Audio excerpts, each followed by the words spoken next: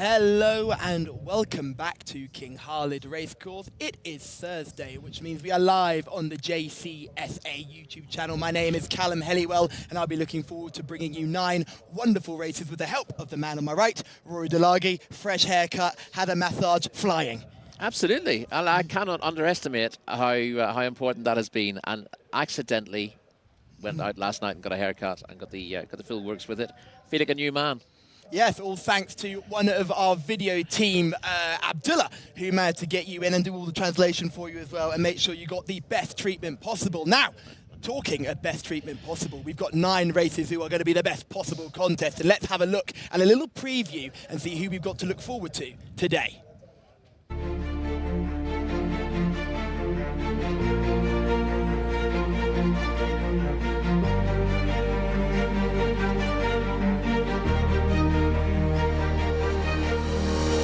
The penultimate week of the Taif racing season receives a lot of attention for plenty of important races, specifically on Saturday for the Jockey Club's 2 races for horses sold in the 2022 auction.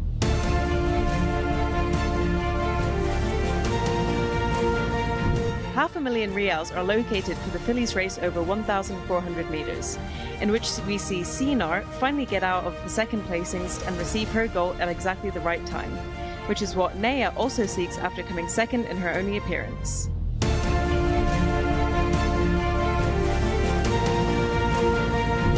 In the Colts race, Barik Al Fawaz looks the favourite to win after finishing 3rd in the Taif Cup. Basht Al Hakim is considered the danger to him in light of his consistent performance this season, coming 3rd last time out.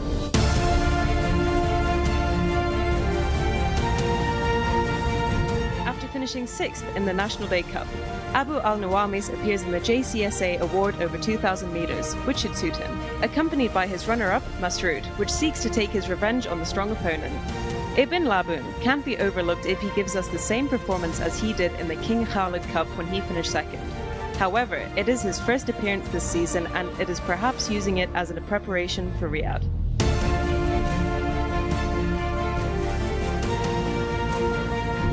It is a quick turnaround for Sodad after he won an important title last week under Eddie Castro. In this contest, he may be confronted by Mafrood, who's also an impressive winner last time out in a local bred open.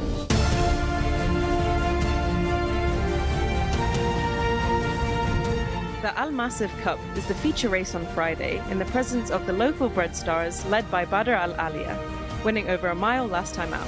Mehama may stand his ground as the most prominent competitor, especially after he dazzled everyone last week.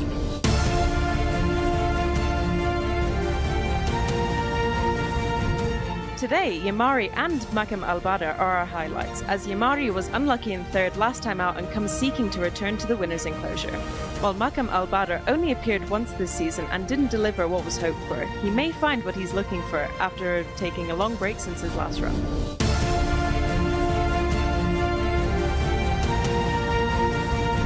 It may be the last opportunity for many horses to seize one last victory before they travel to Riyadh in preparation for a very difficult and strong season that all horse racing fans are looking forward to.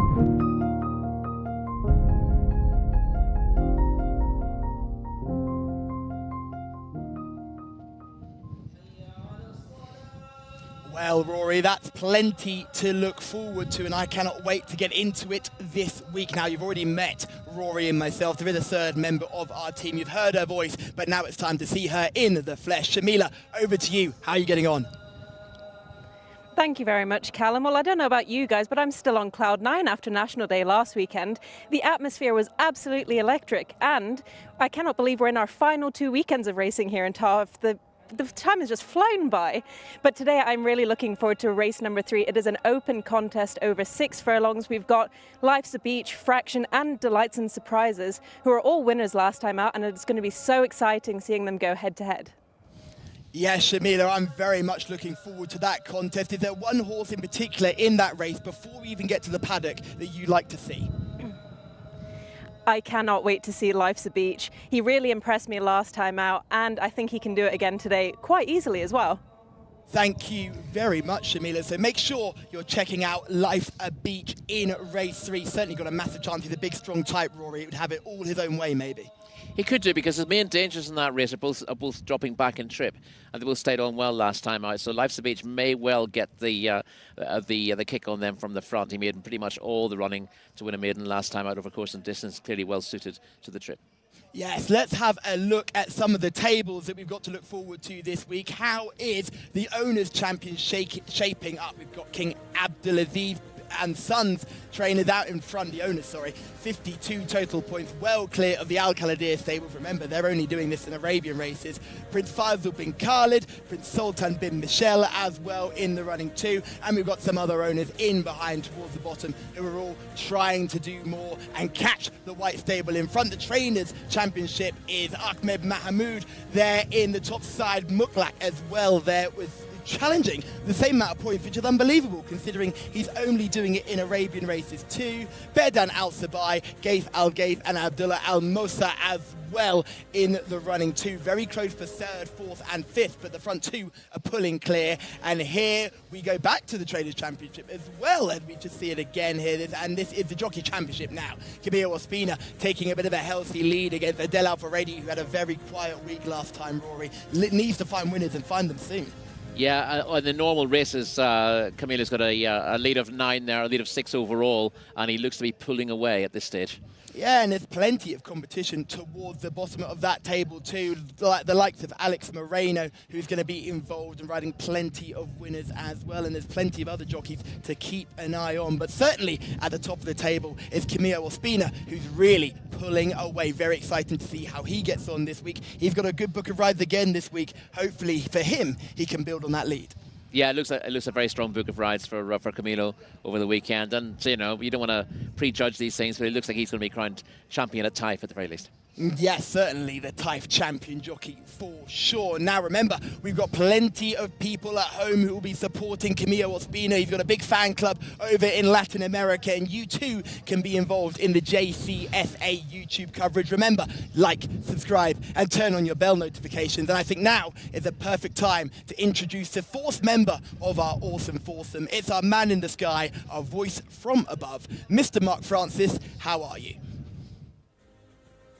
Callum, Rory, good afternoon to you. Good afternoon to everybody. Really looking forward to the Thursday racing here at Taif Racecourse. Yes, as Shamila said, I can't believe how quick this season has gone. We're only a few weeks away from moving to the capital. As you mentioned, Callum, 9 races again today to look forward to. Somewhat lower quality to when I was last on at the start of the month when we had 2 listed races, but still 9 winners to find. And we kick off very shortly with a local bred horses maiden.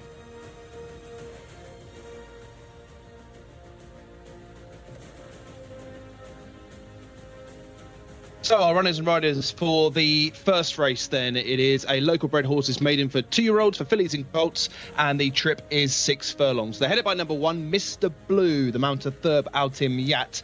There are 6 debutants in here, starting with number 2 for Ri. Naif Al-Anazi is in the saddle. Muta Jadil is the 3 for Rayan Outer Aish. Lucas for Abdella Al-Hussein. Sayyid Al-Khair is the 5.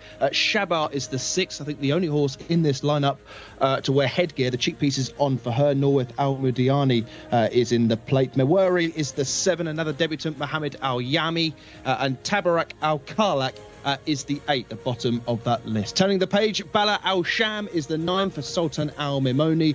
Tama Katarat is the 10 for Mohammed Suleiman. Shatar, who is 1 or 2 in this race already with a rating, she has a number of 60 next to her name. Alexis Moreno in the saddle. Camilo Ospina, as the guys have already mentioned, leading the Jockeys Championship here at Taif.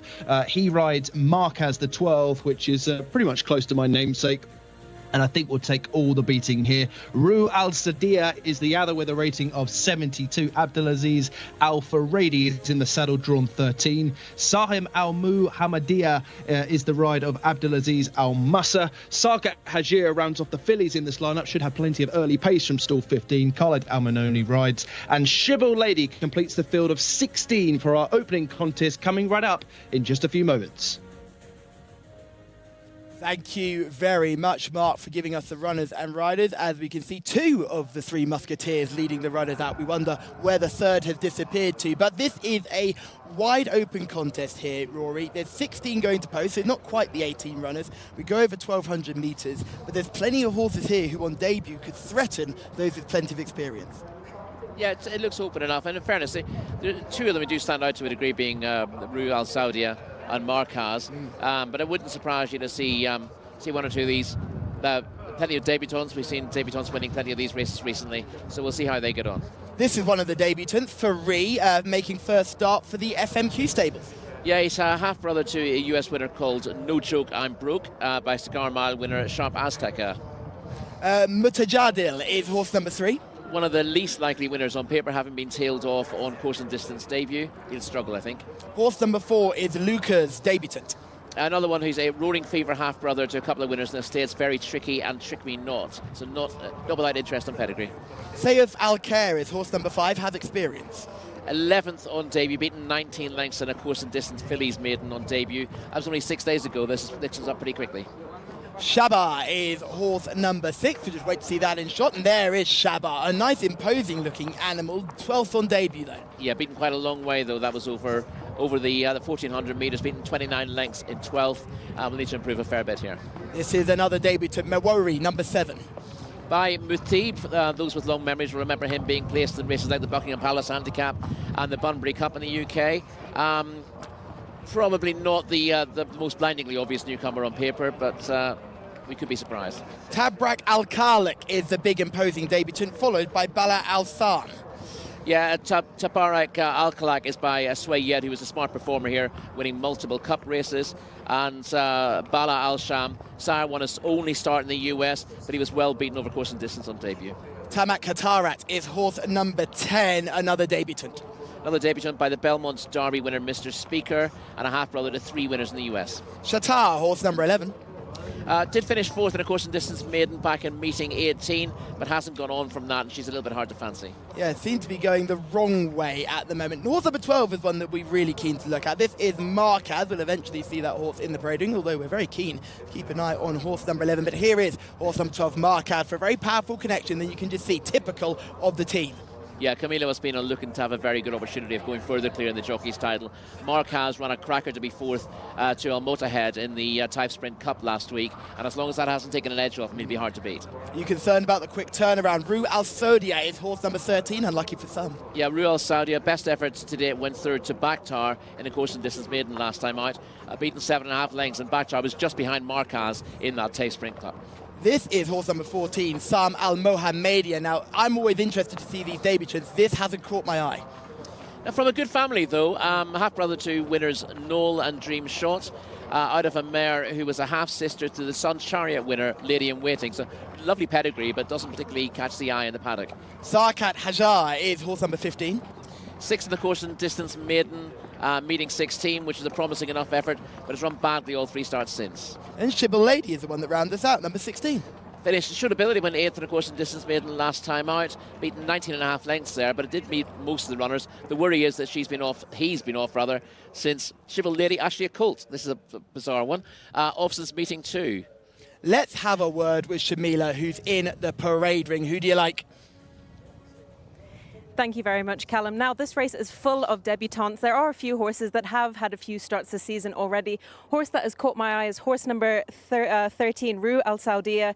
He's a 2-year-old colt by New Line and just looks really fit and ready for the race. And he's just coming up behind me now. Now, it was a huge toss-up between horse number 12, Marquez, and Rue Al Saudia. But I'm going to stick with Rue Al Saudia. He just looks the best to me. He is only small, but like I said, this is a local bred race for 2-year-olds, so he will grow into himself a little bit. If I had one paddock negative, it would have to be horse number 11, Shata. He's looking quite on the skinny side for my liking, and especially since he has had a lot of runs this season, that could be it. He's probably due a break before Riyadh, but I'm going to stick with Rue Al Saudia. Thank you very much, Shamila. Now, are you slightly interested in the fact that the White Stable are still sending plenty of runners here in Taif? I know you've been down on the gallops mornings quite often, and you've said that they've got plenty more irons in the fire. Are you intrigued to see how they get on with these horses that are staying a little bit later into the season? Yeah, absolutely, Callum. And I'm sure, like I said, they have plenty more horses in the tank that they're waiting for the Riyadh season to showcase them. And the horses that they're still running here in the last few meetings of the Taif season, it's just prepping them, you know, getting them prime and ready before that 2-week break before the Riyadh season. So I wouldn't be worried too much about them running too many horses because they still have a lot more that we haven't even seen yet. Yeah, it's a frightening thought. They've got a plenty more irons in the fire. Rory, we've seen them in the parade ring. We've seen the form on paper. Had that changed your opinion? Because I think it really is between two in this race, surely. No, it's interesting that Shamila said it was between Ruel Saudia and Marquez to be paddock pick, and they're the two who stand out on form as well. So it'd be disappointing if they don't you know, hit at least 2 of the 3 places. You never know what we're going to get with the newcomers. Some of them are well enough bred, but Marquez particularly sets a high standard. Yes, let's have a look at Marquez in action, because this horse came fourth on September the 22nd, and this was not a bad run at all, was it, Rory? No, this is Al Motahed winning the Taif Spring Cup last time, and he's in a league of his own. He just goes past Bakhtar here, the winner. Bakhtar, the one in the white and blue on the inside, and we'll see Marquez in the white colours come through to hit third briefly, and he just flattens out late on.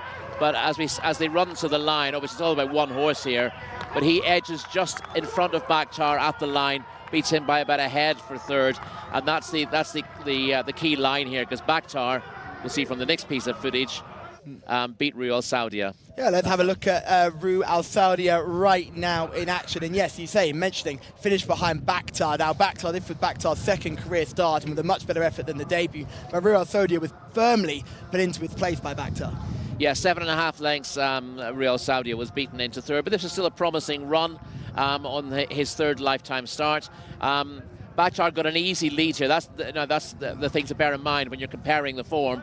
He had to go outside of his comfort zone, Bakhtar, when he was up against Motahed, Al Motahed last time out, and as a result he faded late on. He's probably a better horse than Marquez, but that's still 7.5 lengths that needs to be turned around. Yes, and you just see a couple making their way down to post there. One trying to do it very quickly in shot there. That is Jcsa, a horse making second start. So you'd hope that horse could improve a little bit more and be a bit more mature, but it's taken a keen tug down to post there, horse number 6 on your race cards. Talk about that form level. When they race like that in the States, they call them rank. So you could say that Jcsa's rank. Jcsa is rank. It's unbelievable effort there for you. It's very good. Now, we're just looking at horse number 13, Ruel Saudia, making the way down to post. Would you be slightly concerned that we're now on 5th start and we're beginning to see a string of third-place efforts put together? Is this horse not too keen on winning? No, I just think he hasn't been good enough. He ran into a very good horse last time out, and this looks like a much better opportunity than he's had, Ruel Saudia. Once you get to sort of 8 or 9 over a course of 2 or 3 seasons, then you start worrying about the losing run. But no, he's improved with each start as far as I can see, and I wouldn't be too negative about him. He has a little bit to find on the form book, as we said, with Marquez, but both of them are entitled to improve. And of course, there is that possibility that because Marquez had a hard race just under a week ago, that he might not be at his very best here, and that gives Ruel Saudia just a squeak of beating him. And in that tough race that Marquez had only a week ago, I thought the key element of that was he didn't try and put it up to Al Motahed. He wasn't one of those that was trying to challenge like Bakhtar did and ended up passing, beating horses. Would that be something that you see as a positive, maybe not given quite as tough an assignment? Obviously, the race was very strong. Possibly. He's still at a hard enough contest. Yeah, but I think it's important to point out that, yes, he wasn't in the white heat of the race there, whereas Bakhtar was. And I would definitely say if he was meeting Bakhtar here, I would very much fancy Bakhtar's chance of beating him again. And again, you've got to bear that in mind when you're looking at the collateral form between the top pair here. But it may not be a 2-horse race. There are certainly some interesting ones out there. I'll bring in horse number 2, Farid, for the powerful FMQ Stables teams. You cannot miss their silks. The bright, shiny silver the light will bounce off those and you won't be able to miss those colours. Now, we've already seen this team have a debut winner last week. I think right at the beginning of last week. So it wouldn't be surprising to see Farid be ready and raring to go for this contest. Yeah, and I thought he was arguably the most interesting of the newcomers by the Cigar Mile winner, Sharbazteka, out of the mare of Vast, making him half-brother to a horse called No Joke I'm Broke, which is quite a good name for a racehorse, really. And I thought Fakhri was pretty interesting on paper and looks ready to go on debut compared to 1 or 2. Yeah, certainly looked in a better shape than Sam Al Mohammedia, who was horse number 14 on your race cards. That horse did not do much for me in the parade ring, but we know these owners are very strong, and when they send one on debut, they tend to be ready to go. Yeah, that's a bit of a shame because Sam Al Mohammedia comes from a good family. As I said, the Dam Hill is a half-sister to Lady in Waiting, who was a very smart performer for Paul Cole back in the day, winning the Sun Chariot Stakes at Newmarket. Back in the days when the Sun Chariot was neither a Group 1 nor a mile race, but there you go, it was the same contest. And are you slightly concerned that that is more of a turf pedigree than dirt? Because we're obviously running on dirt here. No, there are dirt winners in there as well, and obviously, but the sire Dramedy is a dirt performer, so that's not a massive. The concern is that Sam Al Mohammedia didn't really take the eye in the parade ring. Doesn't appear the biggest compared to some of the. And obviously, they tend to be local bred 2-year-olds tend to be smaller than the imported ones anyway. But yeah, didn't really take the eye, and that's the concern rather than anything about the pedigree. Just seeing one being taken away there, I couldn't quite make out who that was who was behind the tape, but just a reminder, if you're watching us for the first time, if you see horses in the middle, they're getting tack adjustments, and that's what's happening with Rue Al Sodia. And if you see horses on the other side of the tape, that means they're getting a vet check. So clearly something amiss with one of the runners. I think it might have been Sayouf Al-Khair, who was just getting checked over by the vets on the way down to post. We know that welfare is such very paramount here, and it's good to see it in action. Absolutely, yeah. As you said, we said this on a number of occasions. Everything here seems to be set up with horse welfare as the most important thing. We've seen when the very rare occasion when anything does go wrong, action is swift, yeah, I've been impressed with the setup here. And it is a very rare occasion that something goes wrong. Touching wood, we can continue that way. And it was Sayouf Al-Khair who was just getting checked over and is now rejoining the group. So we'll talk about our selection. Rory, who do you like in this one? Well, it's a fairly boring start to the day for me. I think Marquez is. There is that possibility that he does bounce after a hard race last week, but I think he stands out in terms of what he's done, and he's going to be hard to beat. So you like Marquez, Shamila like Rue Al Sodia. I'm going to take you both on with Farid, the debutant, horse number 2. So just to go through those selections again, I like horse number 2, Rory likes horse number 12, and Shamila likes horse number 13. Mark Frassins, the voice from above, who do you like? I'm with Marquez here, Callum, and you've already shown us the form, and it's sort of spelled out there really, with Bakhtar being the key form line that Rory was alluding to, which brings in Rue Al Sodia. They're drawn next to each other here, which will be interesting. I think there's plenty of pace out wide. Saha Hajir has shown plenty of early dash in her races so far. Marquez and Rue Al Sodia might be too good for these. I think we might have just had a loose one there. Possibly Tabarak Al-Khalak causing 1 or 2 problems. And there she is. She's got loose. But I think maybe one of the stalls handlers might have caught her. We shall find out. But low-grade stuff to kick us off here. There she is. She looks none the worse. And hopefully we'll be reunited with Rakan Al Abeid. The first of 9 races here at Taif this afternoon as we close out the season. Of course, the guys have already mentioned the Jockeys Championship. The owners and the trainers still yet to be formally decided. Camelo Ospina riding Marquez here. And I think will be too good. Drawn in 12. 3rd and 4th on 2 starts so far. Out wide, Sarkat Hajir goes into 15. Only has 1 to our outside, and that's Shibble Lady. And as Rory mentioned, a very odd name for a colt. We're halfway through loading. Shots here at Taif Racecourse, as we've seen over the last few weeks. And very much looking forward to moving to the capital. So Rakan Al Abeid is back on Tabarak Al-Khalak. And in she goes to 8. Here is Marquez. Shatar is in as well. Marquez safely loaded.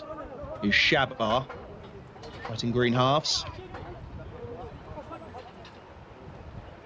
Rue Al Sodia. is in next. And I think we're fully loaded. Stand by. And they're off and racing. Opening race here at Taif. 1 or 2 were slowly away, including Tabarak Al-Karlak, who refused to go into the stalls momentarily. And also towards the inside, one of the debutants, Lucas, was sluggishly away. But in the first furlong, Marquez is bang up there. To his inside is Farouk, one of the debutants, and 3 wide is Rue Al Sadir. Also trapped up there is Sarka Hajir, demonstrating good early pace as they complete their first 300 metres, already turning around the side of the racecourse. Back to 5th position on the outside. We have Shathar. Back towards the inner is Muta Jadil, as there's already probably 20 lengths first to last. And Marquez has the lead. In second position, Rue Al Sadia. In second position, Farouk back to 3rd. Moving swiftly along the outside is Sarkat Hajir. These have always been the first 4. Looking to make a better ground on the inside is Muta Jazil. Also staying on from out of the pack is Mr. Blue. And then the yellow cap of Bala Al Sham. But deep inside the last 250 metres, Marquez has gone for home. Looking to shake off the attentions of Rue Al Sadir. These have always been the first 2 and always prominent. Farouk is back to 3rd. Nothing really making ground for the back of the pack, but it's still Marquez out in front, leading by a length. Rue Al Sadir will have one last crack in the last 50. Marquez towards the inside of Rue Al Sadir. It's close. Marquez on the far side of Rue Al Sadir. Rue Al Sadir may have had his nose down at the right time. It's tight for the minors. We'll need the judge to confirm, but he'll be busy with first place to start with. Marquez, who was in front on the turn for home, needed that line, but Rue Al Sadir has drawn alongside and may have just edged it in the final strides. Marquez for Camilo Ospina, leading the Jockeys Championship at the moment. Does he have another victory, or does Abdelaziz Al Faradi stolen it off him with Rue Al Sadir? It's tight, but on that evidence there, it looks as though Rue Al Sadir has won. Marquez in second. I thought Farouk had run really well, with much credit back in 3rd. A good selection from Callum. And Mewari it was that got up for 4th. Sahim Al Muhammadiyah was next. But Rue Al Sadir in a time of 1:18.66 has beaten off Marquez. Rue Al Sadir with the first victory after 4 starts now prevents Marquez from winning here today. Farouk, one of the eye catchers, back in 3rd, and Mewari, best of the rest, back in 4th. Rue Al Sadir takes the opener.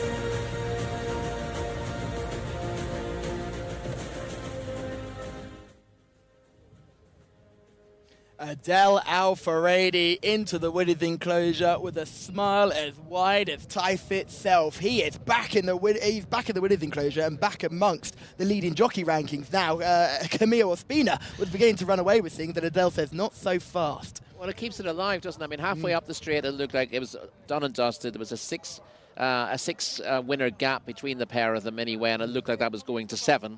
As Marquez gradually drew clear on the bends, but the distress signs started coming out with 400 meters to go. He didn't quite have the race put to bed, and Camilo was just trying to nudge him forward and keep him on the bridle, but gradually Rue Al Sadia got on terms and lunged just at the line and on the nod. got there to win by what looked like a head to me. Yes, he just got up in the dying stride. I think Marquez was feeling the effects of that run last week. You can see he clearly needed the line, but it just didn't come in time. Well, he's run a very good race all the way, and I'm not sure you could perfectly well argue that Ruel Saudi has just taken another step forward. This was a nicer break from him since meeting 40, so it's the ideal sort of break between races, and he stepped up a little bit, and that it helped him that Marquez went clear of him on the run in and then give him a target to aim at. That's always a benefit to a horse like this. I think Camilo was looking to break his heart. It didn't quite. He looked like he was going to zip 3 or 4 lengths clear off the home bend, didn't he? And he just started to labour a little bit, and Ruel Saudi then had that target to aim at and just got up on the line. Yes, Ruel Saudi getting up in the dying strides. Great run from Ferree in third. I think the story of that race is Ferree, typical Naif Alanazi, missed the kick, but then got into a rhythm, was drawn towards the inside. Naif is not going to be happy when he hears He's not going to be happy when I think that. He's such a lovely bloke as well. Yeah. But he missed the kick, got towards the rail, was fortunate enough to be able to not waste too much energy getting to the rail because he had that inside position. A couple of the outside of him as well. Draw broke very poorly too. I think Lucas was one of those that really suffered coming out the stalls. But as we can just see coming down the straight, Ferree is very unbalanced, very green, completely different to our two leaders who were both very, very professional. Well, yeah, they showed the benefit of their experience in decent races as well.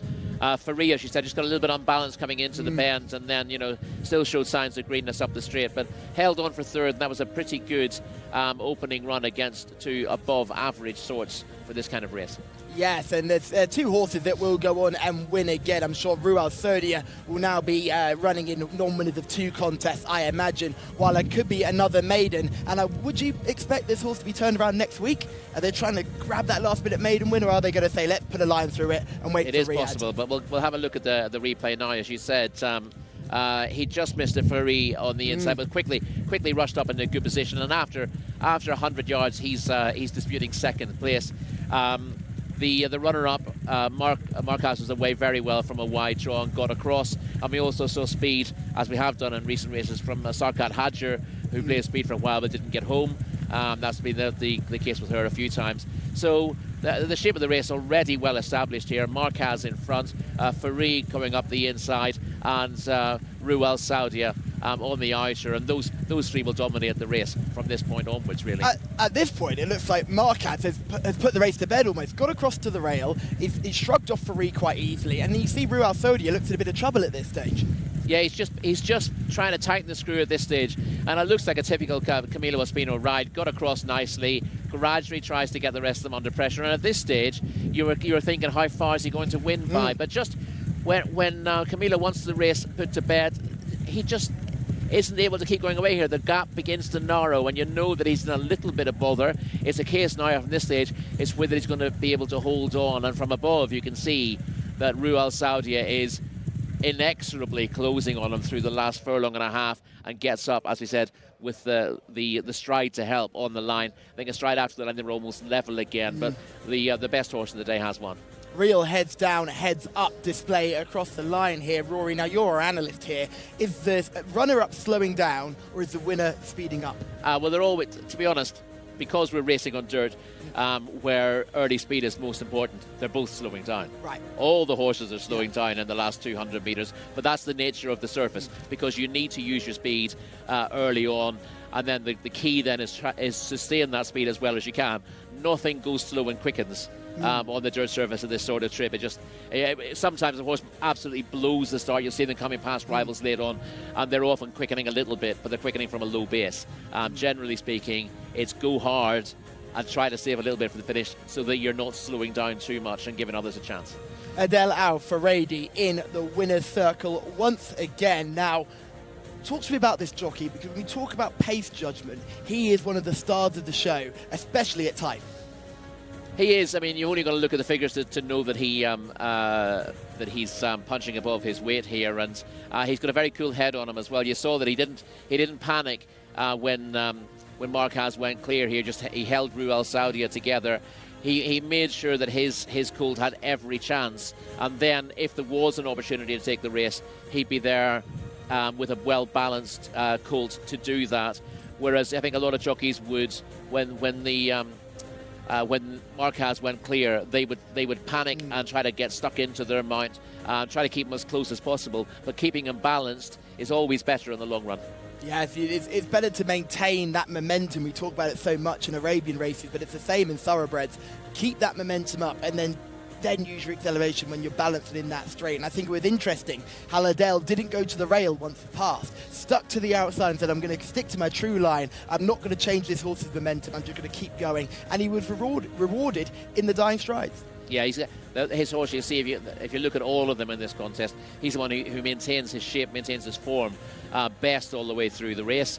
He probably didn't have quite the mid-race speed of Marquez, but he made it count in the end by being able to keep going that little bit better and not becoming unbalanced at any point of the race, whereas Marquez just begins to lose his form in the last 200 metres as he got tired. Camilo's done a good job to again, just to try to hold them together and hope that he holds on, but it was just unavailing in the end. Yeah, it's unfortunate for Camillo, who is beaten in race 1. Maywori was the horse who came home in 4th, number 7. That was a good debut too. Probably another horse to watch. So Fari, horse number 2 on your race cards, and Maywori, horse number 7. They're 2 horses to keep an eye out, I think. Add them to the famous John Blant's Saudi Notebook. Indeed. Certainly 2 horses to keep an eye on, as we see again. Camillo Ospina just about to get reeled in in our opener, but we swiftly will have to move on to our second contest because that was over 1,200 metres. Our next race also over 1,200 metres. This a maiden for fillies who are 3 years and a little bit older. So what do we think about these fillies in this contest? I'm looking at plenty of horses who have had plenty of chances to win but don't seem to have it, and other horses who are a little less exposed. Yeah, it's an interesting little mix. Obviously, we don't quite have the full field again. We have 16 runners going to post. Listen, because this is for the older horses and most of them have had plenty of runs, a few have something to prove now. You know, they haven't maybe delivered on early promise, but there are 1 or 2 who are likely racers still going the right way. And you've got the occasional newcomer here, Asiba Al-Mutara, for example, being an interesting one. Yes, plenty of interesting runners to look forward to in our second contest of the day. And the man to take us through the runners and riders for this contest is Mr. Mark Francis. Callum, Rory, thank you very much indeed. Yes, we head into race number 2, this fillies maiden for 3-year-olds and upwards. They're headed by number 1, Tower Car for Khaled Al Mimoni. Number 2 is Nuta Al Hijaz, Nawaf Al Ferouz. Delara is the 3, Abdullah Al Khamis. We have one of the 2 debutants, Siba Al Mogatara, is the mount of Eddie Castro, the 4. Simt in the blinkers is horse number 5, or filly number 5, Iyad Al Tarizi. Romanilier, the only grey in the lineup for Nawaf Al Mudiani. Mantuka Al-Jid is the ride of Wigberto Ramos. Sultan Al-Mimoni rides Juju, the 9. Turning the page, Adar has a nice big white face, easy to identify. Naif Al-Anazi on her back. The Wari refused a race last time. Camillo Ospina looks to get one back on the field as he rides horse number 11. Mati is the other debutant. Number 12, Rakan Al-Abaid. Number 13 is Al-Sahira. 14, Miracle Al-Shagath. We've got a couple of late non-runners. Horse number 6 was taken out. You can see at the bottom of your screen. But also number 15, Beat Alakarem, is also a late scratch. So on to number 16, Tothma. The ride of Rayan Outer Ash, and the field of 15 fillies are completed by Moore Ginebra Ali Al Mimoni. So a reminder, we go with that horses 6 and 15 here. Race number 2, just a few moments away. Thank you very much, Mark, for giving us the runners and riders. As per usual, you've done a magnificent job as we can see them in the pre-parade ring. And Rory, as we see them go around, we may as well just make our way through all of them now, give us a little bit of a form line and see where we are from here before they even make it into the parade ring and we can see them in much closer detail. Yeah, sounds like a good idea to me. Let's start with number 1, Tawaka, who is 0 from 10. Has been placed a couple of times to Waka, both placed efforts over 1,400 metres, but has been running poorly of late, including a disappointing effort when 11th over course and distance last time out. Nuta Al Hijaz is horse number 2, 0 from 11. 4th to Mochirakaya over course and distance last time out, beaten 12 and 3/4 lengths there, but that's an above average maiden. This is her first time over the 1,200 metres since debut, but she's one to bear in mind. She's only rated 53, but she comes here in form, and it needs to be considered. Are you concerned about the trip with her? The way she finished really strongly behind Motorakaya and now has dropped back in trip. Doesn't seem to be the obvious route to go. No, it's not an obvious one, but there's very few options at this time of the year, so she has to drop in trip. It's not like connections think the drop to 1,200 will suit her, and as I said, she hasn't run over this trip. She's run 10 times over further, and she's back over 6 furlongs for the first time since her racecourse bow. But the fact that she's run well last time out, and she seems to be building up to something, means she can't be ignored completely. There she is in shot now. Delara is horse number 3, no wins from 8 starts. Yeah, she's rated 37. She's running poorly at the moment. There's nothing particularly positive to say about Delara other than I'm sure she's a lovely filly. Siba Al Muktara is horse number 4, one of a few debutants in this contest. By Frozen Power represents powerful connections. As far as I can tell, the dam's previous foals, she's got 3 previous foals who'd be older than Siba Al Muktara, have yet to run or didn't make the racecourse, so not many clues there pedigree-wise. Yeah, certainly a learning experience for all of us with horse number 4. Number 5 is Simpt. Her best efforts have come at a mile. She's dropping sharply in trip, having tried the 2,000 metres last time out, where I would say she was a non-stayer. So dropping in trip is an idea, but dropping this far in trip seems a little over the top. Romanilla is horse number 7. No wins from 3 starts, but they were all last season. This is first run up at Taif. First run at Taif, 3 runs last season at Riyadh, all over the 1,600 metres. She's shown a bit of promise, but not more than that. At least she's got something to build on. That's the one positive you can say about her. We go to Montoukat Al-Jid, horse number 8. 0 from 3, all 3 starts this season. Started exciting with a second on debut. Yeah, she went clear and was caught on the post on debut. She looked unlucky to lose that day. She's run to a similar level to be 5th on her 2 subsequent starts. She was beaten 7.5 lengths last time out, flattening out late over the 1,400 metres, so maybe dropping back to 1,200. She's tried the trip before, but that drop back in trip might actually suit her. If I'm correct, was she a victim of modern artists' late finish when she had beaten on debut? She was, I believe, yes. And you'd have thought she'd win a race on that. She's obviously a 4-year-old. She's older than most of these. A little disappointing that she hasn't built on that, but she's run respectably on both starts since. Yeah, you're beginning to lose faith, because I think I was a supporter of her afterwards, and she's really let people down continuously after that. So you'd be hoping. Well, continuously is pushing it a wee bit. Two runs. One after the other. Juju, horse number 9. Daughter of Kitten's Joy. She's bred for further than this, and she lacks a little bit of tactical speed. She's 4th of her course and distance last time out. Sorry, not of her, she's 4th of her 1,400 metres last time out. But she's been well held on previous tries at the 1,200. It's clearly not her ideal trip. Mark Francis mentioned Aidar's big white face. Hard to miss, but was struggled to land a blow if it does anything like last time. She's had 9 starts. She's only got a rating of 50, and she was tailed off in a course and distance maiden last time out. Not looking one to trust either. I think she's got ability, but I'm not sure she really wants to show it.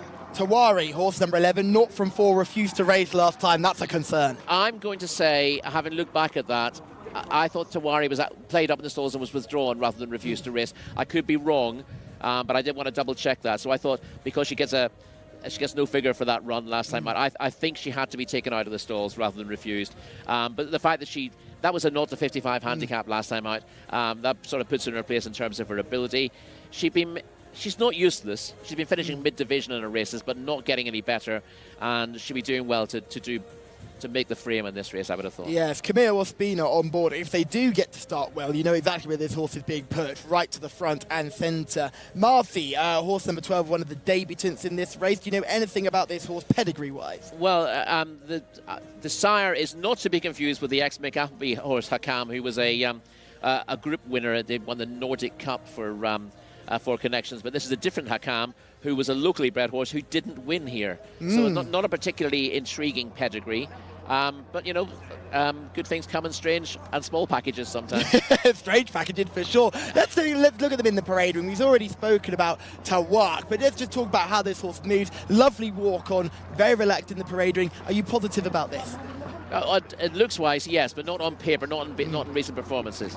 This is new to Al Hijaz. He was plugging on late last time. The drop in trip is clearly the concern. Yeah, this is a filly in form. It's just a shame that there wasn't a race over 7 furlongs or a mile for her. Yeah, this is number 3, Delara. The horse is really out of form, hoping to turn that around. Yeah, well, she's only got a rating of 37, so it would be a massive surprise if she did. Here is one of the debutants, Siba Al-Mukhtara. Nice looking animal for first time start. Probably is going to grow into herself a little bit more though. Yeah, she looks weak, doesn't she? And she's going to get better. As I said, the pedigree offers sort of mixed signals. Yeah, she's a big leggy type. She'll certainly fill that frame. Simped number 5, big strong behind, perfect for the dirt. Perfect for the dirt, but the evidence today suggests that she wants a bit further than the 1,200 metres she gets today, and her best efforts have come at 1,600. This doesn't strike me as a particularly strong running race either. I don't think they're going to go hard early. This is number 7, Romanilla, this dashing grey type. Hard to see fitness-wise with these light grey animals, but not a massive negative. No, it should be easy to spot in the race. The only grey in the contest. She showed just a bit in 3 runs, finished 7th in the middle of those at Riyadh over a mile last season. It may well be that she will benefit from this 6 furlongs, but I thought this is a warm-up run most likely. Mantukat Al-Jid, number 8, lovely looking animal, and will really need to get back on that winning term to get in front here. Yeah, there are lots of negatives about other horses in the race, and there's a good opportunity for Mantukat Al-Jid to go to step up in terms of their performance. Juju is certainly not the biggest, this Kitten's Joy filly. No, she's consistent enough, but she lacks tactical speed. She'll be plugging on at the end. Yes, horse number 10, Ada. Let's have a good look at this one. Strong animal, short back as well. Plenty to like. Nice feminine head as well. Yes, listen, she's not a bad looker at all, Ada. My view on her is I think she's got her own ideas about the game. She wouldn't exert herself last time, but she does have ability. This is horse number 11, Tawari. Little bit of a stiff walking behind, but you often see that with dirt horses. That would be a massive negative. No, it doesn't bother me. You see that a lot in steeplechasers as well. They walk like John Wayne. But she looks okay, Tawari. She hasn't been making a massive impact of late, but she's not the worst of these. This is a much bigger animal in the shape of Marcy, a 4-year-old, so you can understand why she's a little bit more imposing than some of her rivals. And number 13, Al Shahira. We haven't spoken about this one. Yeah, I'm afraid Al Shahir was beating a debut on her, beating a distance on her debut here, over a mile at Riyadh, so not an awful lot to be positive about with her at this stage, first run of the season. Let's go down to Shamila, who's in the parade ring and hopefully has found us another winner. Thank you very much, Callum. I'm delighted to have found you a winner in the first race. Hopefully I can do the same now in this race. Standout paddock selection for me is horse number 8, Mantukat Al-Jid. Ridden by Wigberta Ramos. Now, she has been fairly consistent this season, 5th her last 2 starts, and 2nd on her debut run. She is the best looking horse in the field, I would say. She is a 4-year-old filly by Frozen Power. Prince Faisal bin Khalid had a fantastic weekend last week, so hopefully they can the Red Stables can repeat the same again this week. A horse that I also really like is a debutante, horse number 13, Al Saria, a 3-year-old filly by Good Magic. Obviously, it's her first ever run. We cannot hold this against her. However, she does look very well in the parade ring. A question mark for me is horse number 9, Juju. She doesn't look the best to my eye. However, she has been consistent this season and 4th last time out, so maybe I'm wrong. Thank you very much, Shamila, for giving us the lowdown on who your paddock positives and negatives are. She's got a 100% record, Rory. Surely we now have to keep an eye on Mantukat Al-Jid. We certainly do, yeah, and obviously she appeals on paper as well. But it's not, again, we make this point occasionally, that when Shamila's talking about them in the parade ring, she doesn't care what the form book says about them. She just picks them out on looks, and that's a big positive, because there's always a temptation to try to combine the two. But when you're looking at them in terms of looks and physique, that sort of doubles up with what we see in the form book anyway. We missed out on horse number 14, horse number 16, and horse number 17. So let's go through those now. Miracle Al Shagaf, 0 from 4. First run up this season. She has been well beaten 4 starts in Riyadh, reads 15th, 14th, 11th and 12th. So not easy to fancy on that basis, and is coming off a break here with a rating of 43. Rayan Al Taresh rides Totmo, horse number 16. Surely one to look out for powerful connection. 4th last time out. What did you make of that run? Totmo is clearly one of the more interesting ones here. 5th on her return in a race which has thrown up 5 subsequent winners. That was over course and distance, and she improved on that to finish 4th to Monat Al Bari last time out over the 1600 metres. On the evidence of that run, where she was legless in the last 100 metres, she will benefit from a drop back and trip. Maybe 1400 is her ideal, but I'd certainly rather have her at 1200 than 1600. So even though she showed improved form last time out, she didn't quite stay the trip. There's Ryan Altaresh, who will be doing the steering aboard Topmer. I look at her and I think she's not got that much speed. She always seems to be a little bit on the back foot in that run, especially first time up this season.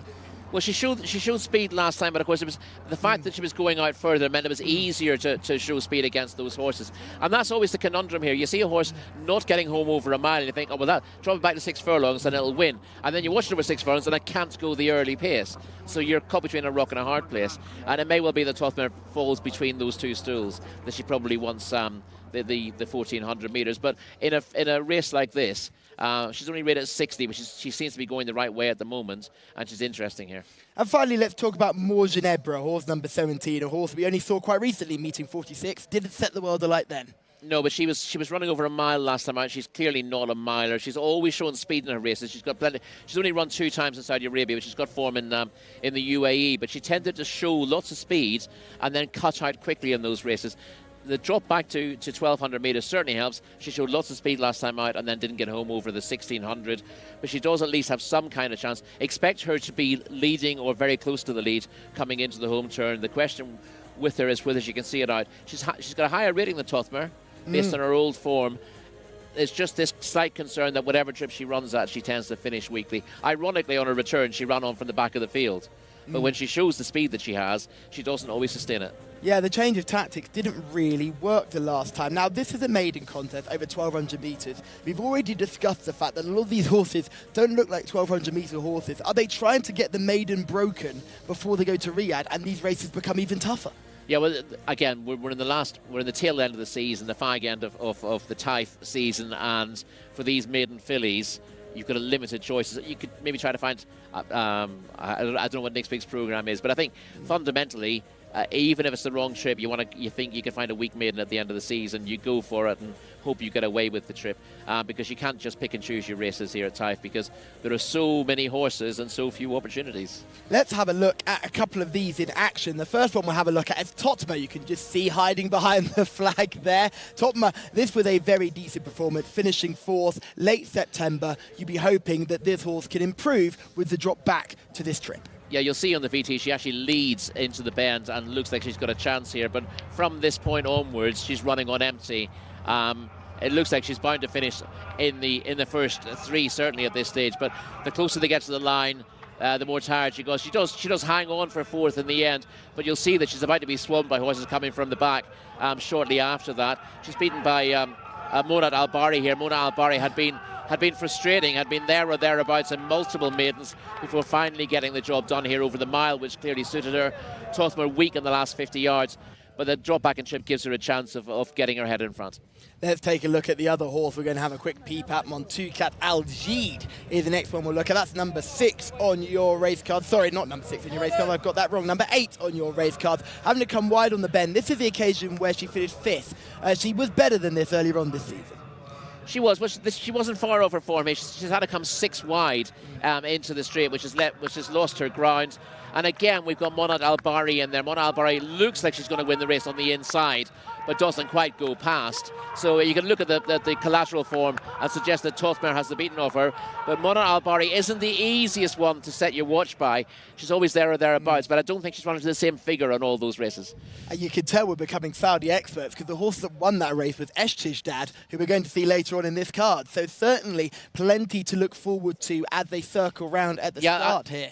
That was a stronger contest than the one we saw Tothmare finishing 4th in. I would say that's a fair point to make.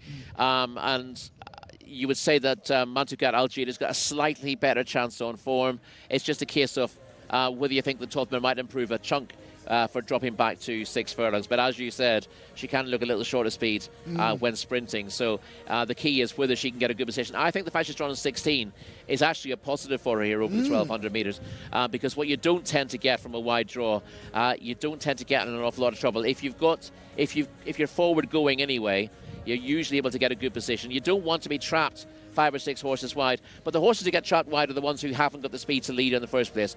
If you've got speed to lead, it doesn't matter where you're drawn on this track, and actually being drawn wide can be an advantage because there are less horses to clutter your path into that first bend. Yes, if you are drawn low, you need to rely on a couple of horses having poor starts around you to make sure you're not going to get involved in a bumping match coming into that first bend. Yeah, because everyone wants to be in the same part of the track in that first 100 metres, whereas when you're wide, there seems to be more track to play with, and as long as you go forward, you can chart a fairly uninterrupted passage. Well, let's talk about how we envisage this race going.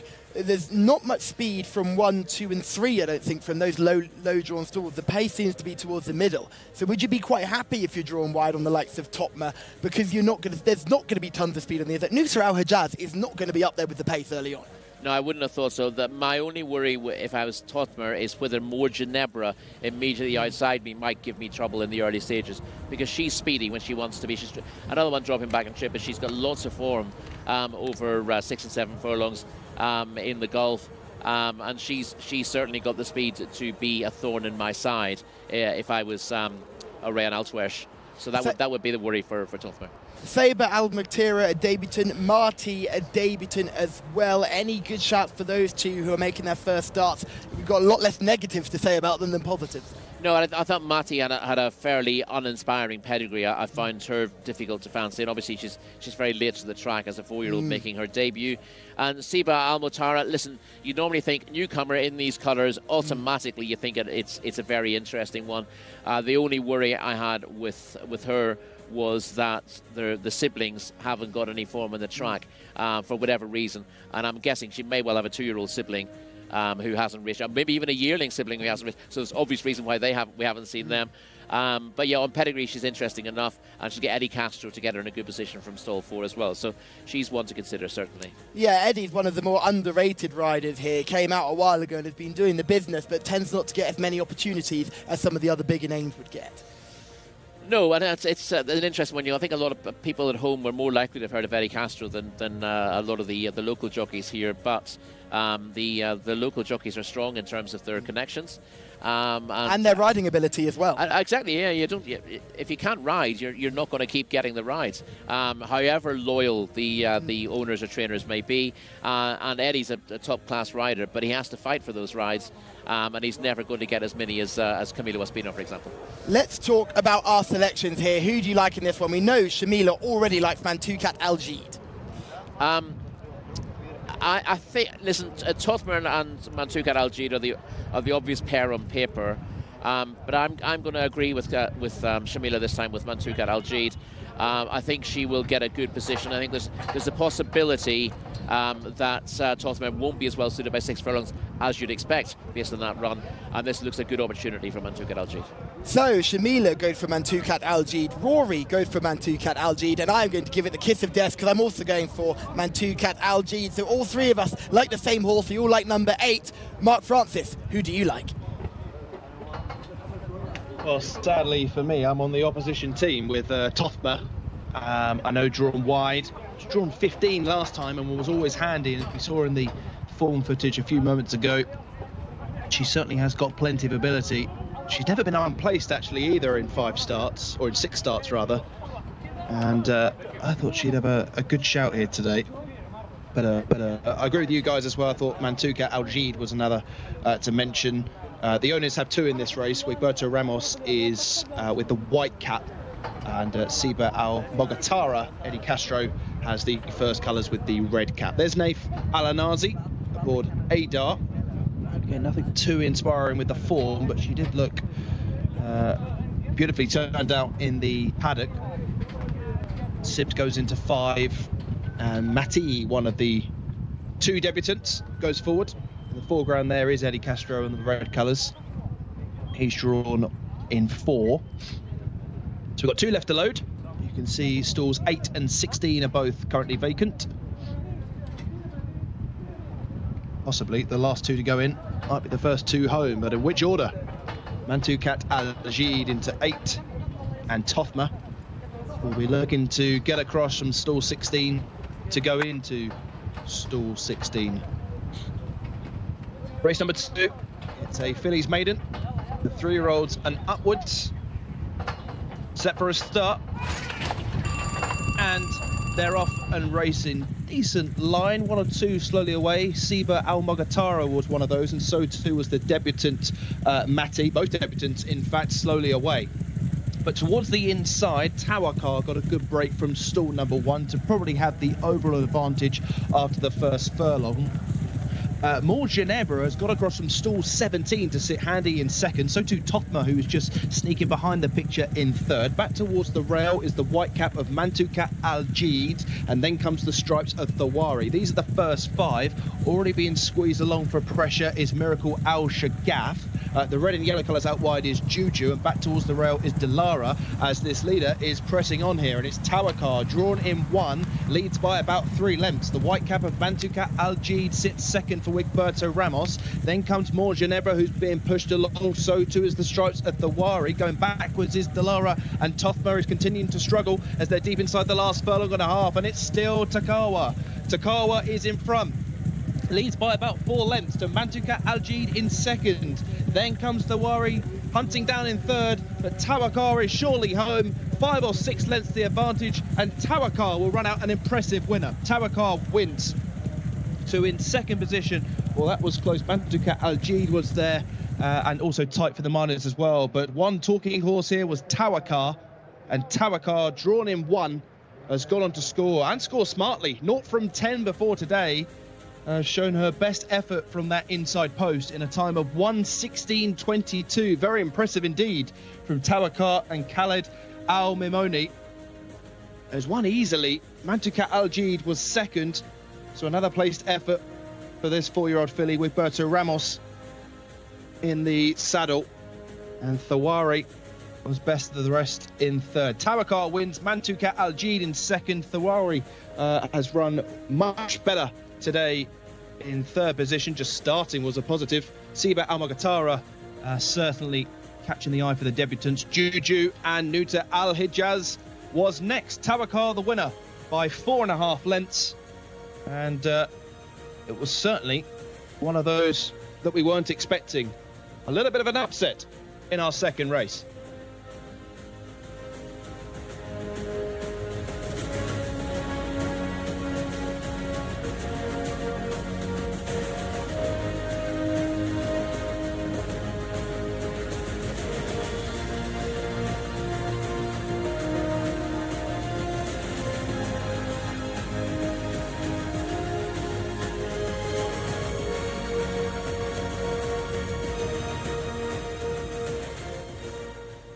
If at first you don't succeed, try 11 times and you'll eventually win. And that's what's happened with Tawakar, who was clearly a horse who profited from the low draw, got the break, got the lead, and never saw another rival.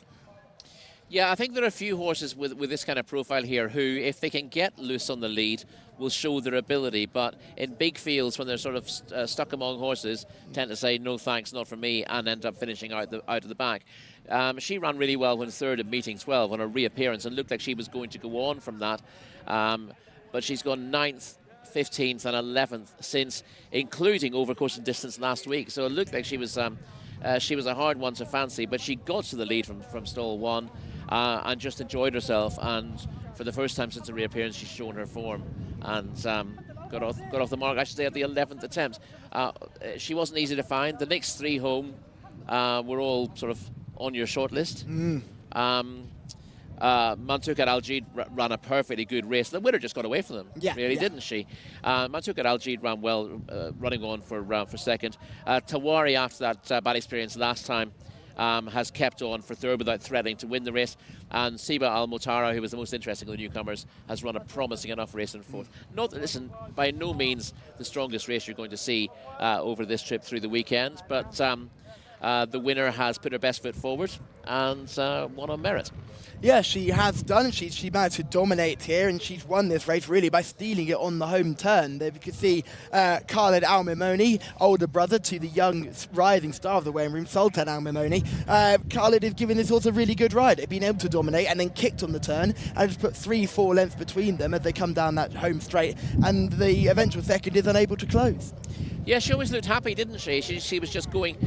She didn't. It's not like she slowed it down and stole it, as you said. She was just on a going day, pointed her toe, got the others in a little bit of trouble in behind her, and kept going really well to the line. So she never showed any signs of cracking. And I think the key there was, for the first time, she's been able to dominate a race and has shown improved form as a result.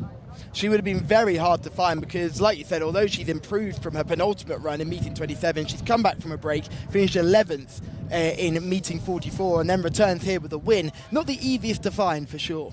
No, but if you look at this in terms of the rating, she's only a pound behind Tothmer, who has a rating of 60. So we're looking at a fairly low bar there. I can't see what the winning time is. It's about 1:16, just around the 1:16 mark. So it's certainly nothing to be sniffed at. It's not a bad time. No, it's a very good. It's faster. I mean, obviously these are older horses, but it's a fair bit faster than our opening contest. So I think she's actually run to she probably runs to about 70 here, winning this, maybe even higher. But for whatever reason, she doesn't give her running unless she's able to get herself out in front, which is not always easy to do because there's a lot of pressure to get to the front in these races, and if you're not able to make it, a lot of horses who show speed but don't get to the front drop out quickly. We saw that again with More Ginebra. Showed loads of dash to get across from stall 17, but she was beaten very quickly in the race. We see it again. You see More Ginebra from very wide in stall 17, but you see absolutely blinding early pace from Tawaka in stall 1, and she gets maybe a 3-length jump on the rest of the field. Ignore More Ginebra, who's cheap speed on the outside there. She gets herself into a really good position, and from this point on, it's a case of whether she's going at the right pace to maintain that. But she gets into a good rhythm in front, and to be honest, you might not have fancied her beforehand, but if you knew nothing about this race, about the runners going into the race, you'd have thought at this stage she's in the perfect position, and she proves that by maintaining that advantage all the way to the line. One who's not in the perfect position is Siba Al-Mokhtara, who was the debutant, who's right down the back of the field and is just cutting through runners now, is right to the bottom of your screen in the red colours, makes a big wide move, comes past a lot of beaten horses and sticks on nicely for fourth. That horse is certainly one to keep an eye on, but up front you can't take anything away from Tawaka, who has dominated this from the outset and beaten the horse that all three of us liked, Mantukat Al-Jid, who could never close that gap. No, she's always in a good position, Mantukat Al-Jid, but she was always off the bridle as well and working to maintain that position and trying to close the gap. And essentially, she was just never really able to do that, never comfortable enough. Whereas, as I said, the winner has stolen 3 lengths on the majority of the field in the first 100 metres of the race. And then she's just, you'd have thought, okay, well, she'll weaken late because she hasn't got the form. But in fairness, she has the ability. It's just that it doesn't always show in her races, as she showed with that good reappearance effort when finishing third. She went the wrong way subsequent to that, but she's right back to form. I say right back to, she's clearly shown a career best here to have won by a decent margin from Mantukat Al-Jid. He was always well enough positioned. Again, Thawari had a rating of 54 coming into this. She's run well in third, and the eye catcher, as you said, Seba Al-Motagara, who was badly positioned early on, but has come home nicely into fourth, and you'd have thought she would improve on that. Really, really poor run from Totma, though. That's one horse we do have to mention. Mark Francis in the chair probably knew his fate by the time they turned for home.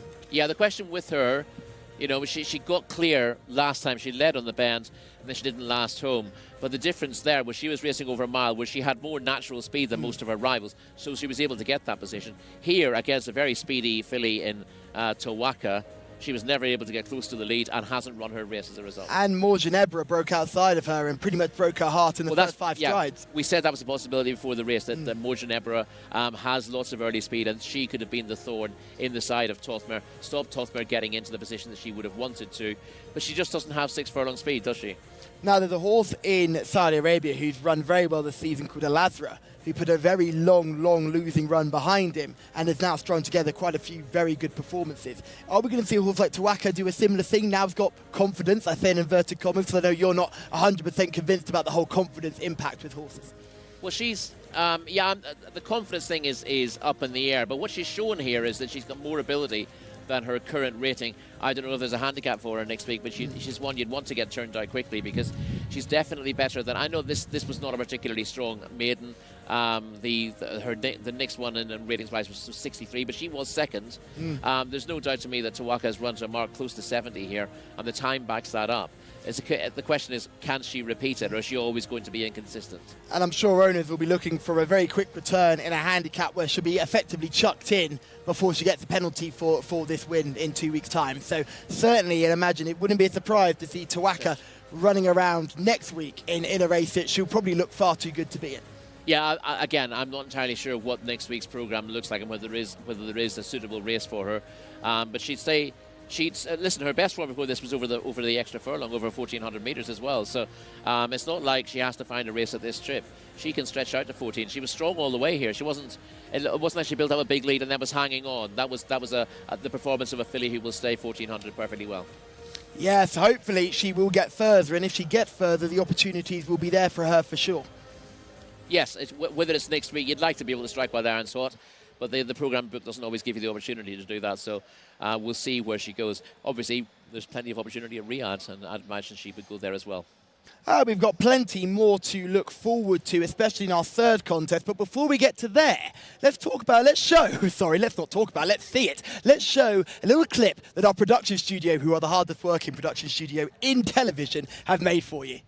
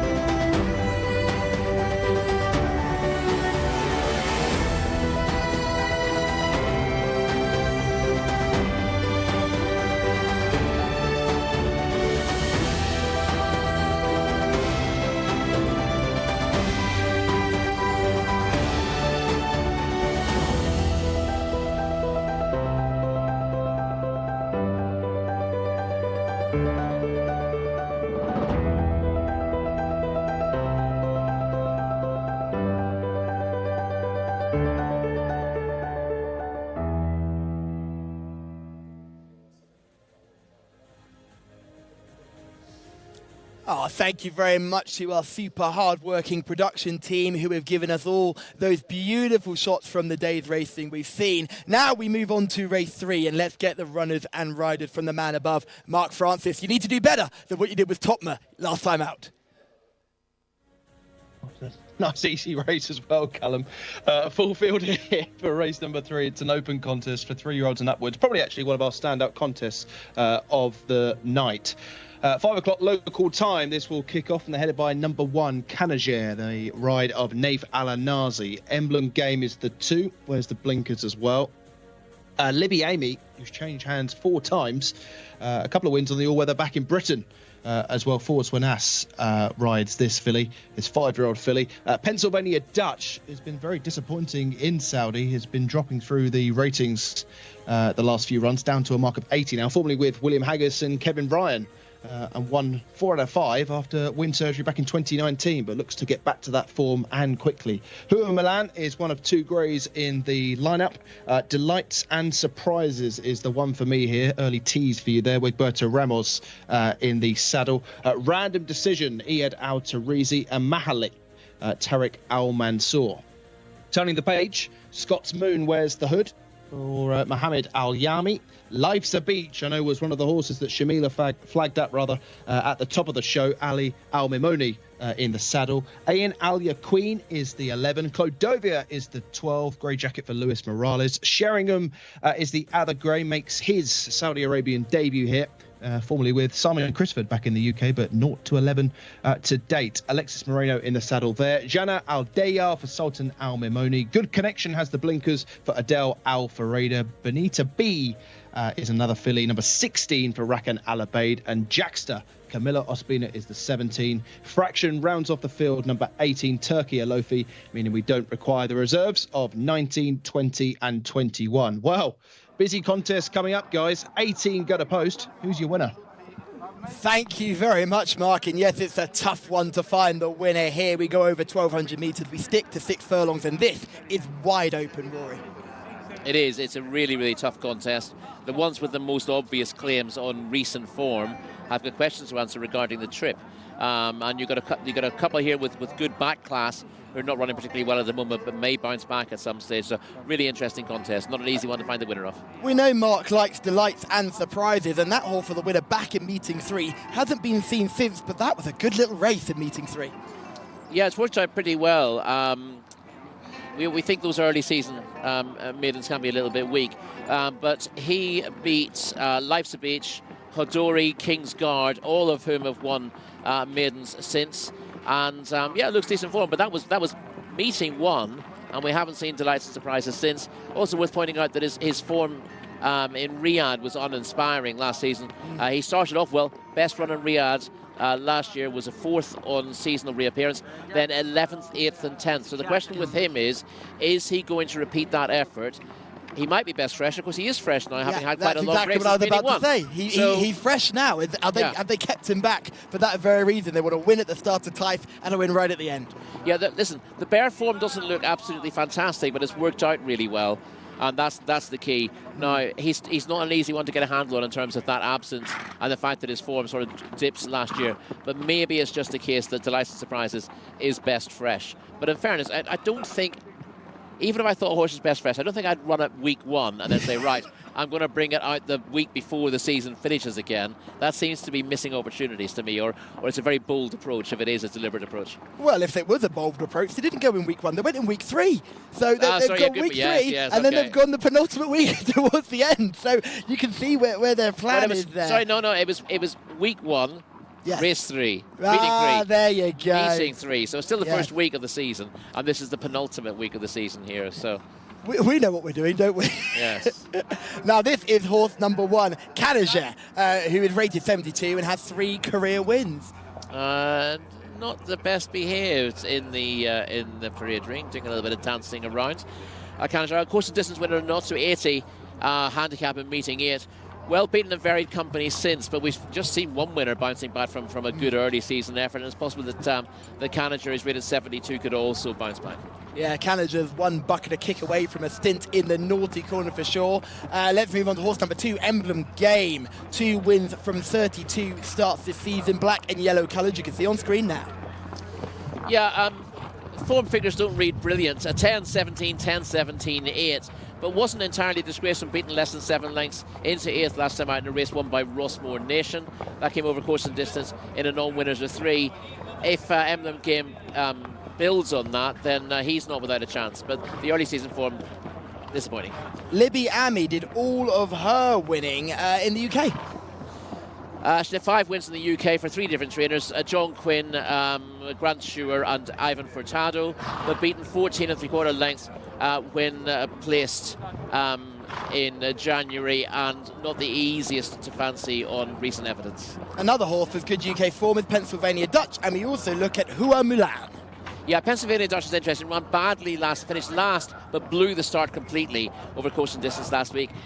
You can say he hasn't really adapted to life here, but he was third in the Latin American Cup last year, so the form is there if he wants to show us. Here's Delight and Surprises, who's coming back from a break, but Shamila is in the parade ring. Thank you very much, Callum. Well, I have done pretty well so far, if I do say so myself. Hopefully I don't jinx that, but if you're watching my intro, you know that I'm really keen on number 10 at Life's a Beach in this race, and I'm going to stick with that. Honestly, I tried my best to go against him in this race, but he is the best looking horse in the parade ring by a long shot. He is looking very fit. He's a 4-year-old gelding by Footsteps in the Sand. Khalid Al-Maimoni won the second race. However, I think Ali Al-Maimoni might win this race coming up. Now, if you put a gun to my head, Callum, and you said, Shamila, you have to choose a Paladig negative, I would have to say horse number 5, Hua Milan. Unfortunately, just looking a bit too underweight for my liking, but all the horses in this race are looking really well and fit to race. I really like the look of Fraction, however, coming out of stall 18, bit of a push for me, I think, although I would like to see him win for Thamar Al-Dehani. I'm going to stick with Life's a Beach. Thank you very much, Shamila. Sticking with what you said earlier, and there's nothing wrong with that. Here's horse number 7, Random Decision. Yeah, 6 wins to come in Qatar, but he's lost his way badly and was well behind Ryan's party last week. Yes, and the next horse is a horse that I absolutely adore, Mahalik. Always comes there travelling sweetly, but finds sweet all at the end of his races. Yeah, he travelled really well last time out. He's not from 12 in Saudi Arabia. He was second to Star Horse in a non-winners of 3 last time out. That was over the 1,600 metres 3 weeks ago. He's got a big chance in that, but the drop back and trip is a worry. Scotsmoon, number 9. In frame and maidens here and showed speed wide in the hot open last week that was won by Ryan's party. That was a good race. He was well beaten in the end, but he did blaze speed for a while, and this is an easier opportunity. Yeah, there's plenty of form in behind that Ryan's party victory. We look now at horse number 10, which is Life's a Beach. This is the last time out winner. This is a much hotter contest, though. It is a hotter contest, but this is a horse with the right sort of run style. He made most of the running to beat Al Raki in a course and distance maiden last time out. He's a pretty reliable sort. This is a tougher task, but he's got speed, whereas a few of his main rivals probably want an extra furlong. Ain Al Yaqeen is horse number 11. Course and distance maiden winner a year ago, mixed form since, and his recent fourth came in a 0-60 handicap, so this is tough. Cladovia is horse number 12, 1 win from the 17 starts. Yeah, and that came at Beverley over 7.5 furlongs in a Class 6 contest for Tim Easterby. Not easy to fancy. Yes, Sheringham here is one of the intriguing runners. You can just see the colours that might not be on your race cards. Beautiful colours, I must say so myself, with the cross in the blue, white and red. This horse is making first run in Saudi Arabia, but rated only 58. Yeah, he's got form in Meydan and Jebel Ali last season, 13th, 9th, 7th, 11th. Disappointing in the UK and disappointing in the UAE, trying to resurrect his career here, but needs to buck up his ideas. Hard to fancy. Jana Aldea is horse number 14, and horse number 15 is one with a good chance, good connection. Yes, won a 7 furlong maiden last October, but has been disappointing since, finishing 17th last week. Not easy to fancy on that. Yes, if he could find that form that he had at the beginning of the season with that first run, would have to have a chance, but seems to have gone horribly wrong after that. Moving on to Benita B, horse number 16. She makes a quick return. Yeah, multiple winner for Mick Shannon back in the day, and not from 13 here. 10th to Ryan's party over course and distance last week. This is easier for her. I could see her actually figuring a lot more prominently this time. Jcsa, horse number 17, very lightly built animal. Yeah, third in a course and distance 0-80 handicap meeting 41, and was in a tough race against Groom over course and distance 2 weeks ago. Well beaten that day, but this is slightly easier again. Fraction, horse number 18, as someone's phone goes, but it's not on set because we're all very well behaved. Fraction, what do we make of this one? Fraction was fourth to Delights and Surprises in that race that he won, meeting 3. And then he beat King's Garden a 7 furlong maiden next time out, but he's another one who's been off since meeting 8, so has that absence to overcome, but clearly going the right way. Yeah, and that performance of the win was quite a nice effort. I wasn't put off by the effort, but again, the big gap. So Fraction and Delights and Surprises both coming here off long breaks. Would you be comfortable with that, or are you looking for something with more recent form? I'm a little bit, yeah.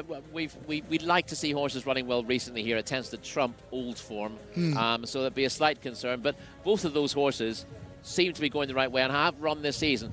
We've shown that horses coming here from Riyadh off a long break tend to be vulnerable, but it'd be interesting to see how those two go, because they seem to have plenty to recommend them over this track and trip. Let's have a look at some of these in action. The first one we'll take a peep at is Good Connection, who was last seen finishing 5th back in meeting 37, and this is Good Connection in action. Not a bad run, Rory. No, he's the one in the white cap. He's in about 6th place at this stage, 5th place actually, and he pretty much stays there, but he gets closer to the leaders as the line looms. He's passed by one on his outside, and he passes one of those leaders as he goes to the line. Looking short of pace, but plugging on well. This was a decent enough contest. There was a non-winners of 3 behind Messiah last time out, and it's a good performance. It shows that he does lack speed, and the worry is that he might again be done for toe over this 1200-metre trip. The next horse we'll have a look at is Mahalik, who we actually saw falling out the back of the telly in that last clip that we just saw. Now, this is Mahalik last time out. Look at the lead that this horse has built. This is over a mile, though. Are we going to see what we saw with Topma in the last race? I think so. I think there has to be a chance. You look at this and you go, well, you've come miles clear of the field. You look sure to win at the top of the straight here, and then you'll see that he actually gets done right on the line behind Star Horse. Now, the form is pretty good. This is mile form, and there's no doubt in my mind that he managed to steal a big lead against milers on this occasion, which almost won him the race, and then he got very tired late on.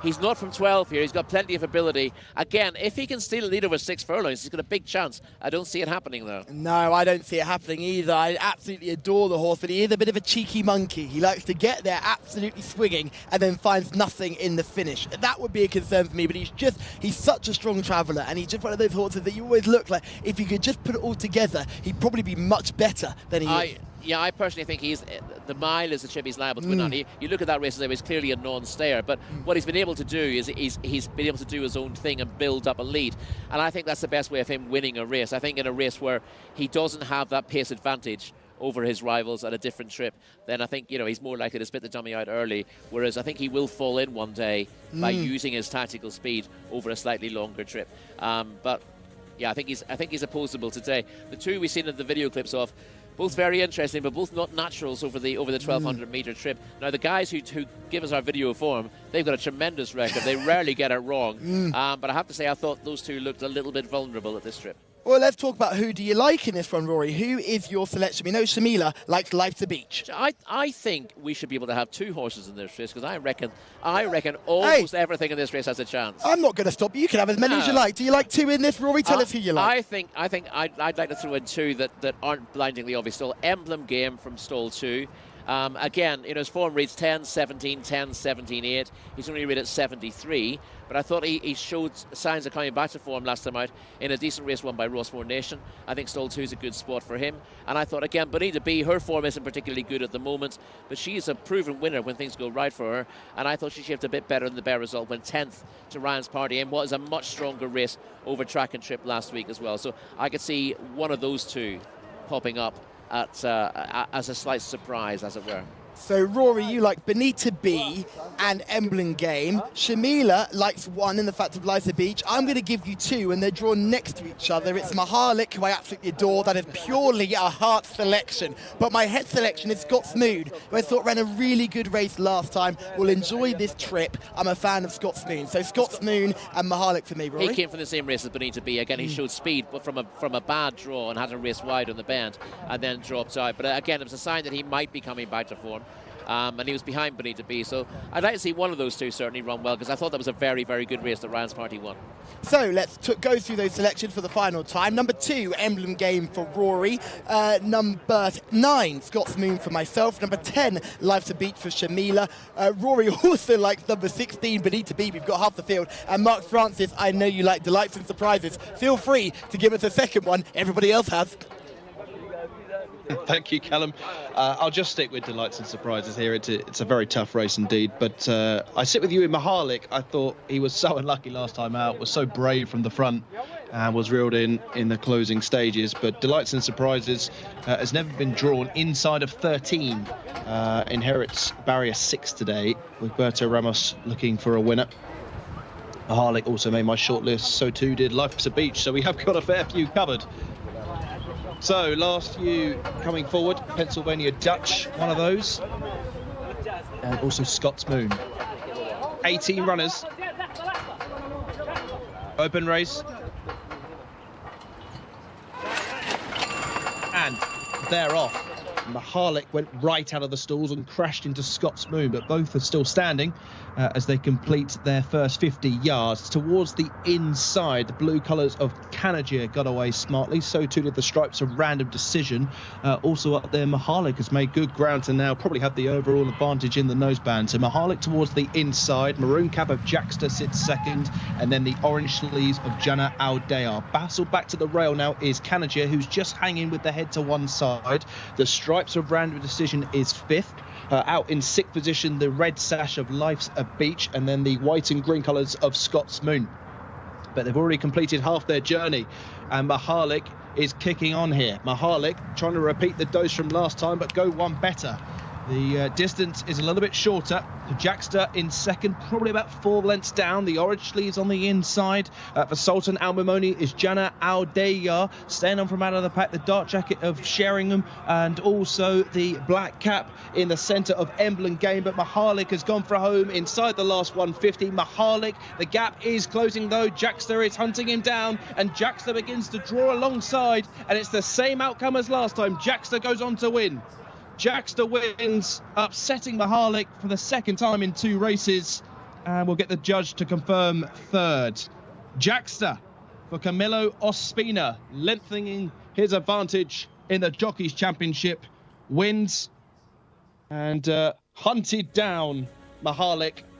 It was almost a carbon copy of his performance last time out, and again he's beaten in the closing stages. Jcsa in a time of 1:16.38 has won by a length and a quarter.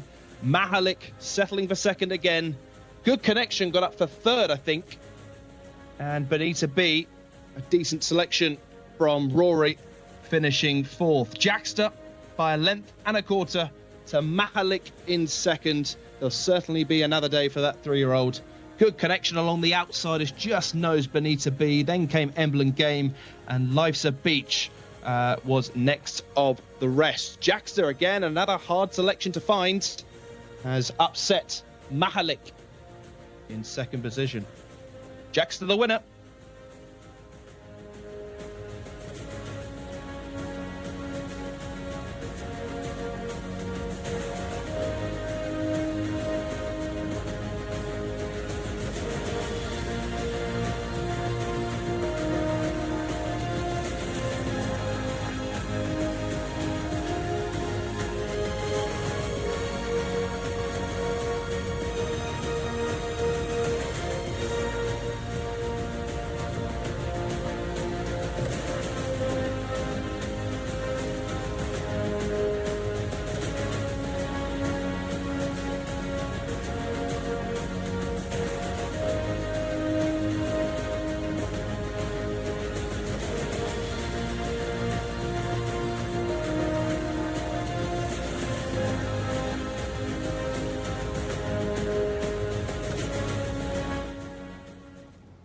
First win of the weekend for Camilo Ospina. Congratulations, Camilo. Now, were you worried about the gate draw before the race? Oh, thank you very much, Camila. Thank you very much to Biden and Subai. He giving some horses winner. Thanks God. I saw the races, that horse, I had this number 17. It's a little bit tough, but he has speed, and he put very good position. I just waiting for the last 300 meters because I saw all time he's coming early, he stopped in the last meter. But thanks God today I saved him a little bit and he can win, thanks God. And you have ridden us before at the beginning of the season one time. How has he grown since then? Yeah, now it's different horse. I rode before, but it's different. Totally, it's different horse now. And in the last 400 meters of the race, you managed to come in front and win. How did you do that? Were you confident? Yes. I know which horses I had in my hands. That horse he got a chance today. And I just wait a little bit until last 300 meters. And when I ask him, he respond very good. Thank you, Camilo. Thank you. Thank you. Oh, Camilo Ospina. I'm always a big fan, but today I'm furious. Broke my heart yet again. This game is cruel. Mahalik, I am so sorry. That is a heartbreaking defeat, a second heartbreaking defeat in a row. But like we mentioned before, this horse comes there absolutely swinging, travelling like a good thing, but finds nothing for pressure. Yeah, I mean, I thought he couldn't get beat, given that. My worry was that he wouldn't be able to get such an easy lead as he did over a mile last time. And obviously didn't last home last time, but over 6 furlongs, they're all off the bridle and behind him, including the winner. I thought, well, he's won this now. He may not quite get home, but over 2 furlongs shorter, when he's got the same lead, he will surely last home. But I don't know. I think he's just happy for someone to come and join him. It's not a case of him getting desperately tired. As you said, look at his ears. He's just saying, "Come, I'm enjoying myself. Yeah. Come enjoy yourself with me." He is a cheeky little man. Now, I had this same conversation with Tom Collins last time he was here, and I hope that Tom's watching, because Tom first immediately said this horse needs to drop and trip, and my response was, you could drop this horse back to a furlong and you find a way to lose. He just does not find anything for pressure, and he's had his heart broken yet again. But he travels so sweetly and he looks so good. My only concern was, and my only mention would be, that maybe the jockey went for home a little bit too soon. You want to hold on to him for as long as physically possible and not let him know that he's in a race until 250 metres to go. Yeah, it's but really take nothing away. Take nothing away from our winner in the shape of Jcsa, who's done that from stall 17, and Camilo Ospina, who had his heart broken in the opener, gets revenge in our third race. He does indeed, and that restores sort of parity in the jockey stable. He was 6 clear. He was reeled in to some degree, but he's re-established that advantage. Jcsa, listen, if you wanted to look at this race according to the figures, he had every chance. He just ran badly last time. But here's the start again. You'll see speed across the track. It's Mahalik that gets out in front nice and early. You've got Kanaja as well, who showed bright early speed from stall 1, but wasn't able to get across. A bit of bumping there as well. Yeah, a bit of bumping in behind it. It always tends to be the middle that gets squeezed here. You've got to if you've got speed low and speed high, you tend to avoid trouble going into the bend, and it's those in the middle who find themselves in a big heap as they come into the bend. But at this stage, the race has already boiled down to a match between Mahalik, who's gone clear in the green colours, and Jcsa, with Camilo Ospina thinking, oh, look who it is in front of me. It's Mahalik. Yeah, he must have been licking his lips. He said in that brilliant interview with Shamila, he said, well, I know the horse doesn't come home in the last 100 metres, so I'll just wait and wait and wait. And he must have been very excited. This is really, obviously, you need to know the form book if you're a jockey here. And the key is, you see a horse going as easy as Mahalik is, who gets 4 or 5 lengths on you. The temptation is to get really stuck in and go, right, I've got to narrow this gap. But if you know the characteristics of the horse in front, Mahalik, Camilo Ospina knew perfectly well what he needed to do was just stay reasonably close and wait for Mahalik to inevitably weaken inside that last 150 metres, and he's ended up winning causally. Look at him, he's absolutely swinging along. He's doing it in a canter. He looks like he's got this race sewed up. Jcsa's in behind, but you think he's not going to catch Mahalik, who's going to stretch on the bend as well and build the lead, and then falls into a hole. He did the exact same thing as he did on the last start. He starts drifting towards the middle of the track, and you know you're a sitting duck from there. Yeah, sadly so. Even coming off the bend, he appeared to be going better. But the second this jockey has to shake the reins at him, you know that things are not going your way. No distress signs as such from him. He just seems to, happily concede the lead late in the day. I've done enough, it's not like it's.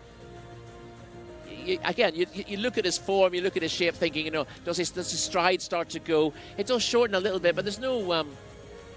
It's no signs of extreme tiredness from him. I mean, we know he stays further. He just seems to go, right, well, I've had my fun. Now it's time for you to have yours. And he lets horses come past him late in the day. And he does the same in his previous form. We saw actually him running in behind. I think it was one of the video horses we saw. Might have been the Good Connection race. It where was, he yes. falls out the back of the telly. He falls away at exactly the same point. It's just like he says, well, I've run 3/4 of a good race. Yeah, 75% has been perfect, and now I'm packing it in. You say you gotta keep a hold of him, but of course if you keep him behind horses, he will not pass anything in the latter stages. So you've got to build up a lead at some point. And every time you see him run, you think, well, if only you asked for your effort slightly later, you would have won. But he keeps doing it. Now, We know the owner as well, Sultan Fayhan Al Madil. We know that owner. We had a lovely dinner with him a few weeks ago. We'll have to have a word and say, what is the plan with Mahalik? Because we need to know if they've got a plan with this horse to try and get this animal to win. Because we're coming to Riyadh, and that's a long straight. We can't win here. Riyadh is fear.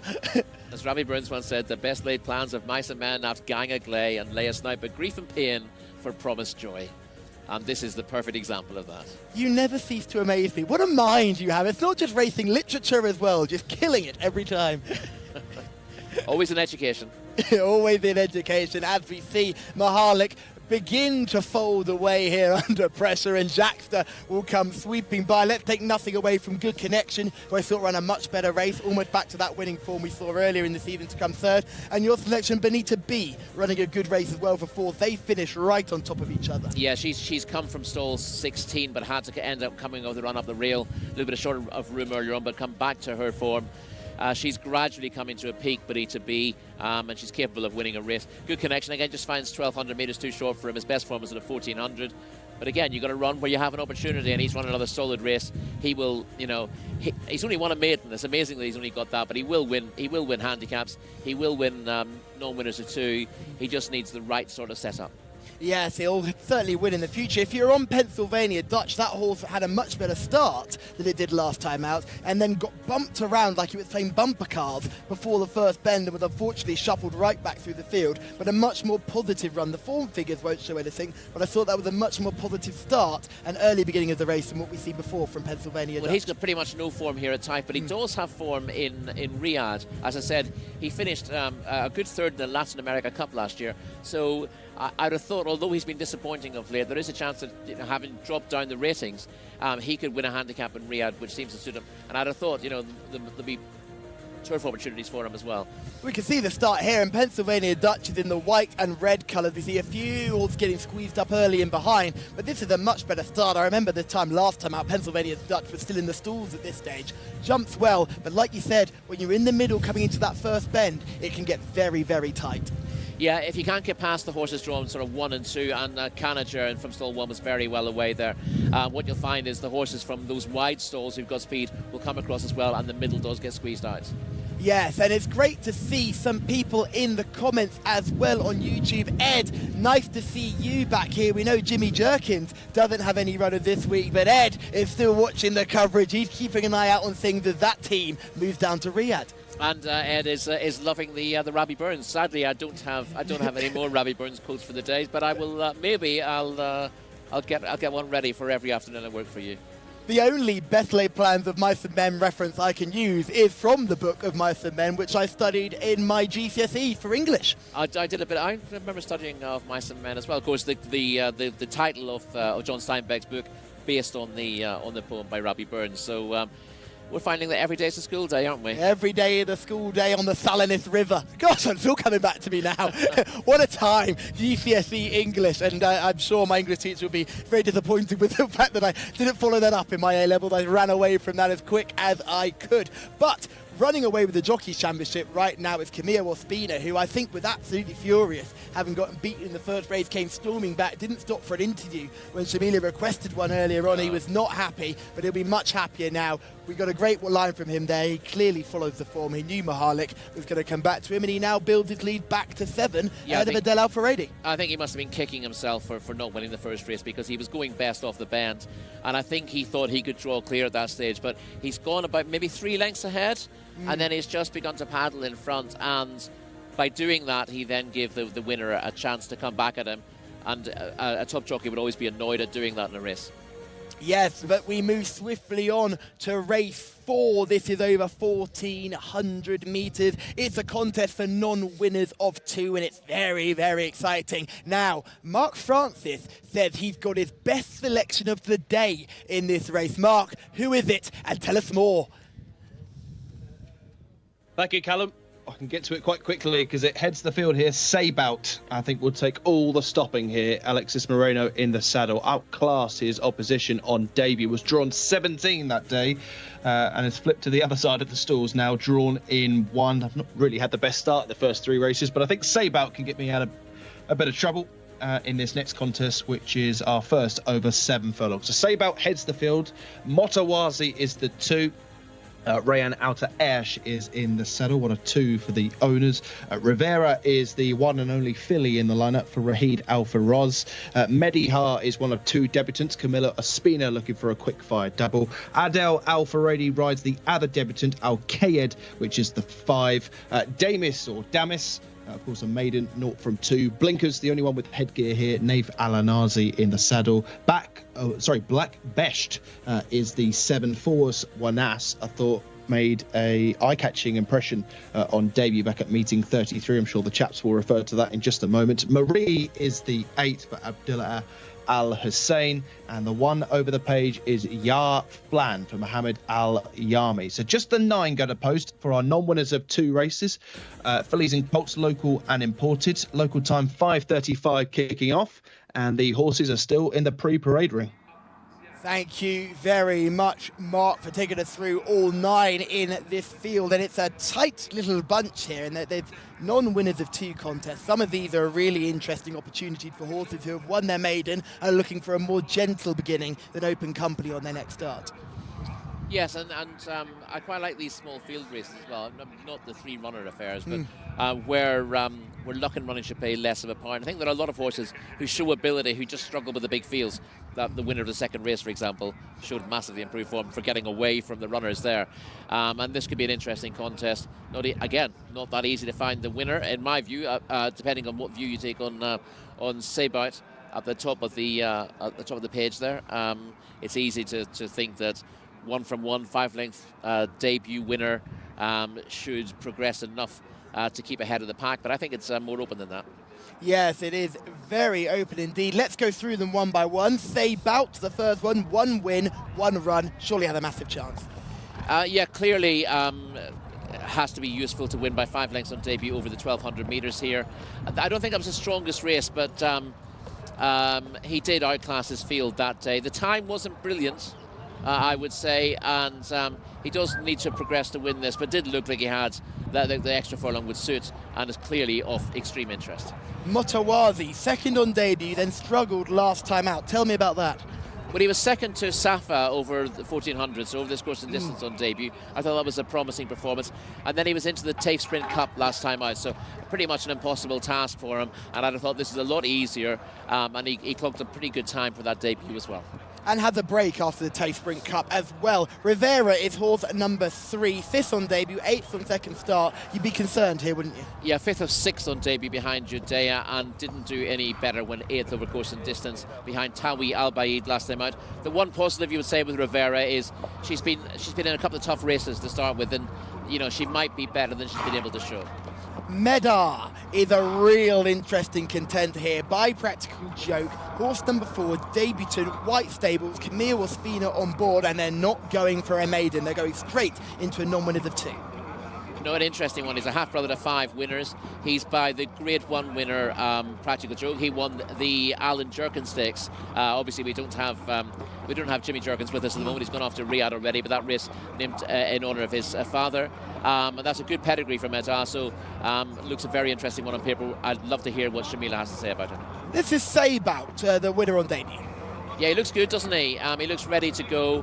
As I said, it's just a case of you can take 2 different views of that opening race, but he did no more than he could do in winning by 5 lengths. Motawazi here, another we've already spoken about, a lovely looking animal, typical of the White Stable team. Number 3, Rivera. This horse is much lighter, but will probably come on in time. She's very much on her toes. She was straight into a non-winners of 2 on her debut, and it was no match for a decent one in Judea. And again, she was behind Tawi Al-Baid last time out. That's an above-average performer. She's not been competitive, though. Is this debutant Medar? Camille Ospina on board making debut. Certainly not, I wouldn't say, as good looking as Motawazi. No, but look, has size and scope about it. I wouldn't swear he was hard fit looking at him in those pictures, though. Al Kayed, another debutant here, horse number 5. He is a Daddy Longlegs half-brother to 5 to 6.5 furlong winner, Fire Dreams, who was also stakes placed. So again, not a bad pedigree there, and one you can't rule out. Yeah, certainly one to watch on debut. Darmith here, beautiful pedigree. I don't understand why they're going up in trip. It is a 5/6 furlong turf pedigree, and Damis is a bit of a square peg in a round hole here. Didn't improve for debut, went 6th to Nonsense in a course and distance maiden last time out, but surely he's all speed. Yeah, and he is all speed in the form you see. Here's Black Best, a gorgeous looking animal for the FMQ team. Yeah, we'll see footage of Black Best shortly, and you might be disappointed that he gets outpointed as he behind Al-Zahal rather on debut over 1,200 metres, but he stayed on strongly from midfield that day and pulled clear of the rest. So although he didn't find the turn of foot that the winner had, I thought he looked like he would benefit from a step up to 1,400 metres, and he's a nice type. I thought he had a decent chance. He's a gorgeous moving animal too. Just look at the way he walks. He's not typical of a dirt horse. No, but again, he's another by Practical Joke, who we mentioned already, the Alan Jerkin Stakes winner. Marie is horse number 8. No wins from one start. 15th on debut. Would need to find an awful lot more to figure here. Yeah, pretty much impossible to fancy Marie, but stranger things have happened, I suppose. At sea, usually. Yeah, Flan is horse number 9. 8th on debut, then 2nd last time out. That was a massive build-up. It was. It's a big step forward. He's a son of US Navy flag, and he finished 8 1/4 lengths second to a decent type and died in a course and distance maiden last time out. I think time may prove that the winner is well above average, and Yaflan is another one who comes into the reckoning here. Yeah, Daidan is a very talented individual, and Yaflan, hopefully, if he can repeat that level of form, would have a massive chance here. I know Mark really likes Sabre, but I think you and I are both going to take him on, aren't we? Yeah, listen, I wouldn't be at all surprised. Sabre did look exciting on debut, but as I said, the winning time was not exceptional, and nothing has come out of that race in one sense. So it's a race you can have two views on. Everything he did was likeable. You know, he blitzed them for speed. He looked like he would keep going for an extra furlong. So he is very likeable, but I thought this was a more open race than it looked, and I'd be inclined to be against him. Haven't decided what with yet, though. I like the fact that he got to the rail. That was the thing that impressed me the most. He came across. He was wide around the bend, and then he eventually got to the rail down the straight when clear and kept finding more then. Someone who's always good at finding winners is Shamila, who is in the parade ring hoping to find us yet another winner. Well, I don't know about always, Callum, but I really do try my best. And a horse that I really like in this race is horse number 2, Motuwasi. 13th last time out. However, I cannot deny that he is the best looking horse in the parade ring as of yet. And actually, it was really difficult because, I mean, it's only a 9-runner race and they all look really, really well. But this one initially stood out to me. And where I stand in the parade ring when the horses come out is right at the gap. So I get a good look at every single one of them and try and get my eye catchers early on before they go around again, and I couldn't get that horse out of my mind. Now, another horse I really like is horse number 1, Seabout. Going to be ridden by Alexis Moreno. He's back off his ban since last weekend. I'd like to see him back in the winner's enclosure, and the horse does look really, really well as well. But you know what? I'm going to stick to my guns, stick to number 2, and I don't have any paddock negatives for this race. Thank you very much, Shamila. Now, for those at home who don't know why Alex Moreno was banned, can you give them all a bit of a clue as to why he had that 2-day ban?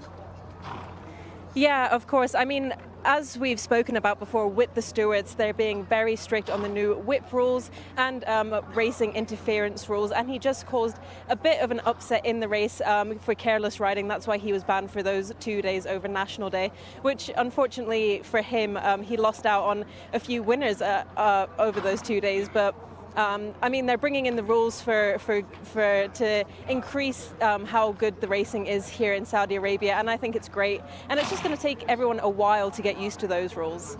Thank you very much, Shamila. And yes, Rory, Alexis is a very talented rider, and he does operate with his heart on his sleeve. I think he was very upset with the fact that he was banned on the ride on Kutni Mac, who's a very talented horse who we'll see surely at Riyadh. But he caused a little bit of interference on the first turn. It was very tight, but it was interference. He caused a bit of a concertina effect for those on the inside. I personally think we see issues like that every single day racing here. However, the stewards took a dim view of it, and they banned him for 2 days. He was upset and did something I think he regrets now on Twitter, or X as we now have to call it, where he made a bit of a long, rambling, ranty tweet. And I thought it didn't show him in the best, most professional light. No, sometimes you need someone with you to stop you tweeting these things out in moments where you're a little bit annoyed, and yeah, it's easy to regret that kind of thing afterwards. And yeah, obviously you feel hard done by in the moment, but it doesn't always help things to have a rant, and the stewards have a job to do. And To be honest, I didn't think he had that much of an excuse on the day, really. And talking about other stewarding rules, we should say rulings, the jockey who did the aeroplane celebration received a bit of a fine for that celebration too. And you mentioned that's all on welfare grounds. Yes, I've got no problem with that. I don't mind saying it adds a bit of colour, but if you don't have a hand on the reins, and he didn't have a hand on either of the reins, then you're not in control of the horse, and something can go wrong. So I think it is right in those scenarios that you do have to give a fine out. It takes the gloss off it a little bit, but it's a bit like, well, it's not quite like players taking this. Players taking the shirt off after they scored a goal, for example. That's not really a welfare issue, but it's against the rules. Yeah. Generally speaking, they take the punishment because they know they're going to get a yellow card for it. They usually do it to make a point, so they know the card is coming. Again, in that scenario, the jockey knew that he was probably going to get a fine for it. It wasn't a particularly big fine; it's just making a point. And we have seen it in the past. I've seen at the Dubai World Cup meeting. Mikel Barcelona did a similar celebration, and then just out of camera, he fell off the horse. Yes, so, exactly. You've got to make sure that the safety is paramount, and people will celebrate, and people have every right to celebrate. I love to see it, but you also understand that if you are going to do that celebration, he knew he was going to get a fine after that, and I think it works out best for everyone. He had a big prize from winning that big race, so there's certainly no issues there, but certainly something to keep an eye on, and it's great that Shamila can give us all this information that the stewards are giving, because we don't quite have a steward reporting system yet that's publicly available. We do get there is a weekly report that's sent out, but at the moment it's still all in Arabic rather than in English. So we're not able to keep up to date with that. So it's nice for Shamila to give us that inside line. And it's interesting getting back to the race that she's keen on Motawasi here, who was 13th last time out. Doesn't seem to give him an awful lot of chance on paper, but that was in the Taif Cup, the Taif Sprint Cup rather, and there was a really tough task. I just looked back at a replay of the start of that race as well. He just reared as a stalls open that day as well, so he's in the back foot from the get-go, and of course we know that the winner of that is an absolute monster. Yes. So I'd be more than happy to put a line through that run, and he run a cracker on his debut, Motawasi, over this course and distance. I don't think he's an out-and-out sprinter either, so I'm inclined at this stage to be weighing in with Shamila and going with Motawasi as well.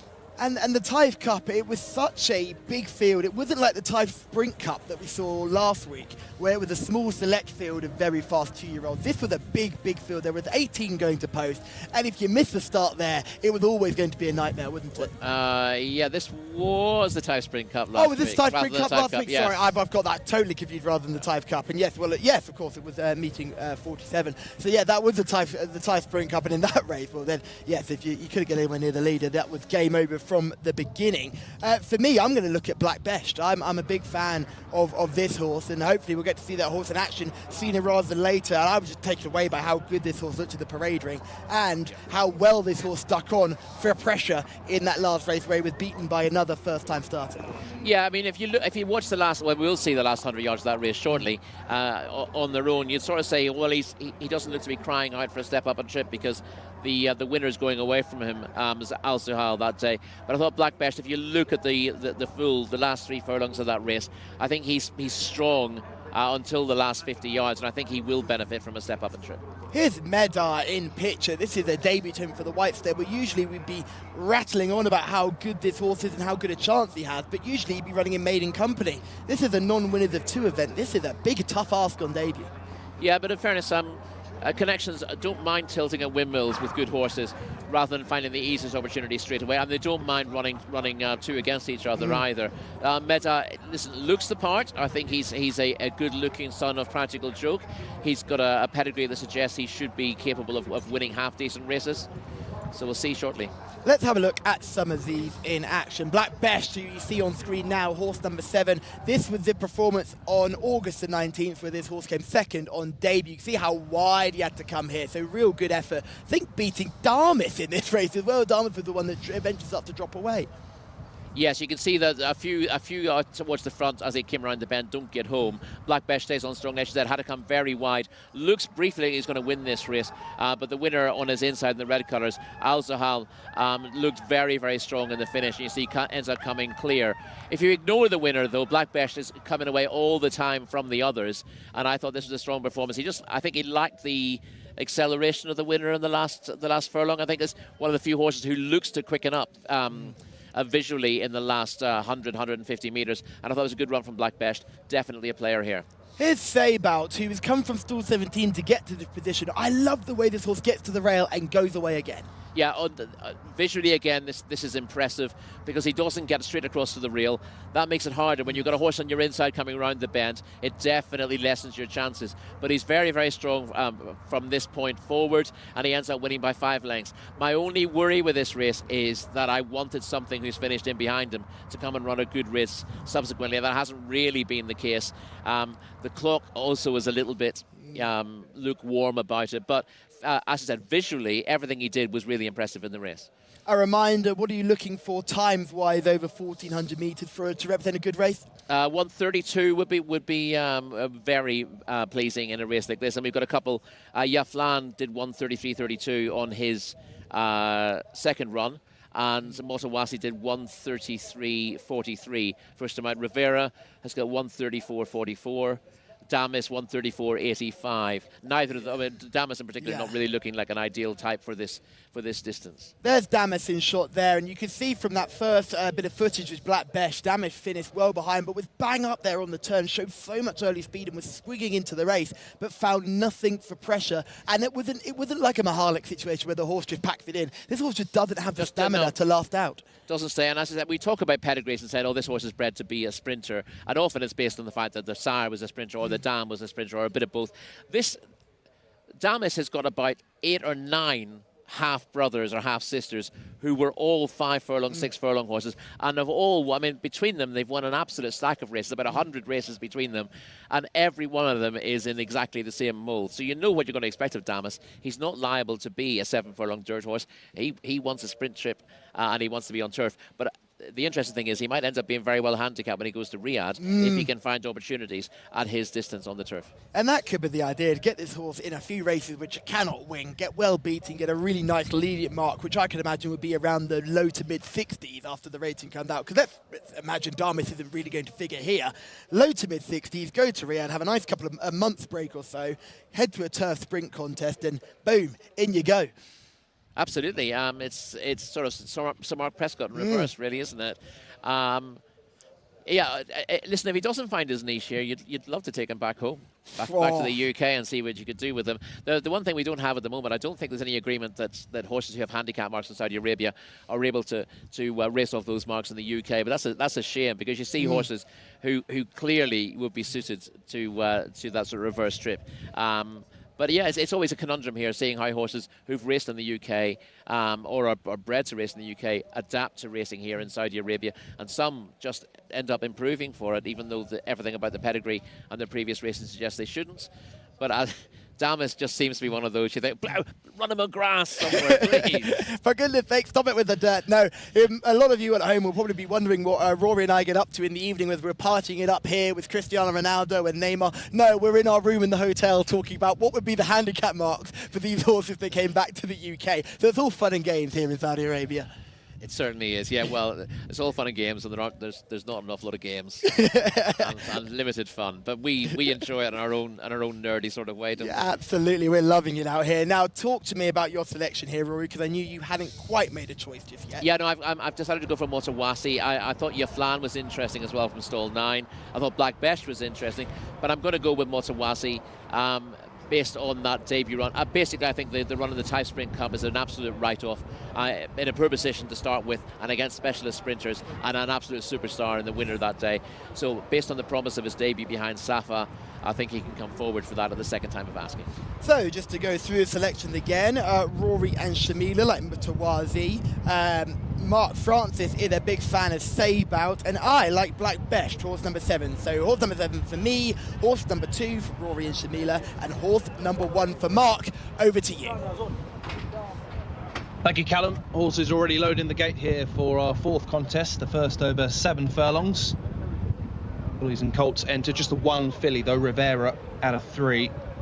Sabout for me, who is already loaded in 1. The only response I have to Rory's claims about the time was the fact that Sabout was heavily eased in that last furlong, but anything inside 1:30 here is a very good time. I think the track record for 2-year-olds is 1:23.60, so we'll see if any of these can get close to that.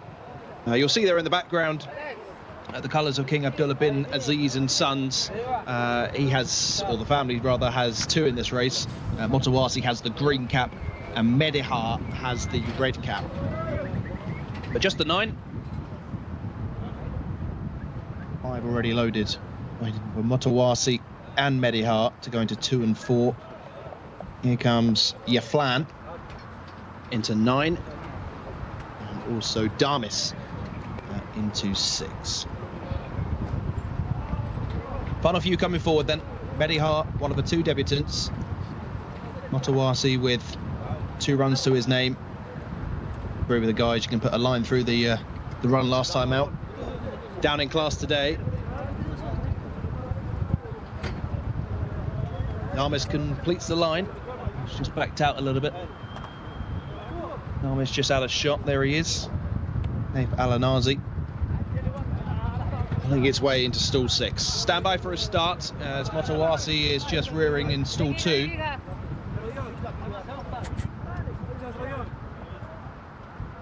Handler has calmed the horse down. Medihar also rearing. And Marie looking a little bit anxious, but they're off and racing. 7 furlongs ahead of them. Medihar was certainly the slowest away and tucks across towards the outside.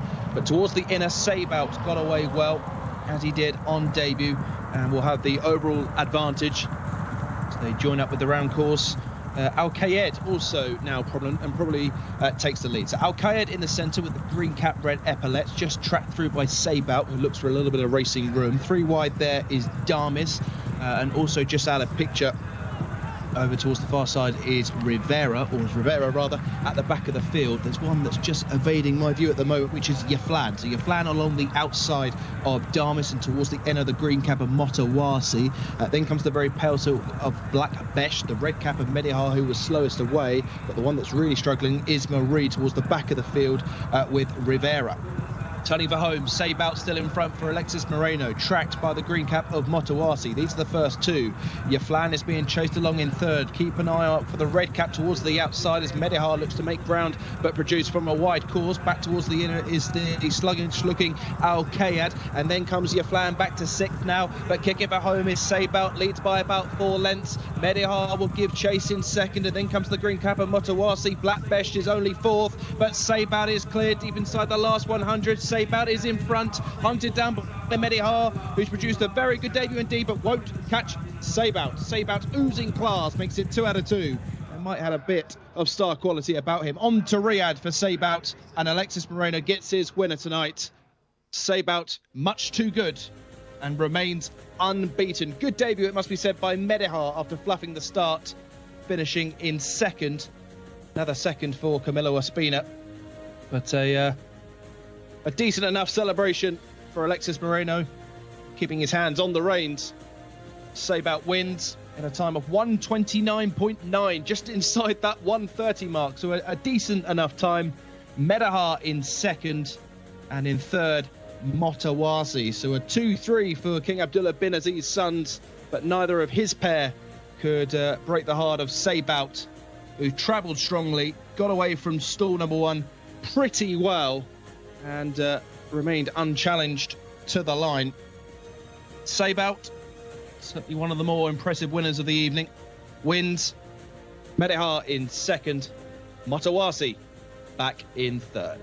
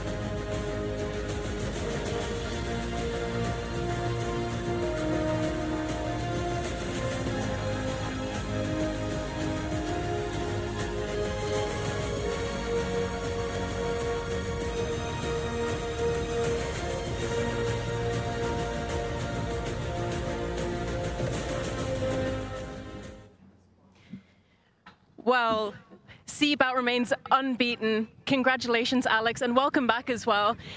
The last time he won over 6 furlongs, you told me he could go further, and he did. How did you find that race? Well, you know, Mabruk to the trainer, Talal, and all the team. Well, he's a beautiful horse. You see him? The first time 1,200, now 1,400. He gone far, I think, more than 10 now. And I hope he can continue well, you know? Now, my next question, do you think he could a mile? Sure, he will go so to mile until he growing up, so. And in the last 400 meters, you were flying down the straight. How did you feel? Were you confident from the beginning? Did you think you had an advantage in stall 1? Well, in the beginning, I don't wanna make the pace, so I tried to pull it a little bit from the pace. But the last 700, I see nobody, so I just have to go, you know. What he doing? Well done, Alex. Thank you, Shamira. It has been landed. If you followed Mark Francis into the fire with the selection of Seabout, well done to all of you, because that horse is a potential superstar. Yeah, he looks very good.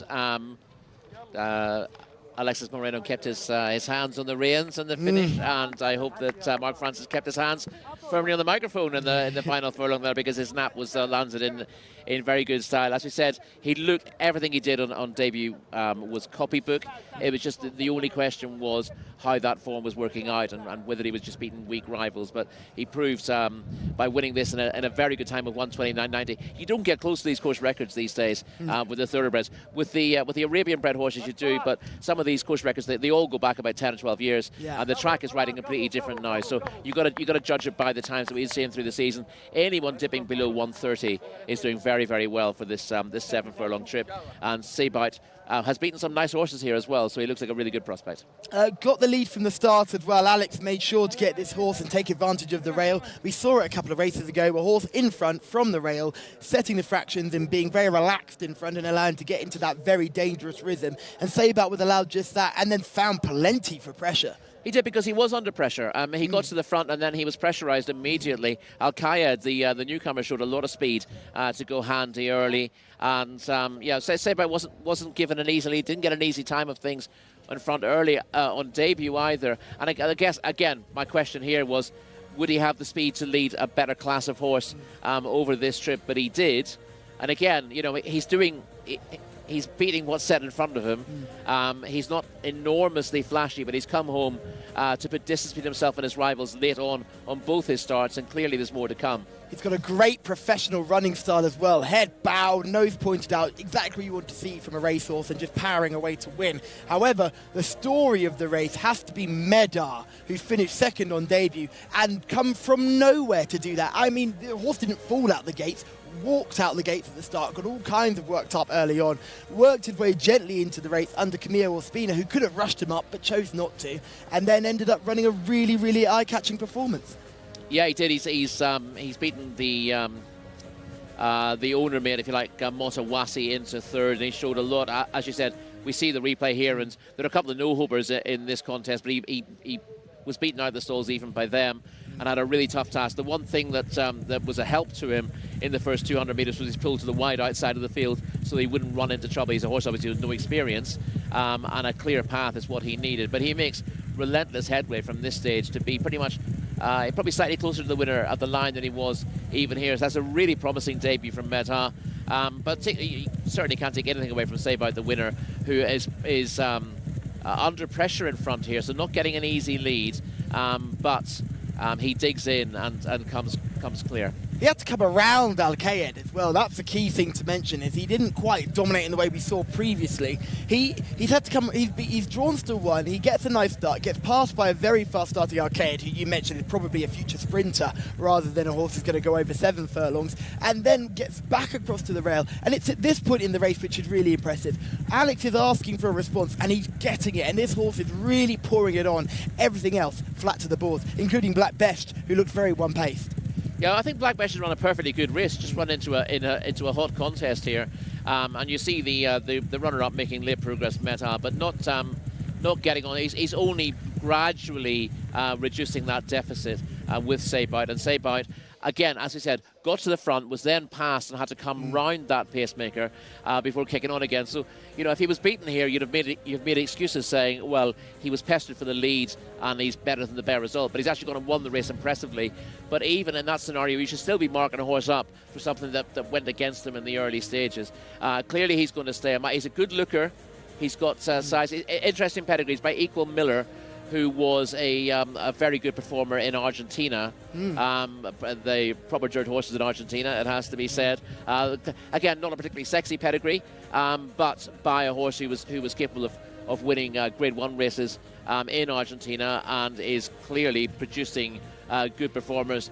Judged on even by this one performance from Saybout, this is a very nice performance in a time that suggests that he is, what would you say, is a 90-plus horse? Yeah, I'd say he's got to be in the 90s now. There's no way this horse is raced in the 80s next time. This is a very, very good performance. Darmis, we mentioned, had speed, was up there early, faded very, very quickly. It's all about the turf with that horse. Marie was the other horse who was never really involved, 15th on debut. Not a surprise. Remember, when that horse next runs, don't see an 8th place finish and think, oh, that was a promising performance. Take a look at the replay. They're all available for free on the Jcsa website, so keep an eye on those. But take nothing away from our winner, Saybout, and Alex Moreno, who's clearly very keen on this horse. He's got a few nice horses to go to Riyadh with, hasn't he?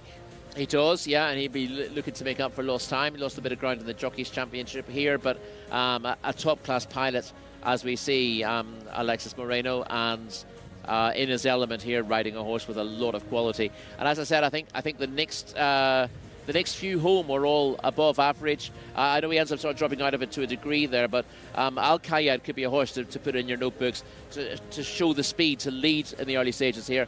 He's got a fast pedigree, being by Daddy Longlegs, out of a mare who's produced a stakes-placed performer over sprint trips in the US already, and he blazed early speed before fading. He's clearly going to be best at up to 1200. I say up to. That's his only option. The only option. He's going to be best over 1200 metres. Again, you look at the form book and say he's only beaten a couple of stragglers home, but that was a much more promising effort than it looks. But this is a good performance from the winner, and we can enjoy watching the replay of that again. Clearly a horse with tons of scope. Yeah, so not slowing down at the line either. Still looking like he's got plenty more to give. Alex is clearly just easing down. You can see a smile as wide right there. Look at him. He's over the moon with that. And why wouldn't he be? A good performance from a very nice horse, and one to look forward to once we get to Riyadh. However, there's plenty more to look forward to here today at King Khalid Racecourse. We see these beautiful angles of the start. Only two horses miss it really badly. It's the Aventure second who's the one who really struggles. Darmis again missed the kick, didn't he? Who was on board? I don't want to say it. I don't want to say it because I absolutely love the guy, but the jockey on board has a habit of missing the kick, and I think it's certainly something you should keep an eye on over 1200 metres. But we don't stay over 1200 metres. We move to 1400 for this. He hugged you last week like you were his brother. He is my brother. I absolutely adore the man. I do. I adore the man. And I know his brother as well. We met his brother last week as well. And you're crucifying him today. I just hope that Nath can get a winner on the board. Yeah. Bursting out of the stalls to get an easy lead. Yeah. And putting us all to bed. Absolutely, and we had a great conversation with his brother, who's an ex-jockey himself. I said, do you let Nath ride any of your horses? He looked at me and went, no. And I thought, oh, that's some brotherly love right there. He said, no, my horses like to be ridden gently. Nath likes the power to the front. So he's only got about 3 or 4 in training. But certainly, Al-Anazi, the trainer, a name to watch out for. But if you want a poster boy for Saudi Arabian, he's the man. Nath Al-Anazi is the man. He's got a smile that's... you're talking about the wide smile. And he can light up a room, doesn't he? And very much so. We've been very lucky to have him on set with us as well for the after-show show, and he just brings so much energy, and he's a really great guy to have on side. And let's not forget, he's not a bad jockey. The man is sitting 3rd in the Jockeys Championship. He's in a good position. He's certainly one to watch out for. And these jockeys can hit peaks, and they can hit valleys as well, because Wigberto Ramos famously went almost 3 weeks without a winner and then started rattling them in. So it does happen. Shamila is in the winner's enclosure, and I think she had an interview with our winning jockey. 50-50. And in that race, what did you think about it? Thank you so much. He's doing well. Can you let me know beforehand, guys? The last 3 furlong. He's increasing his performance, and he's left the competition behind his tail.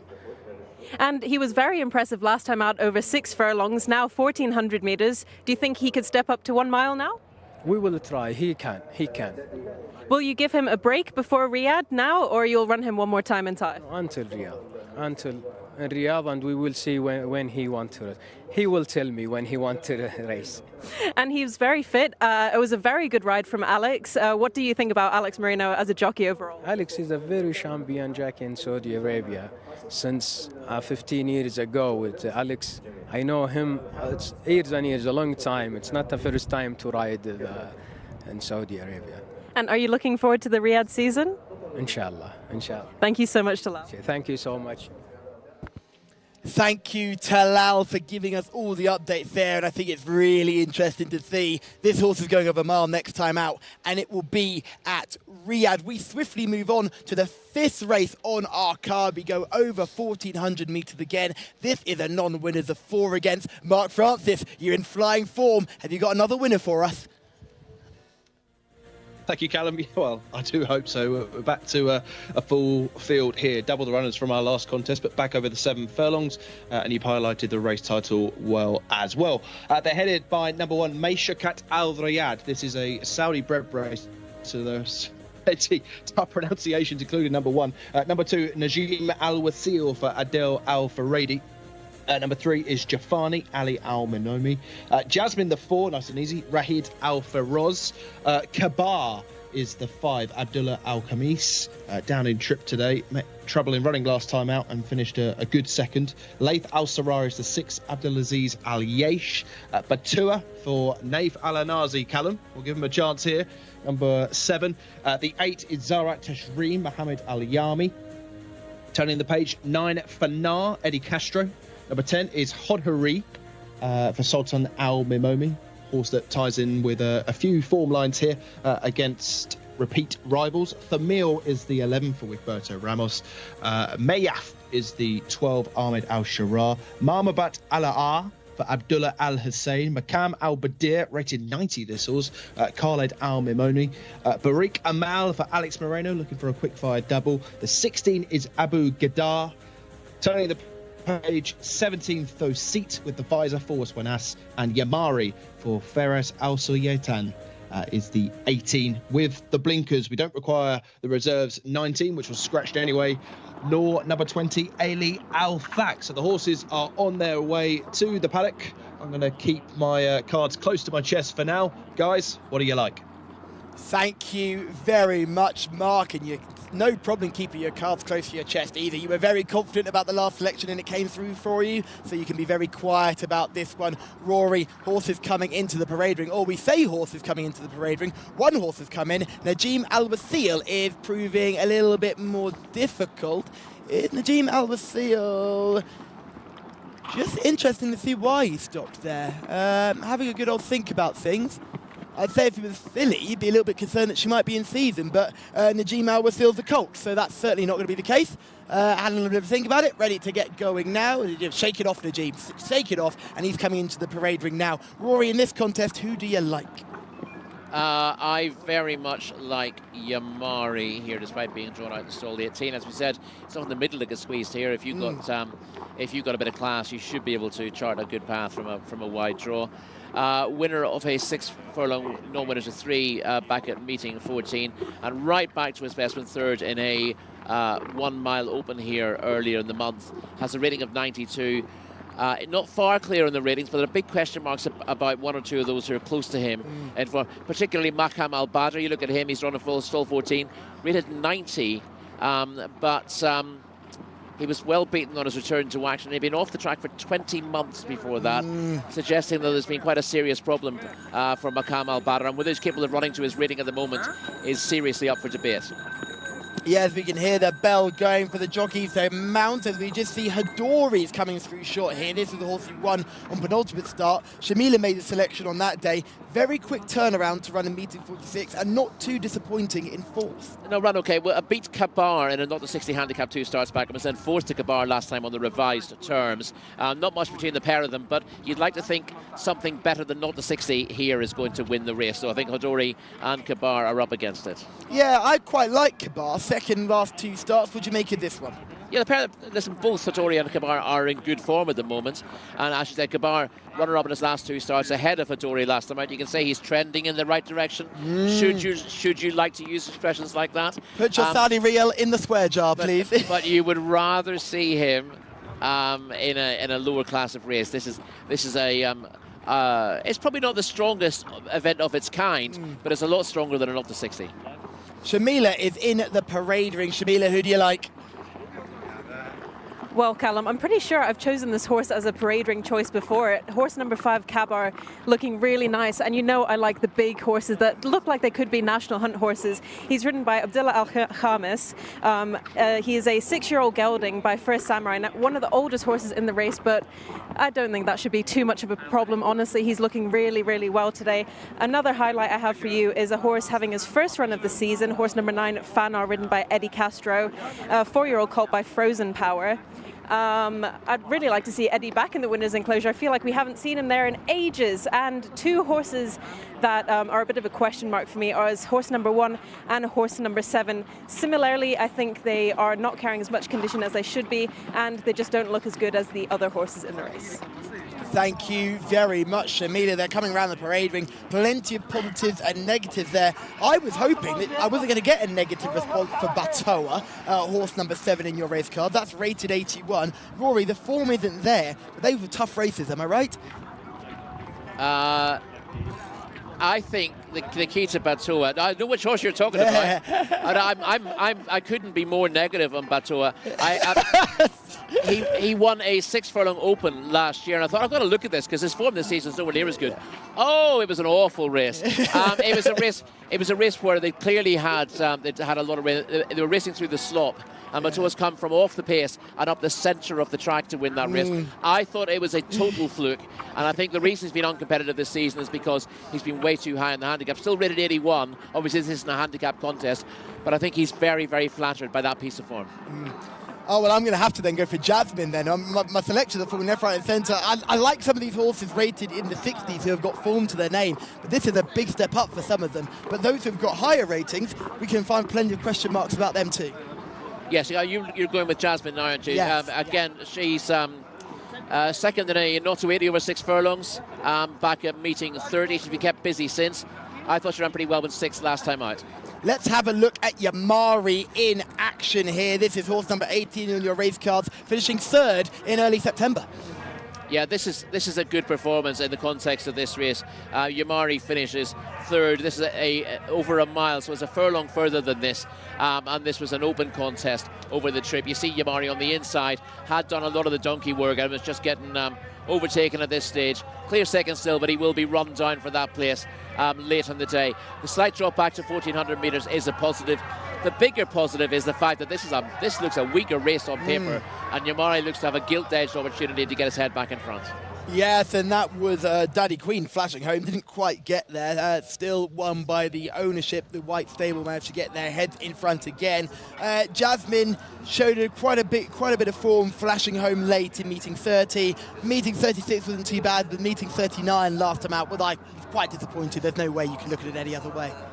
Well, she's right. It was the Taif Cup 2 starts back where she was down the field.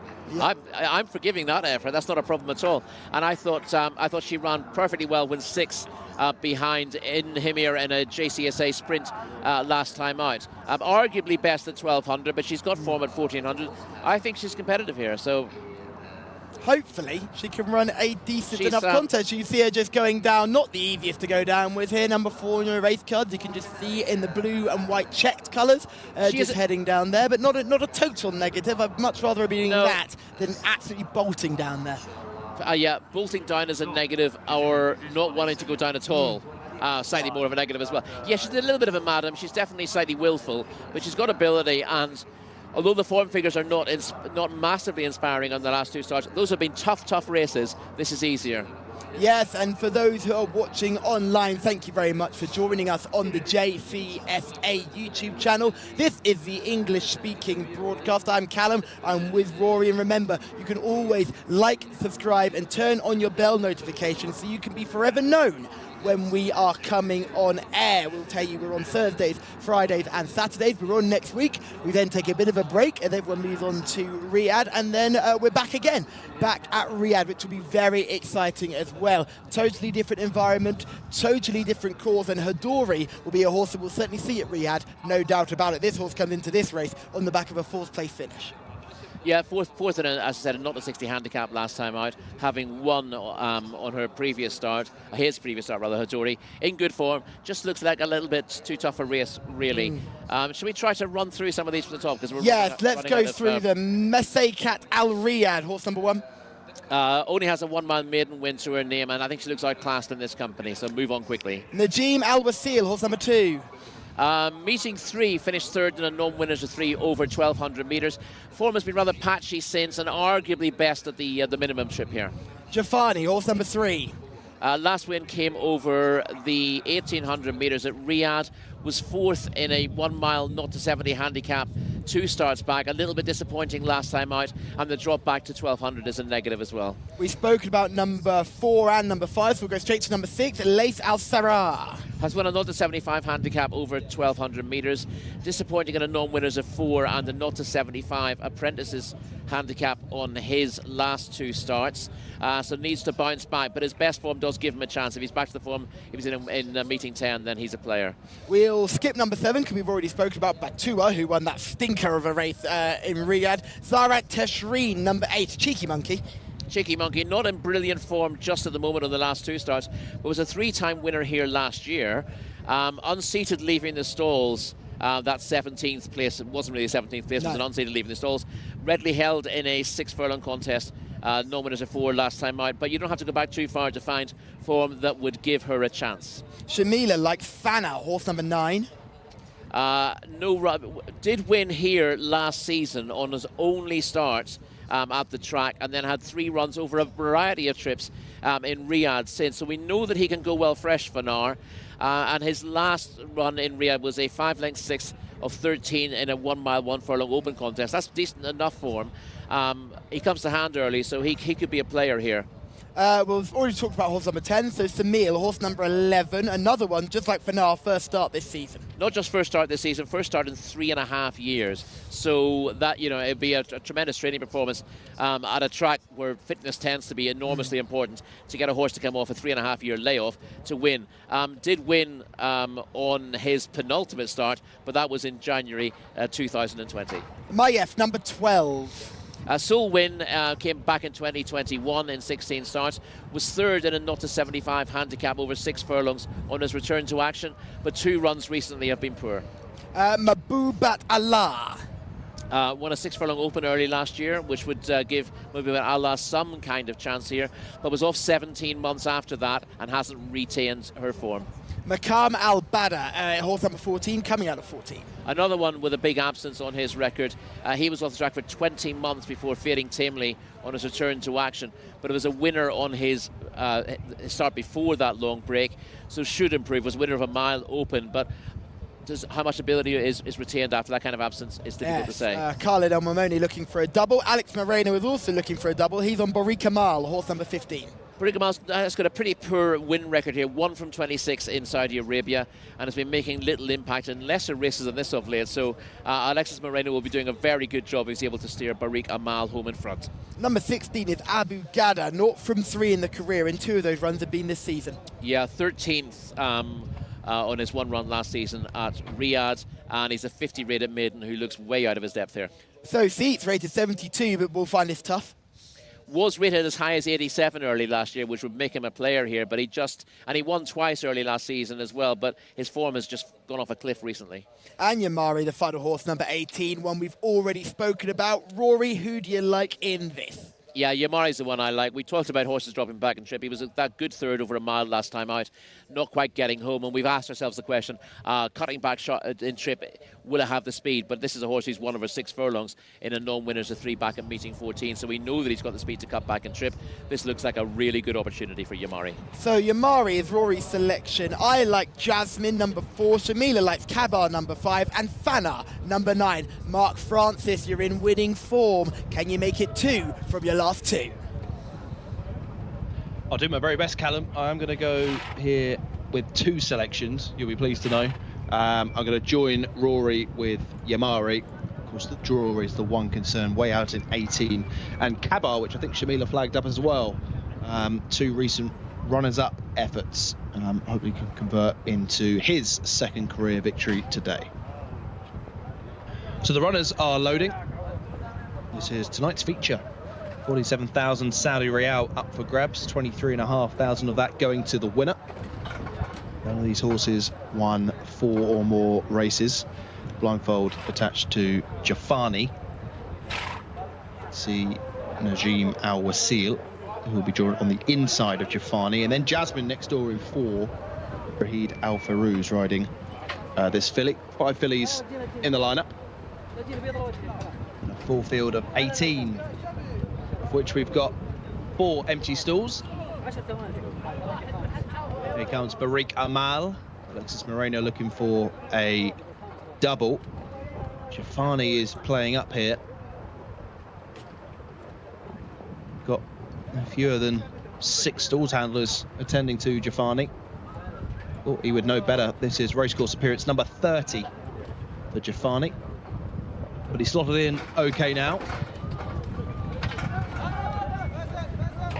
Odhuri and also the white sash of Zarat Teshreen. There's trouble in the stalls, can't quite see who. Working on Mayaf, the 12. Slightly different colours to what you see in the race card. More predominant red chevrons on a turquoise jacket. The cheek pieces and a big white face as well. But momentarily calling a halt to the loading process, of which we've only got 2 left to come in.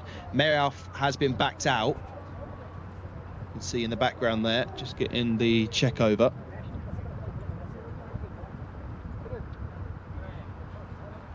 Try and lead him up again.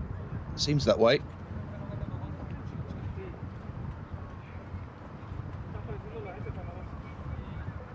Jockey is waiting for the horse to arrive underneath him. Ahmed Al-Sharar. Tarzan-like on the stalls. Zarat Teshreen will be next. Sultan Al-Mamoni with the mudguard or eye shield, if you like, in the background. Zarat Teshreen goes in. Career start number 25 for this 5-year-old. And off. Racing away then for tonight's feature, and it was a pretty decent break, including from Laith Al Sarah with the red blinkers sort of 2/3 of the way to the right. Got out well, but overtaken in the centre by Zarat Teshreen, who was one of the last to load, but is certainly one of the first out. Also there is Mayaf, who was causing trouble towards the inside. The red sleeves there is Makan Al Badir, but the one with the overall advantage right over towards the far side is Yamari, and Yamari has got across from stall number 18 to now sit first. Has a nice position as well. Ferez Al Sonyaitan looking between his legs to see where the rivals are. He leads by about 3 lengths to the red sleeves, and Makan Al-Badir in second. In third position is those seats. Then comes the green sleeve towards the outside of Abu Gadar. So those are drawn out wide are leading at the moment, and Yamari is clear. He's miles clear. Yamari kicking on now by 10 lengths. Zarat Teshreen now gives Jcsa in second. Called upon for an effort is Makan Al-Badir, and then Abu Gadar staying on from out of the pack is the all red colours of Fanar, but surely the bird has flown here. Yamari is bolting clear, leads still by about 10. Zarat Teshreen is in second. Staying on from out of the pack is Najim Al Wasil, and then the red colours of Fanar, but Yamari is streaking clear inside the last 150. Yamari clear by about 10. Fanar chasing in second, and then Hodhari, but Yamari is home. Yamari wins in great style and takes out our 5th race. Podheri came home next in second. Fanar was third, and they were clear of the remainder. White blinkers of Yamari have worked an absolute treat here today. Returns to winning ways for the first time since meeting 14. And the jockey never had a moment's panic in a time of 1:29.59. A great performance from the front, but a race-winning move, it must be said. We'll get the guys to analyse in just a moment. Got across from stall number 18. No easy feat for this horse. Across from 18 towards the inside and led them a merry dance home. Fanar was actually second, ahead of Hodhuri. 9 and 10 in second and third. Zarat Cheshreen, not a bad race for that one, back in fourth. Laith Al-Sarar in fifth. And Najim Al-Wasil was home in sixth. The winning distance, 2 3/4 lengths. Yamari has absolutely destroyed them from the front, gentlemen.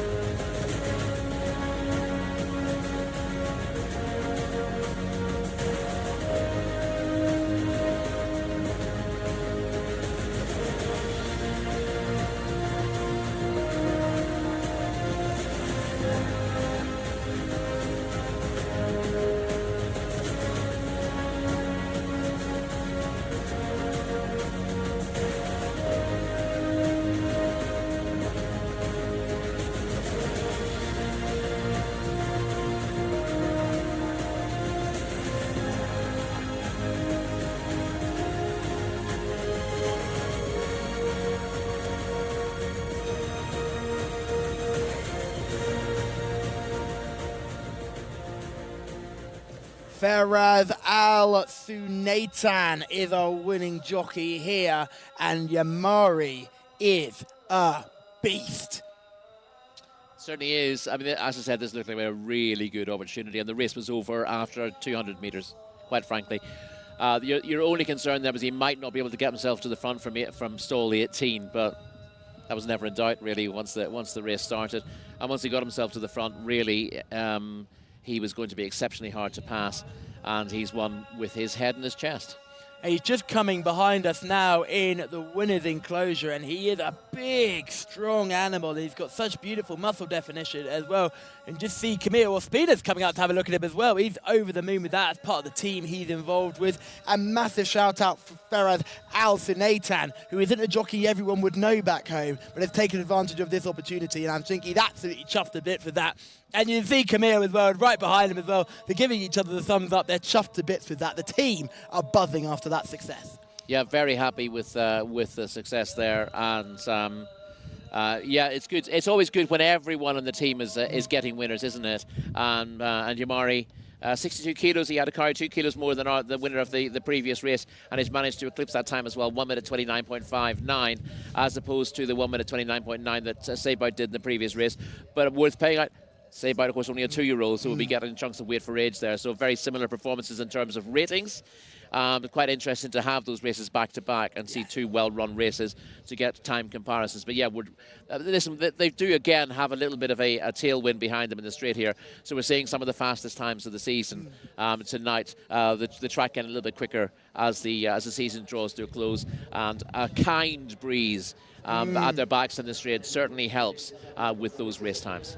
Yes, and Yamari, as you said, won this race in the first 200 metres. Faraz was very, very comfortable on board for a long way. You can see him get the horse into a rhythm, and by the time they swung him for home, it was game over, wasn't it? There was no way this horse was stopping, especially considering it was running over further last time out. Yeah, I mean, the gap closes a little bit in the last the last 400 metres. But the key here was just to get out in front with a horse who had a class edge over the vast majority of his rivals. As I said, the ones who were close to him ratings-wise have big question marks about the validity of their current ratings as well, whereas there was no question with him having run that cracking race over the 1600 metres last time out. Yes, and you can just see it was Fenar who ended up coming home for second. Fanar, sorry, I should say, come home for second, and Hadori in third. Both running nice races. Zaret Teshreen, another big bounce back to form in fourth, jumped out well, got a nice position on the rail, wasn't able to really cut into the eventual winner's lead, but ran a nice race nonetheless. All of those horses came out of 8, 9 and 10 stalls wide. Yeah. We're seeing the replay of the race again. Although he doesn't break immediately in front, he soon gets himself across from that good draw. I say that Maya from stall 12 broke well, as did Toset in stall 17. But after 200 metres, Yamari has got himself to the front, and barring accidents, the race is effectively over at this stage. He quickly leaves the other two who showed speed behind him as he goes towards the bend, and at this stage he's got a break of about 8 to 10 lengths on the horses who are going to give him most to do later in the day. I thought that Fenar has run very well on his return from a break. You see in the red colours working his way through the field. He was coming off a layoff, so that's a pretty good performance from him. You see he's having to be pushed along to maintain a position at this stage, but he stays on very strongly in the straight, and he's a horse to look forward to, I think, as the Riyadh season draws on. Hadori's coming straight in behind Fanar. They follow each other all the way around and come very wide around the turn. You just see Hadori the Grey trying to scramble into the drone shot there, but Fanar is already trying to chase, but the winner has flown. The bird has flown, and I think what's interesting, look at the start. Meisokat Al Riyadh, Najim Al Wasil, Jafani, Jasmine, Kabar, none of them showed any pace from the start. They were well beaten from the first couple of strides. No, but the bottom line is that the winner here, for all the others might like to go forward, the winner is a 92 rated horse. Yeah. The likes of Kabar are not to 60 handicappers. There's a gulf in class there, and he's shown it. And this is the way, if you've got a horse with this kind of ability, that's the way to win your races. Unless they're very tricky mentally, just get out in front and put the rest of them to the sword at an early stage. This probably wasn't the most efficient way to run this race. He's probably, if you look at the sectionals, they'll probably show that he's gone too hard early. But he's won his race by doing so. He's got the others in trouble, and he's able to coast home and go a little bit slower in the closing stages, and it still ends up being a very good time. Fenar has done really well. I mean, he's got within 3.5 lengths in the end there. That's a good performance, given that he was struggling to stay up off the bend, and he stayed on very strongly. Now he's won over the 1200 metres here on his debut. He tried various trips in Riyadh last season. He looked raw. He looked like he needed another year on his back, and I thought it was a really nice reappearance from Fenar. He's not quite as good as the winner, but clearly he's going to be pretty easy to place from here on in, and he's one to look forward to. And we don't quite know the standard of horses that we're going to see in Riyadh, but we can base it off the baseline should be the best horses we see here at King Khalid Racecourse. What are the futures for the first two here? Because our winner has had plenty of experience. I mean, Yamari, this was the 23rd career start, the 4th career win. Where'd you go next? I imagine you're sticking over 7 furlongs for sure. Well, he didn't quite get home with a mile. You can argue that the mile is quicker at Riyadh. They do quicker times for it, but it's a more galloping track, so you can say that it takes a bit more stamina there. This trip will suit. I don't see him as an absolute out-and-out sprinter. For all he's a 6 furlong winner. This is probably his ideal trip. Not going to be easy for him here, because the handicapper he didn't have to run to his rating to win this race. As we said, Hadori, who was 3rd, came into this with a rating of 64, so he had he had best part of 2 stone in hand. He's not going to be easy to place now. He can't run in non-winners of 4. This is his 4th win, so he's got to run in open races and cups. He can run in a non-winners of 5. We have seen those. We do have a non-winners of 5 is available, and they are basically open races. They are exactly real tough contests. There can't be too many of them, and of course they are very tough contests. So I think he's going to be a difficult one to place. But he was getting due reward for some good runs. Fenar, as I said, is going to be very easy to place, given his profile. Shamila is in the winners' enclosure with some winning connections. Thank you very much, Callum. I'm with the winning trainer of race number 5, Abdullah Al-Badha. Congratulations. Yamari has been very consistent this season. How did you find him in this race? Alhamdulillah, thank you God. Yamari today running well with Firas Asnitan, Branti rider. And good congratulations for Prince Mit'ab bin Abdullah bin Abdulaziz and Talal bin Mit'ab bin Shraim and all my team. And what do you think about the distance for him? It's perfect for him, or when you go to Riyadh, you will increase the distance maybe 1 mile? He won 1,200 this season, and he ran well 1 mile. He's between 7 furlong and 6 furlong. And you're going to give him break now and race him again in Riyadh, or one more run here in Taif? I think what the Prince Mit'ab, he told me I will be say okay if he break or if he continue. Thank you very much. Congratulations, Abdullah. Thank you so much. Thank you. Thank you very much, Abdullah, and well done to Farad Al Sunatan, who was our winning jockey here. Rory, I've not heard much of this ride. I'm sure you're in a similar vein. He's given us a peach of a ride, hasn't he?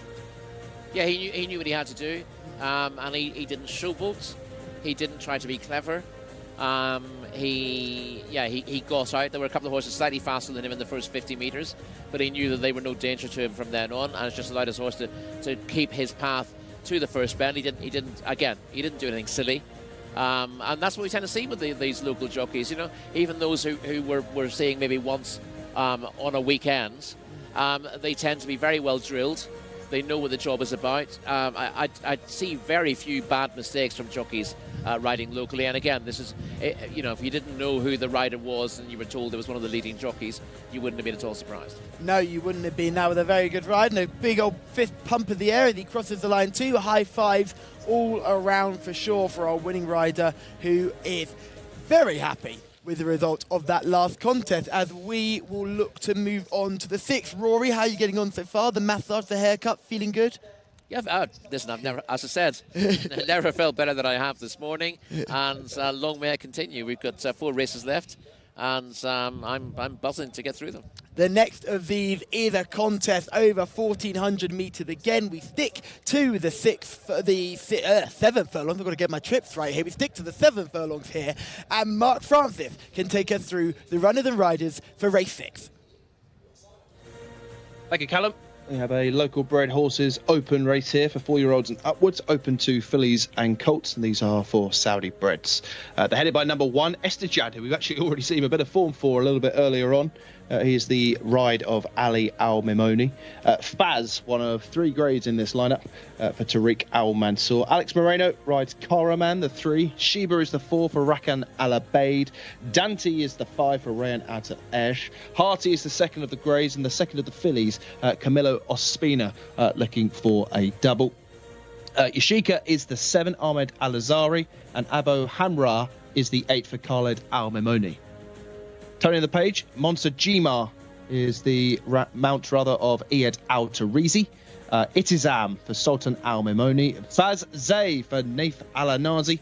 Hasn't won since November 2021, but is a 13-time winner. Mila is the 4th filly in the lineup. 4 Wanas, and Wissam Al Shajaha for Muhammad Al Shamari. So 13 in the field. So you've got 3 greys, 4 fillies, and a lot to choose from here. I quite like the chances of Faz, the 2 for Tariq Al Mansour. Guys, what are your thoughts? Thank you very much, Mark. And yes, there's plenty to get involved in here. I understand Faz is a very obvious selection. I think the owner, mate, Harty as well. Camille Ospina looking for the double. Then you've got Faz Zay as well, who's also got the 13 wins, but has struggled recently. Doesn't seem to be finding any form recently either. And then Wisham Al Shajar was 2nd last time out in meeting 43, so plenty to get our teeth stuck into. Let's start with Estejad. Estejad, we've seen him in action already in one of our earlier video finishes off the mark, and of course in distance made in 2 starts back in meeting 35. But he was rather disappointing up to a 0-75 contest 4 weeks later, and needs to bounce back to form. I think he needs a career best really to win this. Yeah, Faz number 2, 2nd last time out, 21 starts to the name and already 4 wins. 4 wins, and they've come from 1,400 metres up to 1,800 metre, and he was right back to form after a couple of disappointing efforts. When a half-leg second to Badr Alalia over a mile in a JCSA challenge last time out. Big chance here. Let's take a look at Estijdad in the parade ring. Now, Estijdad was clearly running well in maidens, won the maidens, stepped up in class to a 0-75 and looked really outclassed that day. Yeah, it took 8 goes to get off the mark and just seemed out of his depth in the 0-75, and if that's the case, he's going to struggle here. The White Stable will be looking for another winner today, and this is Faz, who is horse number 2. A little bit stiff looking behind, but we know that Faz tends to run his race when he comes here, and he's got a big chance on the ratings, being rated 98 here. Caraman, horse number 3. Course and distance maiden winner a year ago, only 6th in a 0-75 handicap at meeting 35, and that seems to sum up his chances. Sheba, horse number 4. Won a maiden in Riyadh over a mile in 2021, hasn't won since, was 5th in a 0-75 over 6 furlongs last time out. A 6th over 0-70 over a mile last time. Those were his last 2 decent efforts, but seems to be up against it here. I really like Dante in the parade ring, but he doesn't do much on the race course. 7 furlong maiden winner at Riyadh, so this is his trip. 4th over course and distance at meeting 20. Disappointing in his last couple of starts, but place claims if he can come back to his early season form. This is Hearty, horse number 6. She's got a chance. She does have a chance. She won a course and distance non-winners of 3 13 months ago. That would give her a decent chance. Good second in a 0-75 apprentice handicap last week, beaten the nose. Yoshka, horse number 7, and Abu Hamra, horse number 8. Yoshka is a 6 furlong maiden winner here a year ago, placed in an open over that sort of trip, but has also been placed over 7 furlongs. The worry is that he's been off for 7.5 months. Abu Hamra, maiden winner in March last year over a mile, 3rd in a 1200 metre 0-70. That's his only placing in his last 13 runs, so hard to fancy. Monster Gemma and Itazem are horses 9 and 10. Monster Gemma's won from 44 since 2020, has bits and pieces of form, but not one to trust implicitly. And it is was 4th in a 0-55 handicap over course and distance 2 starts back. Run poorly either side and just seems to be up against it at this level. Faze is horse number 11 and Millar is horse number 12. Faze, the best of these historically, rated as high as 103 back in 2020. Not quite the force of old, however, has been lightly raced in the last couple of years. And we're looking at Millar as well. His only win came in, her only win rather, came in a 0-65 handicap over a mile in 2022. Well held in 2 starts this term. She's a gorgeous filly. Wisham Al Shajar certainly isn't the biggest colt, but have a chance if he can repeat the form of meeting 43. Yeah, 7-year-old entire Wisham Al Hajjar, 4 years since his only win.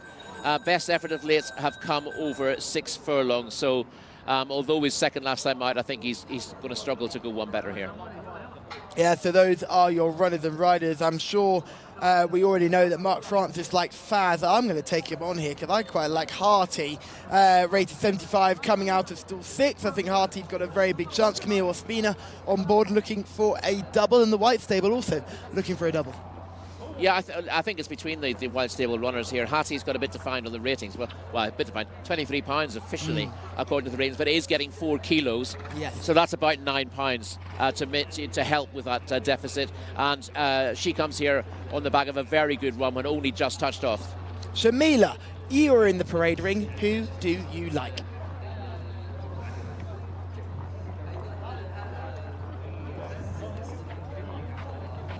Horse number 6, Hearty. I'm going to go with horse number 6, Hearty, as my paddock selection. She looks really, really well.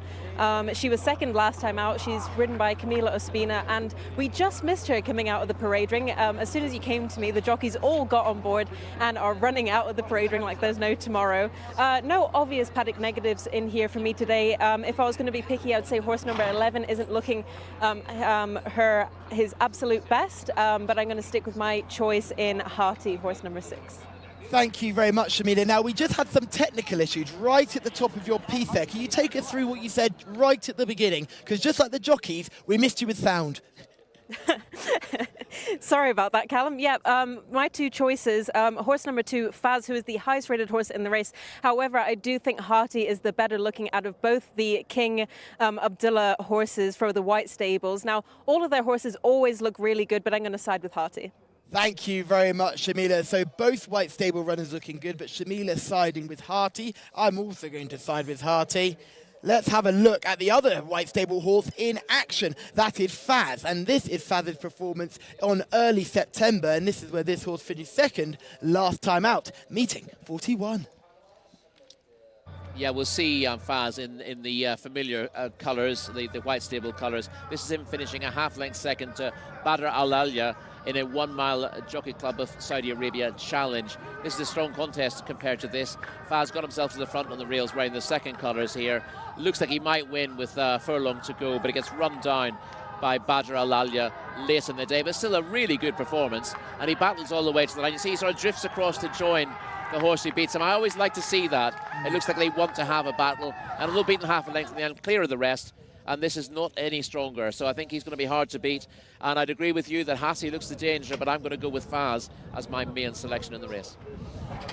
So yes, we can just see the runners heading their way down to post. Faz, I can understand why yourself and Mark like that selection, because this is a much, much weaker contest. Interesting with the jockey selection. Tariq Al-Manzour on board and Hearty, ridden by Camille Ospina.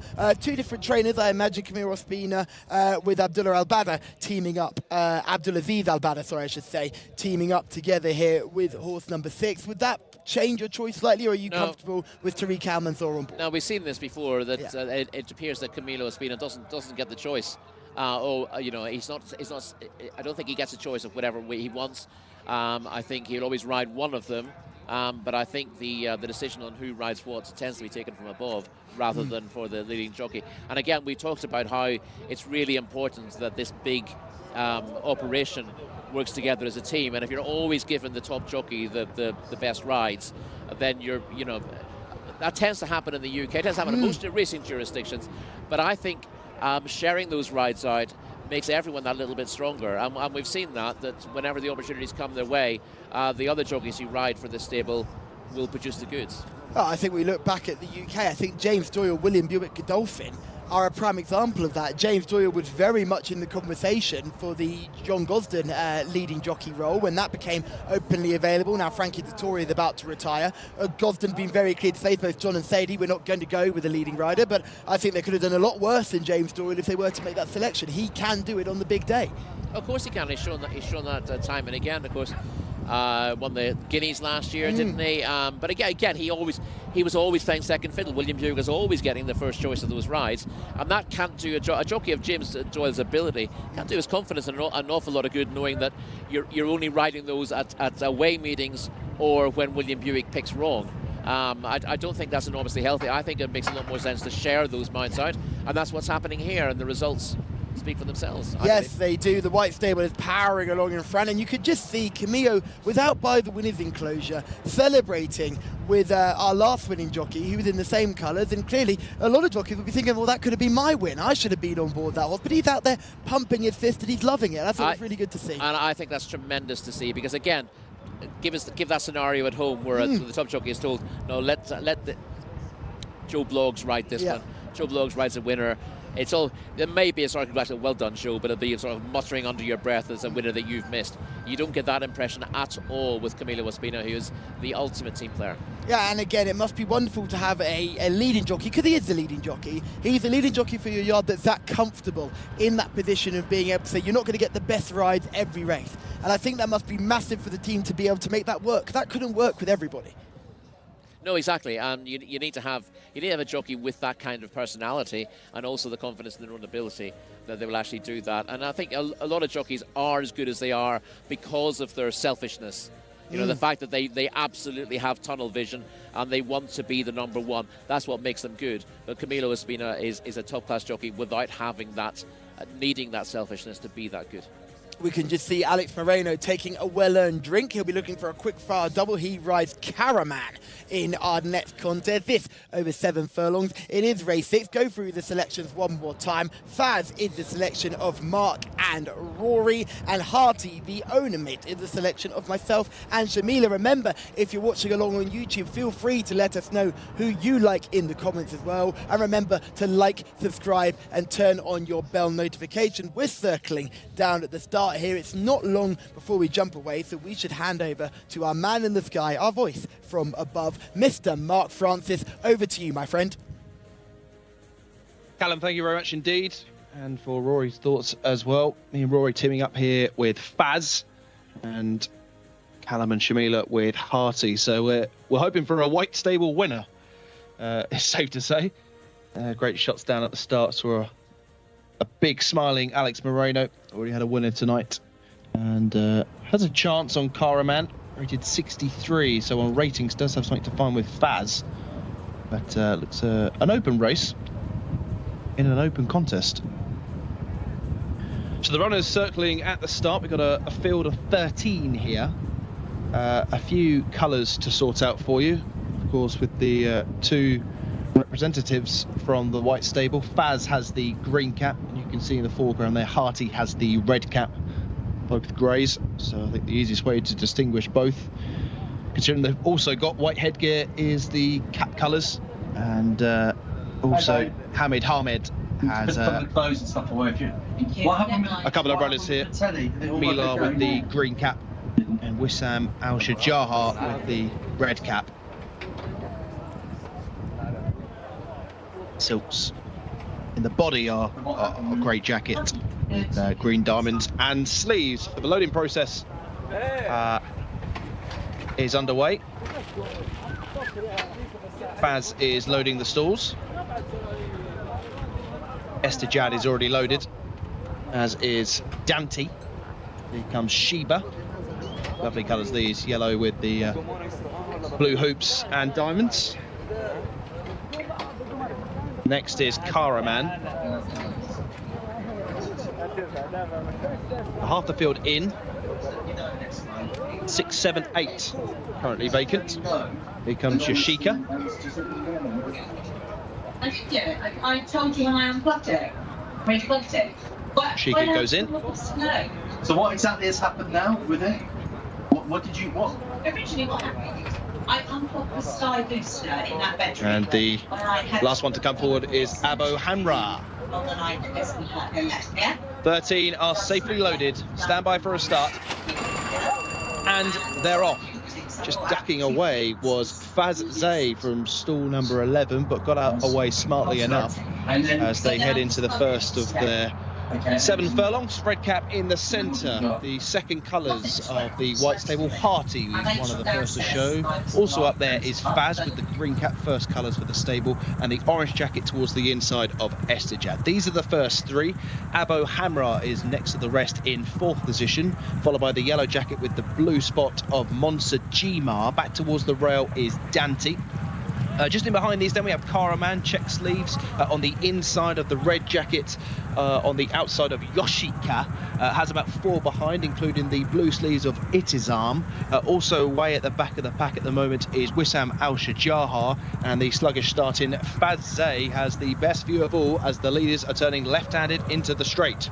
And Faz has taken command for now, leading by about half a length. Challenged by Harty on the outside. Between the pair, Estejad has now come off the rail. Spot the yellow colours of Monsa Jimar, who will need a little bit of luck in running. Maroon colours down the centre of Abu Hamra, and getting a really clean view down the centre of the track is Jcsa. And Jcsa now comes to put it down to Faz on the inside. Between the pair is Harty, but it's Jcsa down the centre of the track, chased by Monsa Jimar and also Wissam Al Shajaha towards the far side. Jcsa, but the action's down the centre with Wissam Al Shajaha and also Monsa Jimar.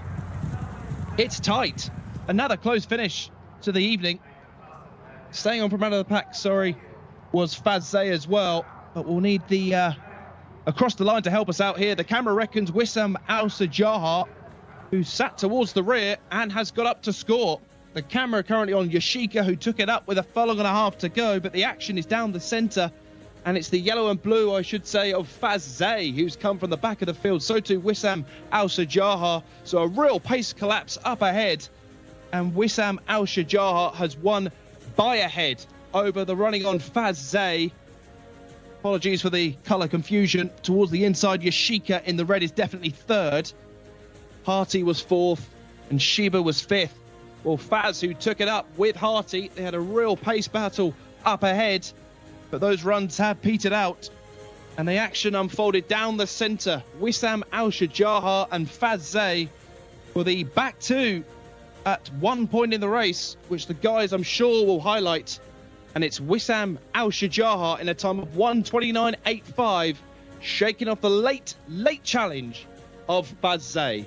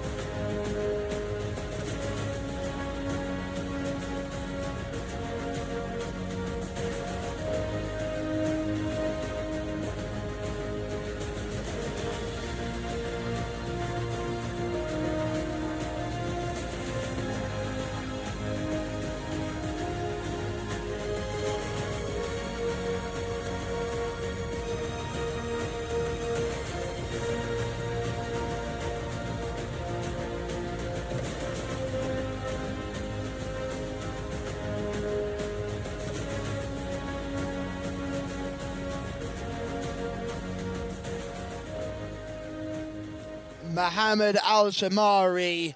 Well, you've got Wissam Al-Shajar up, but I'm sure the stewards will be taking a long old look at this because Wissam Al-Shajar got the win from Faz, who has run an absolute stormer, having really looked uninterested from the start. Josh Kerr as well was up there in a real bumping match down the straight, and a pace collapse because Faz and Harty went too hard too early.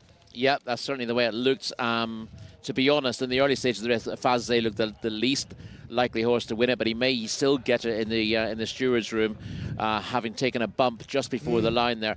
Difficult to tell exactly who the rightful winner is, but first past the post is Wissam Al-Shajar gaining his first win, the 7-year-old entire, for 4 years.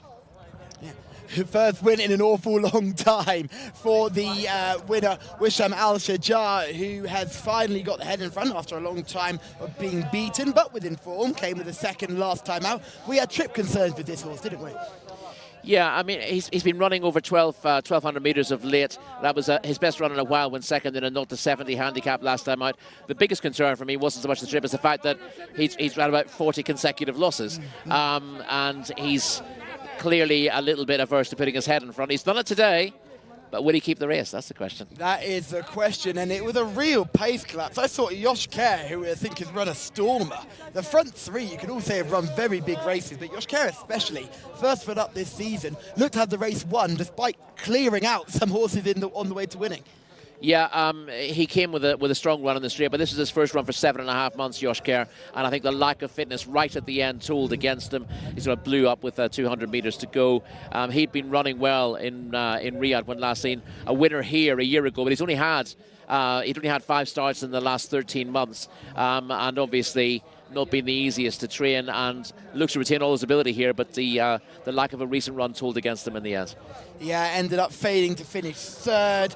Faz, as soon as that horse broke, you said to me this horse is crying out for retirement, and I agreed with you. He didn't look like he fancied this race at all. No, it was a paddock negative for Shamila. He's an 8-year-old now. He's not taken much racing in recent times. I wonder whether he's been covering a few mares. Because obviously he's an entire. You'd have thought he will have some kind of stallion duties when he does retire. And I wonder, given that he's not seen much action in the last 18 months, whether he's been doing a little bit of covering in the meantime just to get him warmed up for a new job. But he has potentially gained his 14th win here if the stewards look kindly on him.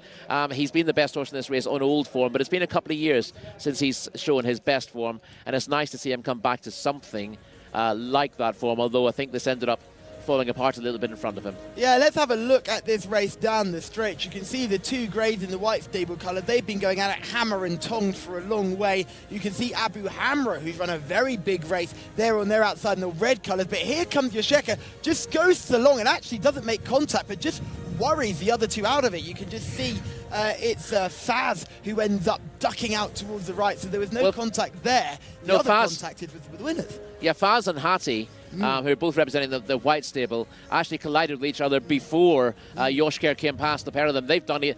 They got involved in a bit of a war anyway, but then they got involved in a proper war when they had a big bump. So that hasn't helped their chances at all, and it's ended up helping those who've sat well off the pace. It's slightly dubious form, and let's see if we see the start of the race again.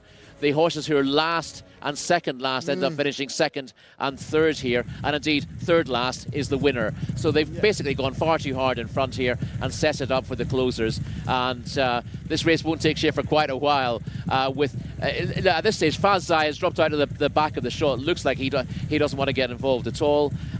Two from the back is Jcsa, and one from the back is Wilsam Ashajaya, who's first past the post. So we'll see the race taking shape up front, and we see that the first and second at this stage are Faz and Hattie. They're the two we thought were most likely to get involved. But the pair of them are over racing at this stage, and that's just been the story of the race. Yeah, and I think that's purely because of Jcsa, who's come out of stall one and has not let anybody settle. If Faz has allowed an uncontested early lead, I think him and Harty are both putting the brakes on. But Jcsa is just nipping away like a little lapdog, just yapping away at the heels, and trying to get involved. Yeah, and he keeps moving into Harty a little bit there and getting her lit up. Yeah. And her jockey then decides, right, well, I want to get away. It's Camilo Espino, and he says, right, I don't want to be messed around by this horse on my inside. I'm going to move forward.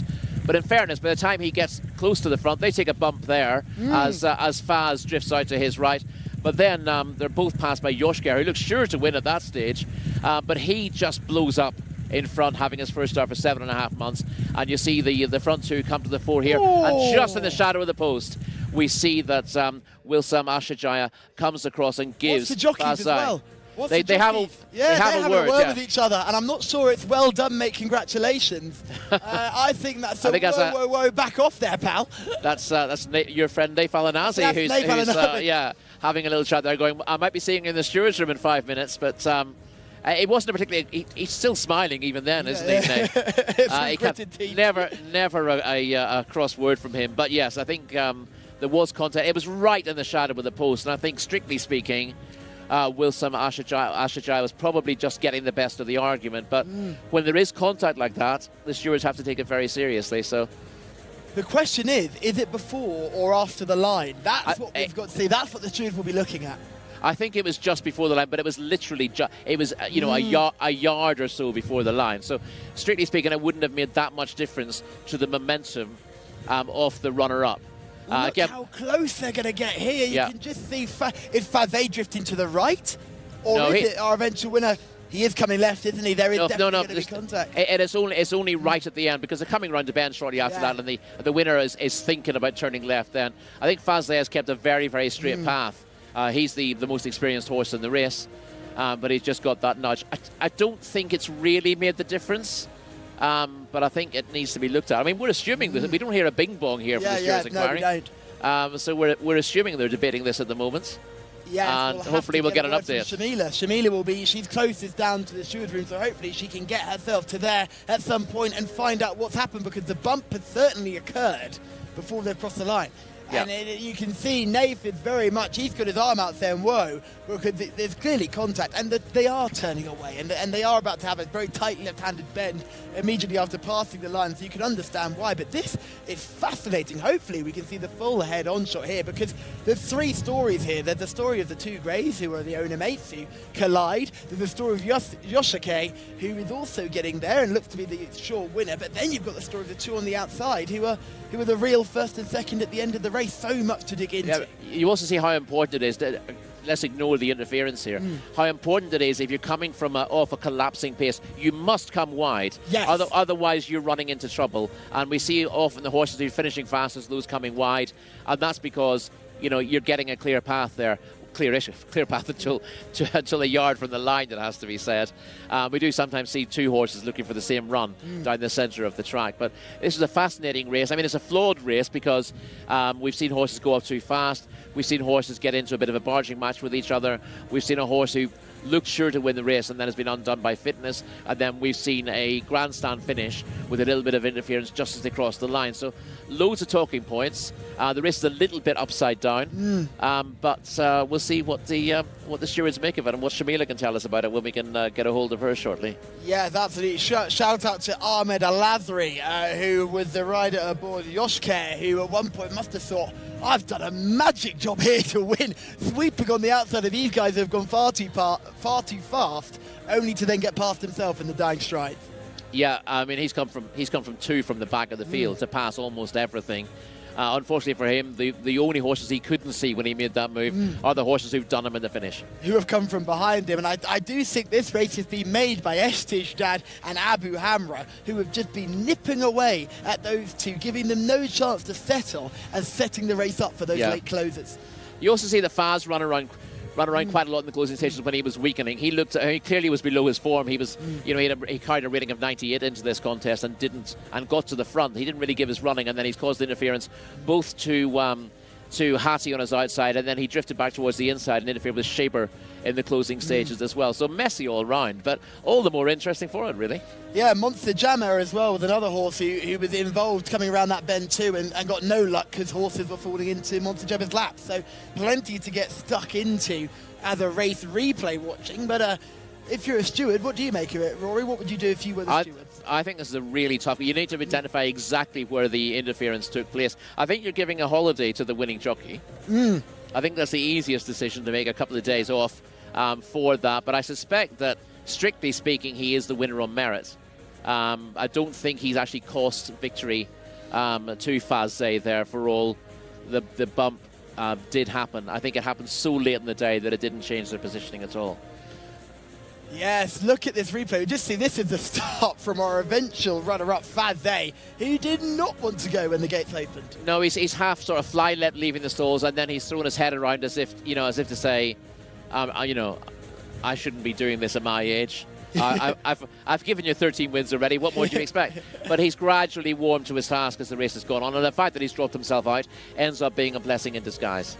Yeah, they're coming around the bend here, and then Jcsa, he's going to be the problem horse. He's going to be the one that creates all this early speed and has really acted as a spoiler for the first two. He's done absolutely nothing wrong. He's not broken any rules. He hasn't caused any interference. But what he's doing is he's just being a thorn in the side of the two who wanted to have a little bit of an easy in front, and he's caused them to have to go that little bit faster.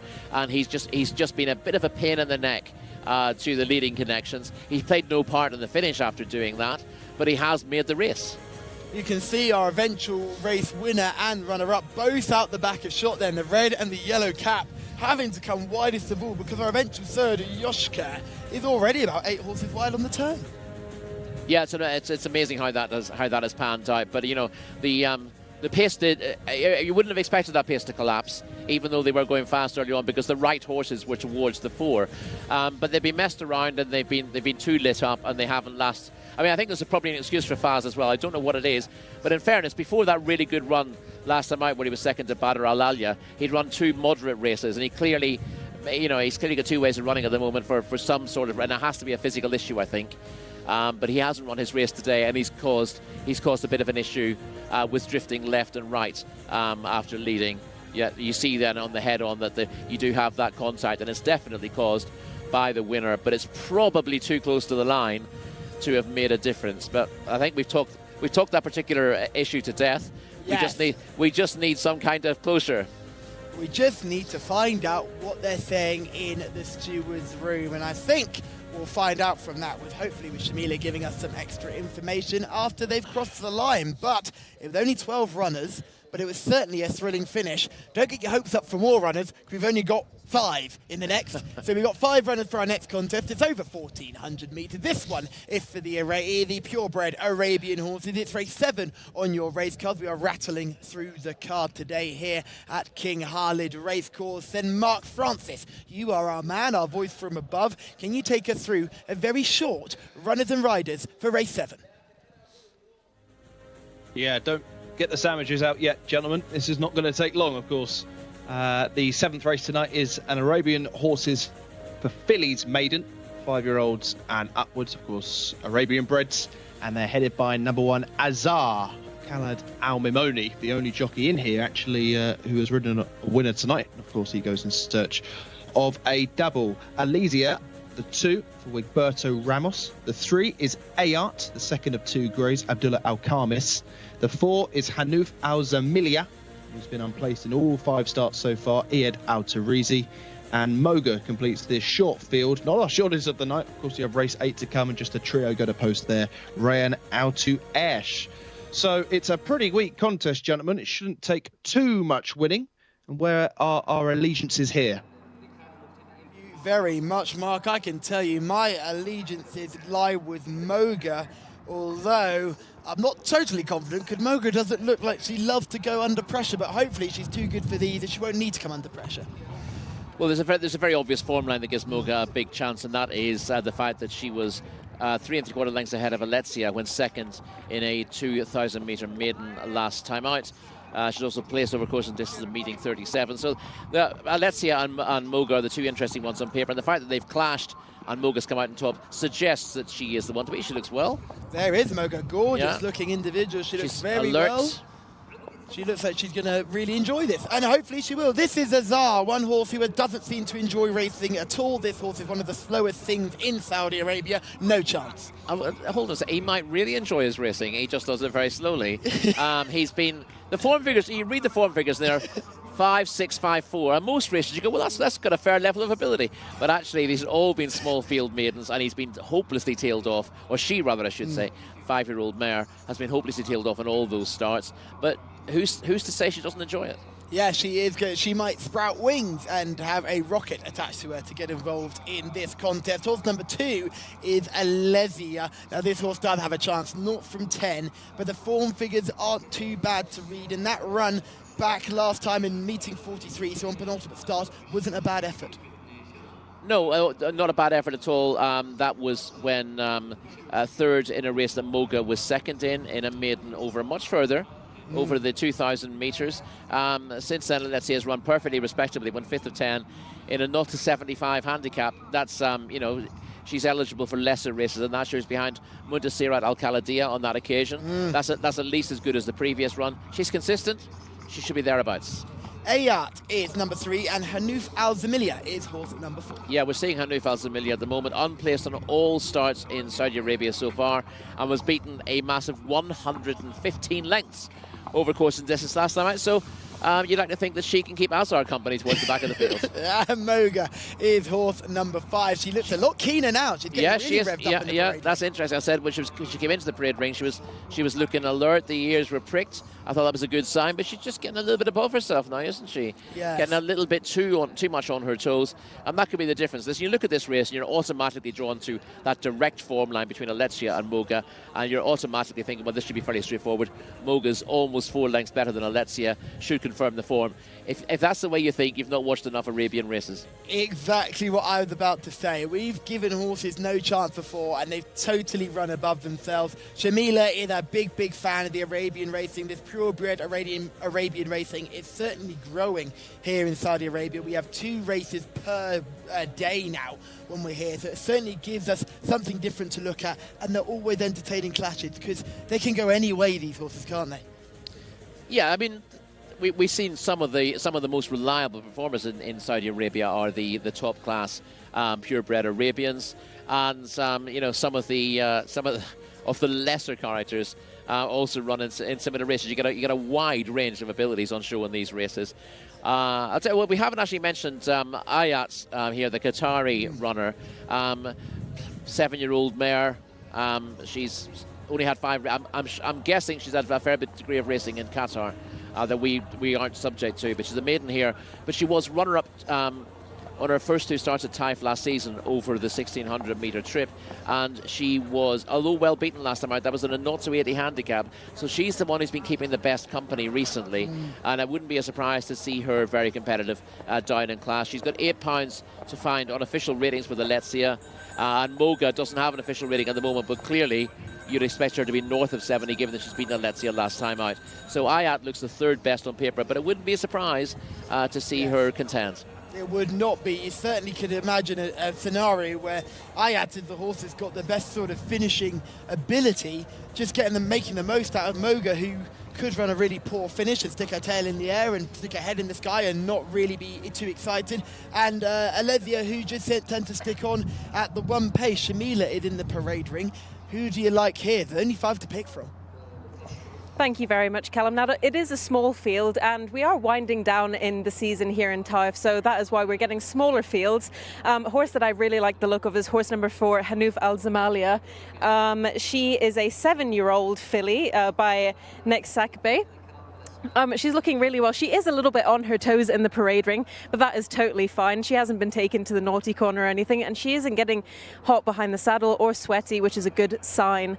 Now, my heart horse is Moga. I would love to see her win out, and she was second last time out under Saif Al-Balushi. He has since travelled back to Dubai. He's going to be back in the Dubai season now. We won't see him again, so he didn't manage to get any winners during the Taif season, but never mind. Hopefully she runs well as well.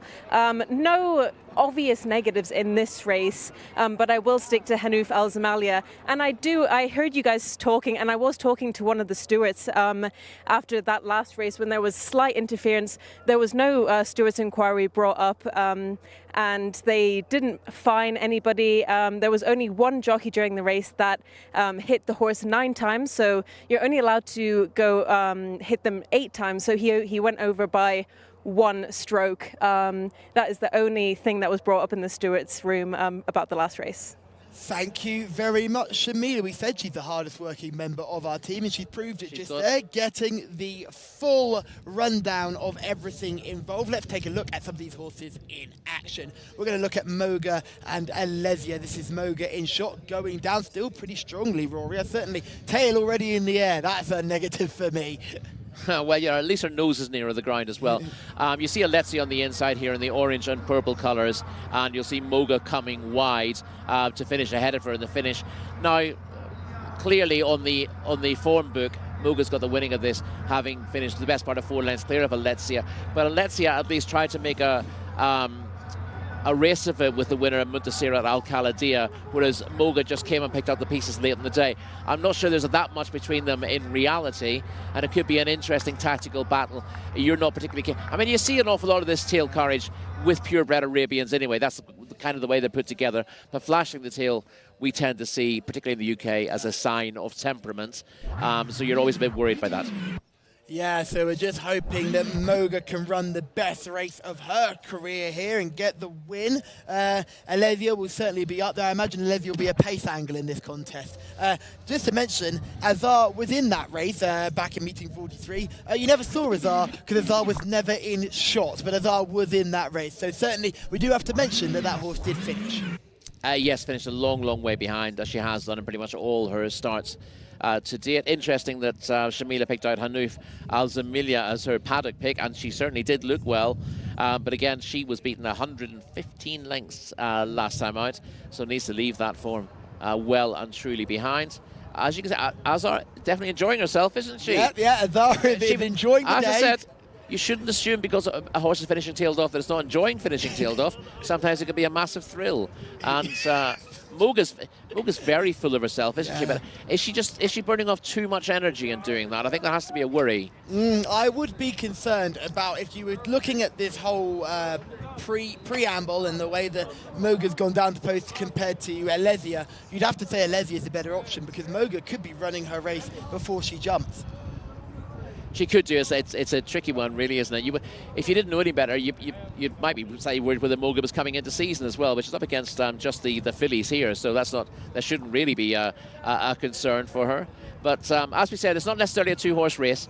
The temptation is to look at this as a match between Alesia and Moga because they met very recently.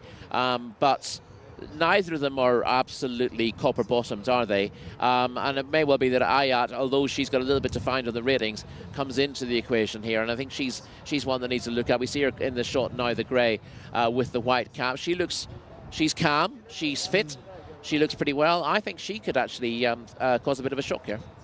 Yes, I think she certainly could be one to keep an eye on. Moga still doesn't look entirely settled, just calming down a little bit. She's very delicate, isn't she? She's a very effeminate filly. She's light on her feet. She skips above the ground. The others you can see walk through the ground. She's very delicate the way she handles it. Yeah, she's dancing on top of this surface. She's an archetypal Arabian in looks. We've talked about some of these races, that some of them have that very typical Arabian look about them, and some of them look, you know, you'd be forgiven for thinking they were thoroughbreds. That's not really the case in this race. No, none of these would. Well, yeah, if you saw any of these, you would immediately say this must be an Arabian race. This is an Arabian contest, and hopefully, like, I just hope for Moga's sake, she's involved enough and she can find something in the finish. But you just have that concern. I think of the horse called Alanza or Anzara, one of those Arabian horses as well. Very similar type of animal, and was travelling like a dream last time and found nothing for pressure down the straight. And that's always a concern for me when you just think this horse is travelling really nicely but finds nothing under pressure. Yeah, and I think the key there really with a lot of these these horses, particularly these fillies, is you've got to place them in the right position. You can't sort of expect them to pick up for pressure. They will keep running for you, the vast majority of them, but you've got to have them in the right place and not expect that when they're travelling well that they're going to suddenly accelerate. Instant acceleration is not what they do. They are going to load pretty quickly. I like, who do I like? It is Moga. I like number 5, Moga. Shamila likes number 4, Hanouf Al Zamilia. Who do you like, Rory? I'm going to go for Ayat for the sake of being different, all right. I like the fact that you've been saying, given reasons why Moga can't win for the last 10 minutes, and then you've plugged for her as your selection. Mark Francis is our man in the sky. Mark, who do you like in this one? Well, I agree with everything you guys have said. I think Moga's definitely the filly to beat here, or the mare to beat. It should be said is technically a mare's maiden, with all of the mares 5-year-olds or upwards, but her antics on the way to the start don't make for good reading, and I thought Rory spot on. Ayat could be the surprise here possibly, so I'll go for a little forecast Moga to beat Ayat for race number 7. Last one comes in is Ayat. 5 mares standing by, and they're off. Racing away then, 7 furlongs is the trip, and it was a decent line as they exited the stalls. In stall order, towards the inside, Azhar just tucks in behind Alesia, and Alesia probably goes on to the yellow sleeves of Hanouf Al Zamilia in the middle of the picture. Over towards the far side is Moga. Just tucked in behind runners is Ayat, and Azhar is already detached by the best part of 4 lengths. Orange leads on the inside, Alesia, with Berto Ramos as the overall advantage, but Moga now will draw alongside in the white and red. Back to the rail then is Ayat with the check sleeves, the grey horse, then the blue silks with the pale hoop and black cat of Hanouf Al Zamilia, and Azhar has always been the back marker. So they're turning down the side of the course, left-handed, clocking 53 kilometres an hour, and they've gone past halfway. Alesia matching strides with Moga, so these two up against each other again. 5 lengths to the good over Ayat in 3rd. Hanouf Al Zamilia beginning to backpedal in 4th, and Azhar is yet to be past a rival, although making ground on the inside now as Alesia enters the straight. Moga is under pressure. Alesia leads by a couple of lengths. Moga needs to find something back in 2nd. Back in 3rd position is Ayat, and then comes the back 2, but Alesia deep inside the last 200 is quickly up here in good style and going on from Moga, who probably ran her race before the contest even got going. Alesia goes on to a wide margin success.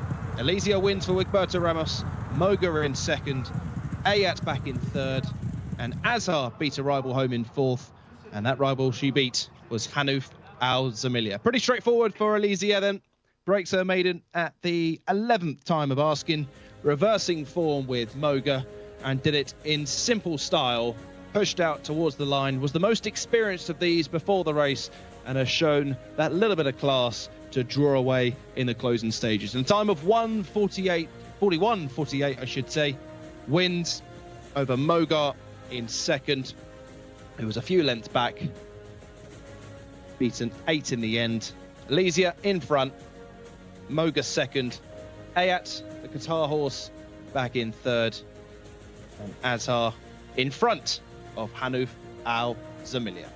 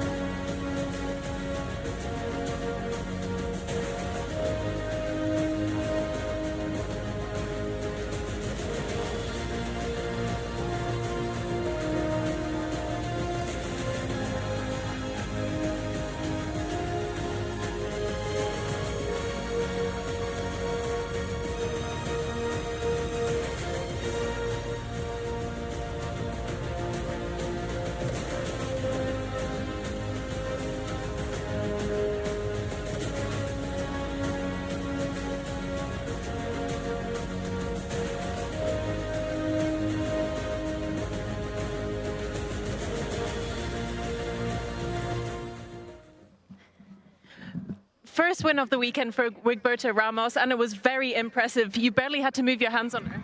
Well, I know that this filly always try. I've been trying with her in this season maybe 5 times with me. I know that she can settle down. Today she relaxed very nice with me. I just waiting for the contender code getting close. When I'm asking, she just give me another run. And there were only 5 runners in this race. Do you prefer racing when there's only 5 runners, or do you prefer when there's a bit more? Well, when you have a filly like this, you take the lead and you have an advance going to the lead. But if you have a horse come from behind in the short field, it's a little difficult. And you were in stall 2, you took it to the rail, and you led the whole way in front. You were confident that she was going to win from the beginning. Yeah. The soon she come down and she relaxed with me, I say we are in the good shape. Well done, Wiggy. Thanks. Thank you.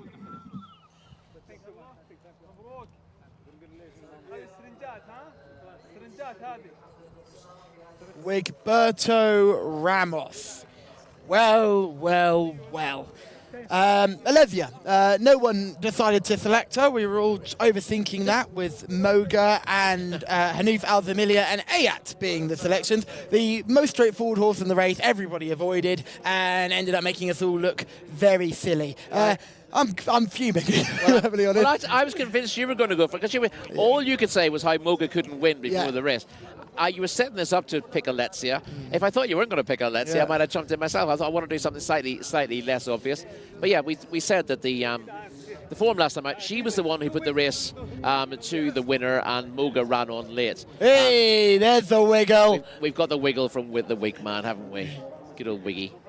Always nice to see him come in with a winner, because it's nicer to see Wiggy smiling than Wiggy frowning, I find. Yes. Got a very intense stare, hasn't he, when he's not had a few winners? He can stare right through you. But a couple of winners, and he's a very happy man. He's been riding here longer than anyone else, hasn't he? Right about 25 years out in Saudi Arabia. Very good jockey in that time, won some very big races. Not the best season for him, it has to be said, all told. Certainly since I arrived, but he's had a couple of winners of late, and although this was a pretty low-key affair, his mare has done everything he's asked of her. She's just the most straightforward in the race. Well, it's saying that there are the two with similar ability. She's straightforward and the other one isn't. And then you had, I suspect that Ayat's kind of run her race in third and isn't quite good enough, and the other two are in a different parish, aren't they? They are indeed. Yes, I don't know really what to make of that performance from Moga. There's only so many chances you can give a horse before you have to say, you know what, I'm going to give up. It's not like Mahalik. I feel drawn to Mahalik in the idea that I know Mahalik's trying his best. I don't think Moga might be trying her best. I think Mahalik's got a problem. Mahalik is a genuinely heroic loser, isn't he? Yeah. Get and see the race again. Immediately, Azhar is on the back foot and in last place here. But it does eventually passes one. Beats Hanuf Al Zamilia, who's totally tailed off eventually. And actually, Moga goes forward early on. And here, Wigberto on the inside decides that he's going to move up. He knows that Moga's his danger on paper, but he also knows that she's played up a little bit in the way to the start, and she's a little bit tricky. And his filly's got the speed for this trip. So I say filly. They're all mares, as Mark pointed out. He goes up on the inside of Moga, and he's more than happy just to sit there, because I think the more you sit alongside Moga, the more she gets to think about what she's got to do, and she doesn't want to think about it too much. Whereas Alexia, for all she's nothing special, she's very much summed up by that mark of 70. She's run lots of solid races against better horses. She hasn't actually fluffed any lines, has she? She hasn't had an opportunity to win a race that she's lost before. Whereas I think Moga, you can definitely say that she should have won one by now. And although Alexia's had more chances, she's generally been in deeper company. It's already a match between the two of them. It's over here. It's over. At this point here, the race is over, because Rayan Altaraish goes for Moga, and she actually goes backwards. She does, yeah. She doesn't find an awful lot. Then she wanders about a little bit, thinks about that she might close, but every time he goes for her, the first thing she does is shift out to the right rather than go forward. And clearly she's not an easy ride. She showed that last time, for all that she ended up finishing in front of Alexia. And I think in a 12 or 15 runner race, where there are better horses in there, Alexia is going to run an honest race, try to win, and then weaken late, and Moga might come through and again finish ahead of her. But winning races is not about, finishing third and fourth in better races. It's about whether you will do the job when you're asked to do it, and you've got a reasonable chance. And at this stage, Moga won't. And Alexia, for all she's not a superstar, she is straightforward. She's got a bit of speed, and she will do what you ask her. And you've hit the nail on the head there. She's not a star, but she does the job, and she does the job to the best of her own abilities, and that can sometimes, in a race like this, be enough. Yeah, we're seeing some weak enough races in these contests, and eventually, if you're honest and you're straightforward, your chance will come. What would you do with Moga after this? I presume you're waiting for Riyadh at this point. You don't want to make a quick turnaround. Well, she hasn't had that hard a race, really. She doesn't allow herself to have a hard race, because she doesn't. She does her own thing, essentially. So wherever the opportunities are, I think she'd always be seen to better effect in a big field, where she can sit off them and then stay on late and maybe steal some prize money. But that's what you're looking at with her. She can run against better company and end up, potentially being flattered by her finishing position, because she lets others run their race before she does hers. And that will see, the way the race panned out last time, for example, that's where she's going to be seen to best effect. But it's always picking up prize money for places rather than winning races. And special shout out to Khalid Al-Mimoni, who I know he's already won a race, but he's done an even more marvellous job to get Azar to beat a horse home. So that horse has probably run a career best effort today. It's actually improving for pressure and close enough to the pace. She looked like she was going to be tailed off in the first 100, 200 metres, but she then latched onto them at the home bend. She's weakened again late, but she's finished well ahead of Hanouf Alzamilia. She did hint at ability here. She's tiny, though, isn't she? She is. And she's just, she just doesn't have the physique to be winning races at this sort of level. But she seems to try hard enough. She just lacks ability rather than anything else. Yes, yeah, it's not that she's not trying, and I think that's the thing, that's the difference where I look at someone like Moga, I go, are you really giving us your best here? Are you really trying, or are you thinking about too many other things? Al-Azhar is gonna try all the time, but it's just not got the ability to make inroads, and we see there with our race winner, that's a trier who has some ability, and that was what was needed in this contest. Absolutely. Yep. Yeah. Alexia, certainly the horse to take out of that one, and our race winner, and hopefully Alexia can win another race in the future. Now, we already mentioned that Shamila is the hardest working member of our team, getting all the words from the stewards of the fallout of one of our recent contests. She's also been visiting the Al Khaladir stable, and is now going to give us a rundown on some of their top prospects.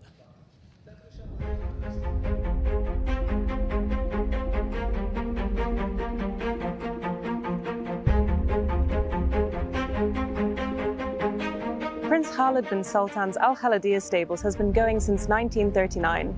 They are one of the most feared and respected racing and breeding Arabian operations in the world.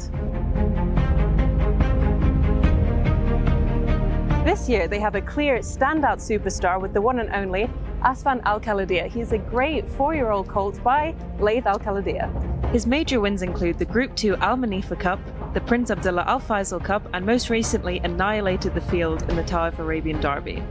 He holds a perfect 100% strike rate as he remains unbeaten in 13 starts, all under Abdullah Al Awfi. Their other stable stars include Kasrat Al Khaladir, who was last seen out winning the Jcsa Award Stakes. He is a 5-year-old colt, full brother to Asfan Al Khaladir.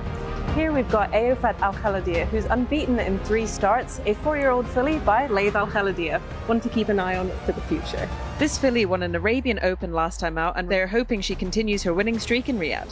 This 7-year-old grey colt is Mutawakil Al Khaladiya. He's been unbeaten in his last 3 starts. Not only has he won his last 3 starts in Taif, but he was 4th in the Group 1 Obeya Classic last season, boosting his form. Now this stunning 3-year-old colt, Nadim Al Malouk, is our King Faisal Cup winner. This colt was undeniably impressive when winning the listed King Faisal Cup. They're expecting great things from him in Riyadh. Last but not least, we have Talal Al Khaladiya, the highest rated horse in Saudi Arabia. Rated at a whopping 128, the Group 1 Obeya Classic winning Arabian seeks to follow the same campaign and win it again this season. Arabian racing is a growing sport here in the Kingdom of Saudi Arabia, and Al Khaladiya stables will continue to provide those strong bloodlines and superstars to follow out on the track.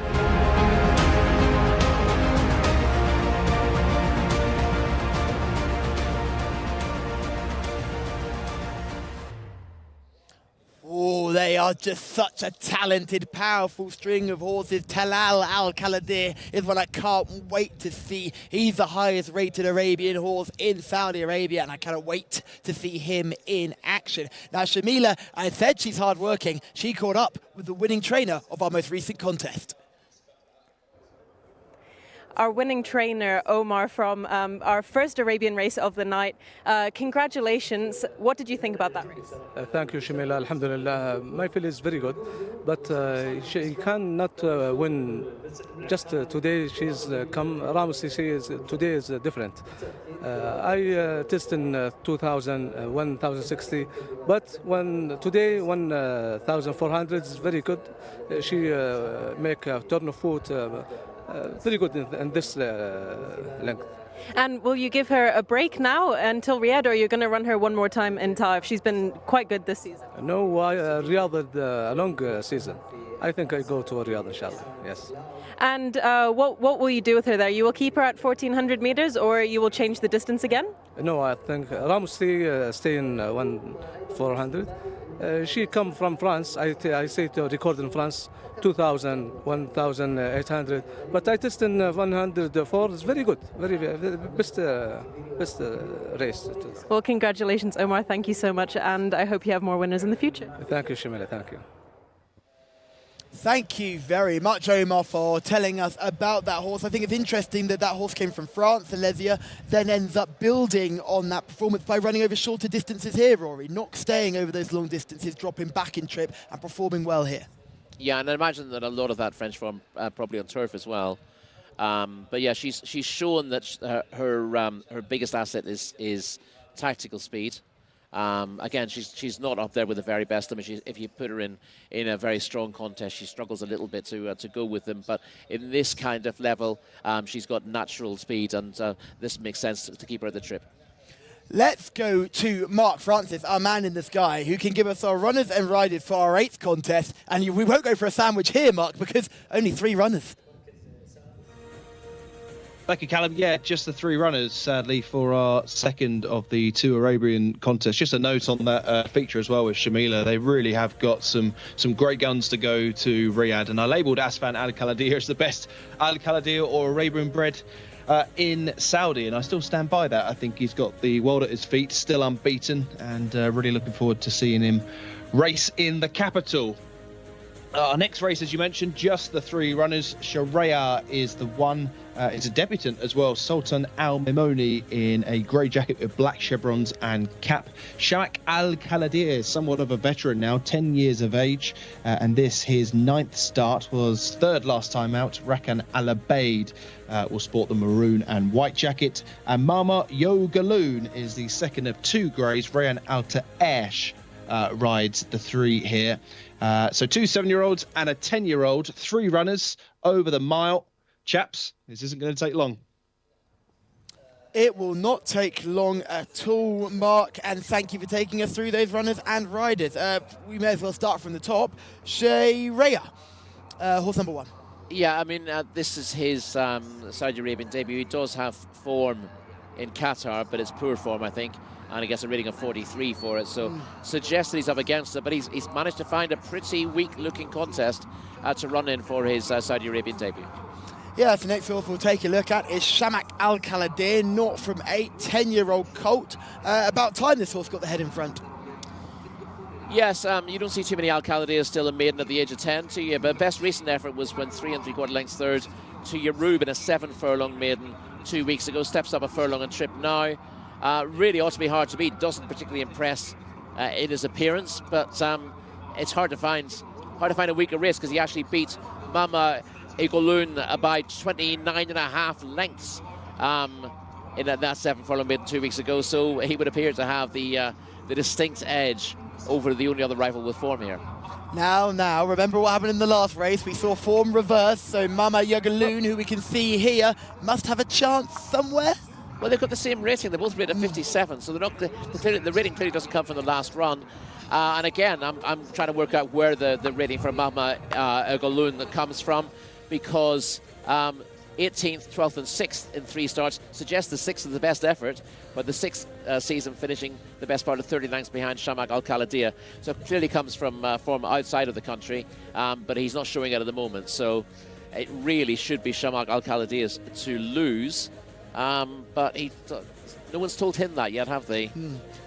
Notes there, just the Sultan Al Mimoli, one of the young star jockeys here, giving the camera a wave. He's on Sharia, probably giving the camera a wave. Say, don't worry about me, lads. I won't be involved in this one. Well, it looks a pretty weak race. He's got a stone to find on ratings. We can't really dig into his form because he's no local form at all. But he does come here with a rating of 43 from Qatar. So he, as I said, seems up against it, but it's not like the other two are bomb-proof at all, are they? So who knows what we can expect here. Yes, we've also got Rakan Al Abeid here on Shamak Al Kaladir. Now, Rakan had a very, very good week last week and had himself a winner on National Day, so hopefully he'll be in fine form. You can see him there, happy chappy indeed. Shamila is in the parade ring. Only 3 to pick from. You can only have 1.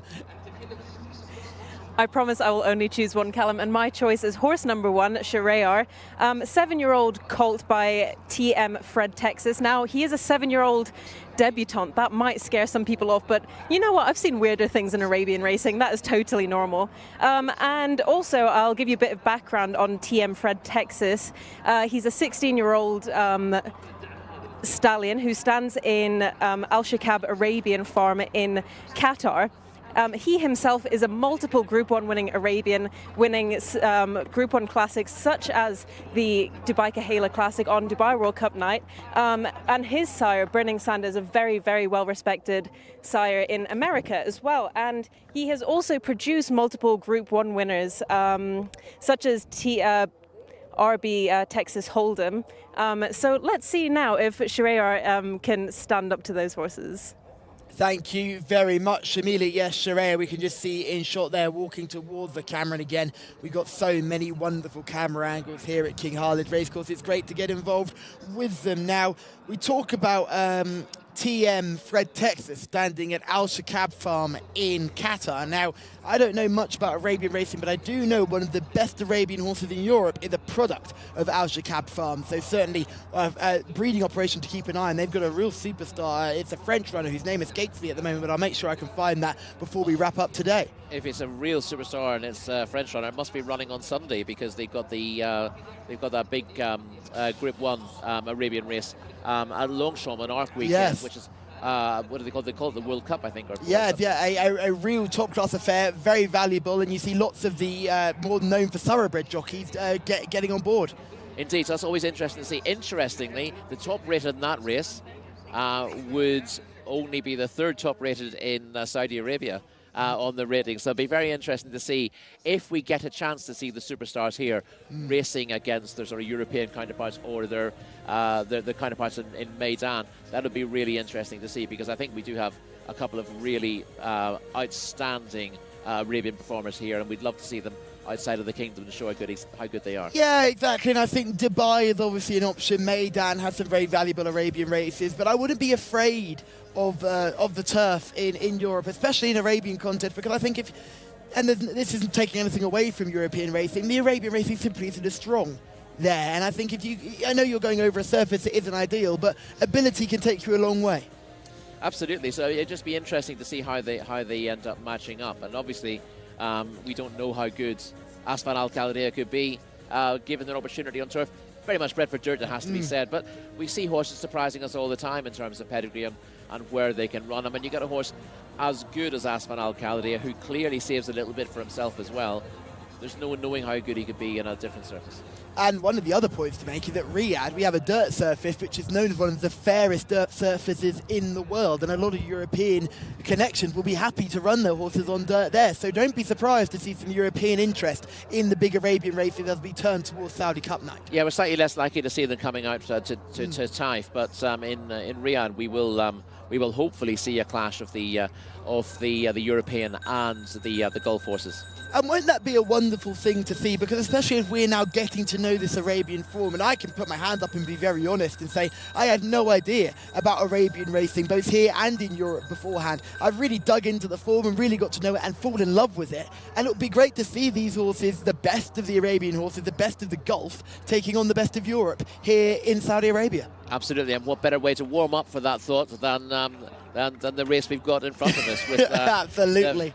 With the paddock pick as the 43 rated Shahryar, and Shamak Al Khalidiyah is looking for his first win at the age of 10. Yes, Shamak Al Khalidiyah taking on Shahryar, taking on Mama Igaloon, and it just is you'd want to say it's a one-horse race with Shamak Al Khalidiyah, just has to turn up to win this, but I thought that with Moga, hopefully this horse shows a little less excitement going down to post and goes down calmly, and this is much easier. My worry is that he's not going to show any excitement at all, Shamak Al Khalidiyah, but we'll see. We're going to see him in action now. Let's have a look at Shamak Al Khalidiyah in action. This is a third place finish in September the 14th. Arsalan is the horse we talked about earlier. Looked all the way to win this contest, the horse in the yellow and red colours, but could not bypass the leader. No, as you said, looked like he was going to come with a strong run, but once the tail starts going round, you know that the progress is coming to an end. And in fairness, with Shamak Al Khalidiyah, tail's also going round with him, and he just plugs on at one pace to finish third here. This is the best we can sum up. We can sum it up in terms of form. Drifts across to the rail again, flashes. You can see why he's still a maiden at his age, but he could not possibly get a better opportunity to put his head in front than this.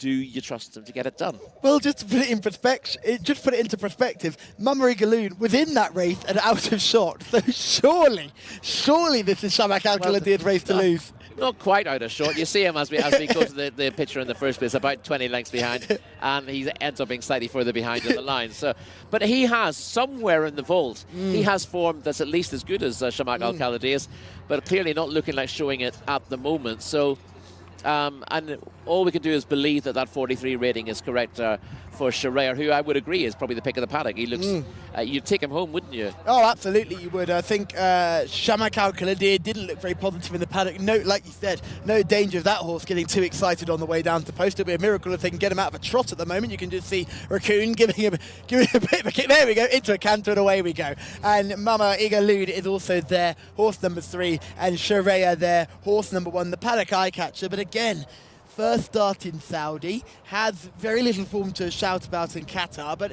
this is the best opportunity this horse could get on debut, surely. Yeah, again, the same comments really apply to all of them. None of them are convincing. None of them are highly rated. So most of them are long-term maidens. I don't know how many races outside of Saudi Arabia Shahryar has. It's not that easy to dig out all the form. When there's winning form, we can find out when they've won, but we can't really dig into that form very easily. So. Well, I'll tell you one thing, the jockeys all look happy to be there, don't they? Sultan Al-Mimoni having a big smile on his face, Raccoon, Al-Abaid as well having a good smile, and Rayan Al-Taraish as well, all getting involved in this race. 3 jockeys to watch. Actually, let's talk about these riders, because I think it's good to give them a mention. Sultan Al-Mimoni went over to France in the Deauville International Apprentice Jockeys race and won. Did a magnificent job. I know those who watch the channel regularly will know how much we harp on about this young lad, but he did such a magnificent job, not only for himself, but for the whole of Saudi Arabia. He was mucking up boxes the morning before he was meant to ride in that big race. Now, you don't see many jockeys doing that. He really put himself on the map. He's the younger brother of Khalid Al-Mimoni and comes from a string of jockeys. Raccoon Al-Abaid is also a jockey you can just see in the background of shot there. He is a very talented young rider himself, possesses the best fade in racing. I'm still trying to find out who his barber is. He was standing next to you at the last meeting. He was standing next to me down on National Day, but there was so much going on, I couldn't quite pin him to a wall and get him to work out who his barber is, because I'm desperate to find out. He had a big win on National Day, and I thought that was a massive opportunity for him, for the Red Stable, took his chance, and when you see him punch in the air, he was over the moon with that success. Well, again, I thought it was interesting that he was here watching the tail end of that meeting, and you wouldn't have guessed. Obviously, he's got the make and shape of a jockey about him, but you wouldn't have guessed from his demeanour that he'd just ridden a big race winner. He just like a kid who had arrived at the racecourse and was having the time of his life, just hanging around with friends. And he was great fun. I thought he was going to climb up into our box at one stage. But yeah, he was. That's what I'd love to see here. The personalities are really on show with the jockeys. Again, we've got into this idea at home that everyone's really stony-faced at home. I gather that in the weighing room there are some real jokers, but they don't. The second they set foot outside of that weighing room, there's no sign of it at all. Whereas here, everyone just seems so much more relaxed. They seem to enjoy life, don't they? Yeah, and that's the thing. I think it comes down to the fact that they're racing 3 times a week. It's lovely conditions. There's clearly a good system in prep. They're well looked after. It's a beautiful weighing room. It is, yeah. They're not driving up and down the country, are they? Yeah. Exactly. I think it's a much better quality of life than maybe some of the jockeys we see in the UK have, and especially these younger riders. We talk about some of the younger riders going over to Phil McAtee's daughter, Grace McAtee, went over to the US, because she was basically saying, if you want to ride in the UK as an apprentice, you have to have money, because you cannot afford to do it on just no cash alone. You've got to have some backup money. You've got to come from a supportive family who want to pay for you to do that. Now, Grace McAtee's dad's a trainer, and he couldn't afford to put her through for that long, and she took the opportunity to go to the US with her boyfriend and really make the most of it, and she's had a couple of winners out there. Yeah, we've got quite a few jockeys who've upped routes from, particularly from Newmarket, and gone to the States and done well for themselves. Anna Jcsa being a very good example of that. There are plenty of others. James Doyle's jockey, James Doyle's sister is out there, Julie Burke has done very well out in the States. Yeah, there are plenty of opportunities there if you're hardworking. Now, final selection, I'm sure we're all going for Shamak Al-Kaladir, although Shamila does like Sharia. Mark, they're all in. Over to you. Yeah, one left to come forward, Callum. Shamak Al-Kaladir, the selection from the commentary box as well. Small heat here, just a trio going to post. Shamak Al-Kaladir just slowing proceedings down. Maroon jacket. I believe it's just the one Al-Kaladir runner, the entire card. They're all heading to the capital. Riyadh just a few weeks away. Stand by for a start. The second of our 2 Arabian races, and they're off.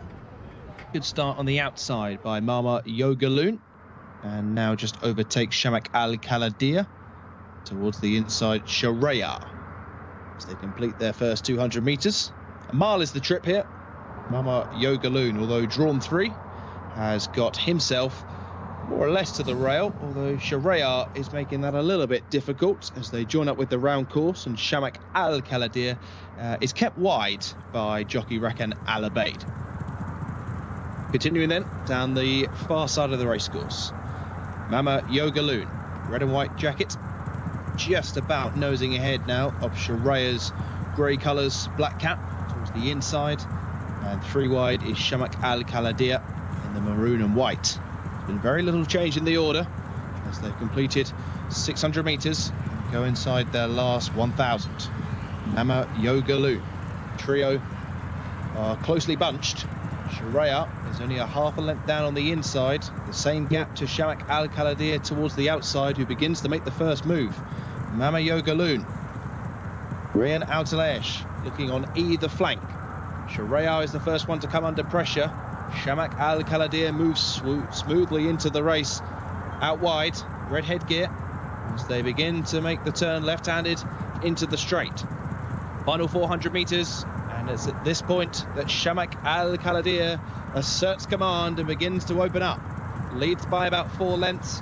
Mama Yogaloon seemingly has nothing left to give, and Sharia has dropped away very disappointingly, but Shamak Al-Kaladir, deep inside the last 150, is going further and further clear, striding away with this one. Mama Yogaloon in second, Sharia out of the picture in third, but Shamak Al-Kaladir wins this easy. Like a piece of work for Shamak Al-Kaladir, turned into a bit of a nothing contest. Mama Yogaloon has come home in second, and a distance back to Sharia in third. Shamak Al-Kaladir wins for the first time. The veteran gets his first victory in 9 starts and did it easily enough. Opened up on the turn for home in a time of 1:59.95. Mama Yogaloon gave best running towards the start and middle of the race, but his run petered out, and Sharia, on first start since moving from Qatar, was home in third. 15 1/4 lengths the winning distance. Shamak Al-Khaladir beats Mama Yogaloon in second, and a further 7 lengths back to Sharia in third. 2 beats 3, beats 1 in our penultimate contest.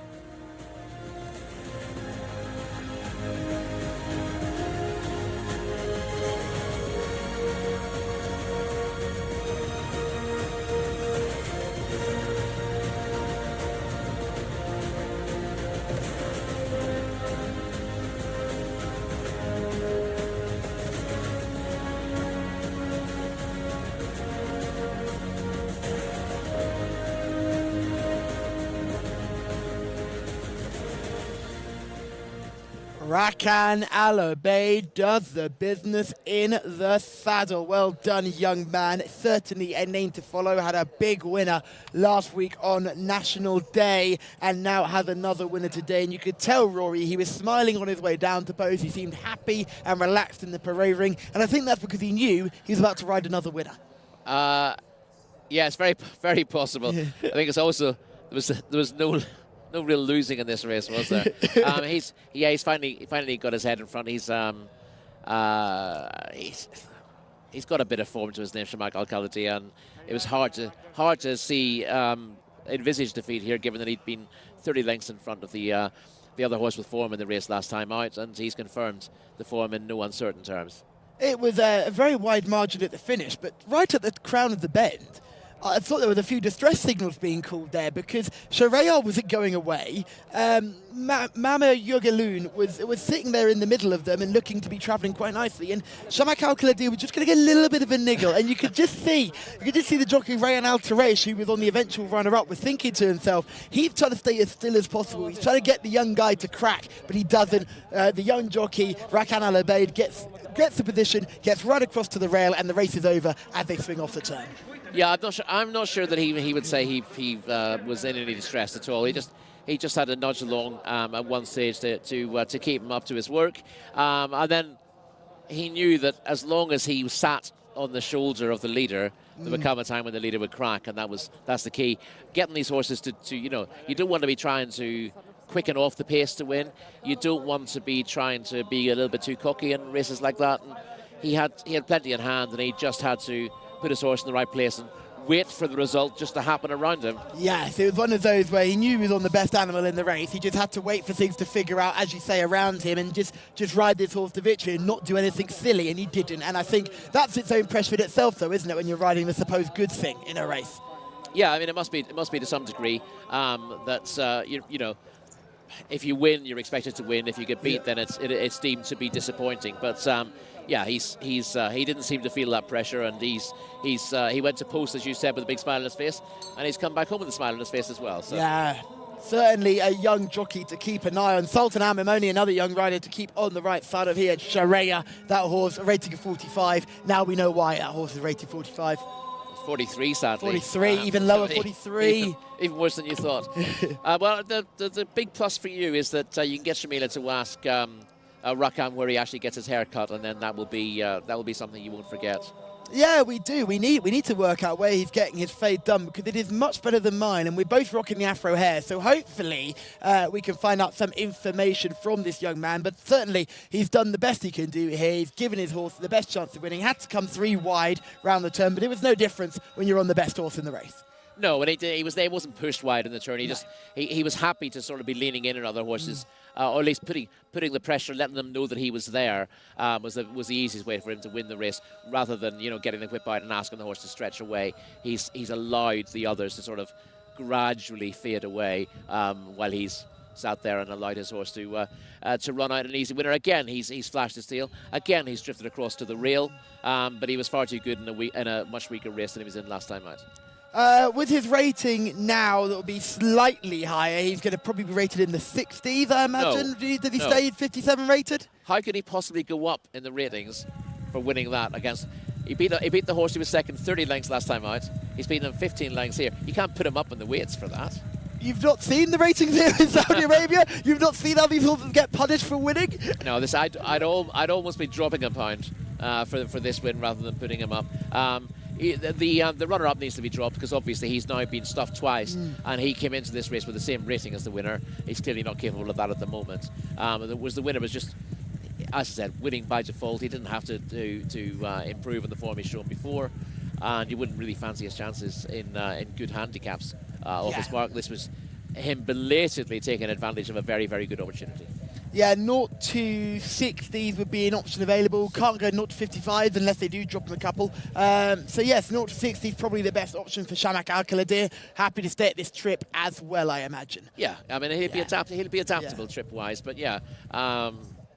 Often we're looking at horses winning races impressively and showing improved form and thinking, well, where would you want to go with it? Yeah. Sometimes you're just looking at races like this where nothing much changes.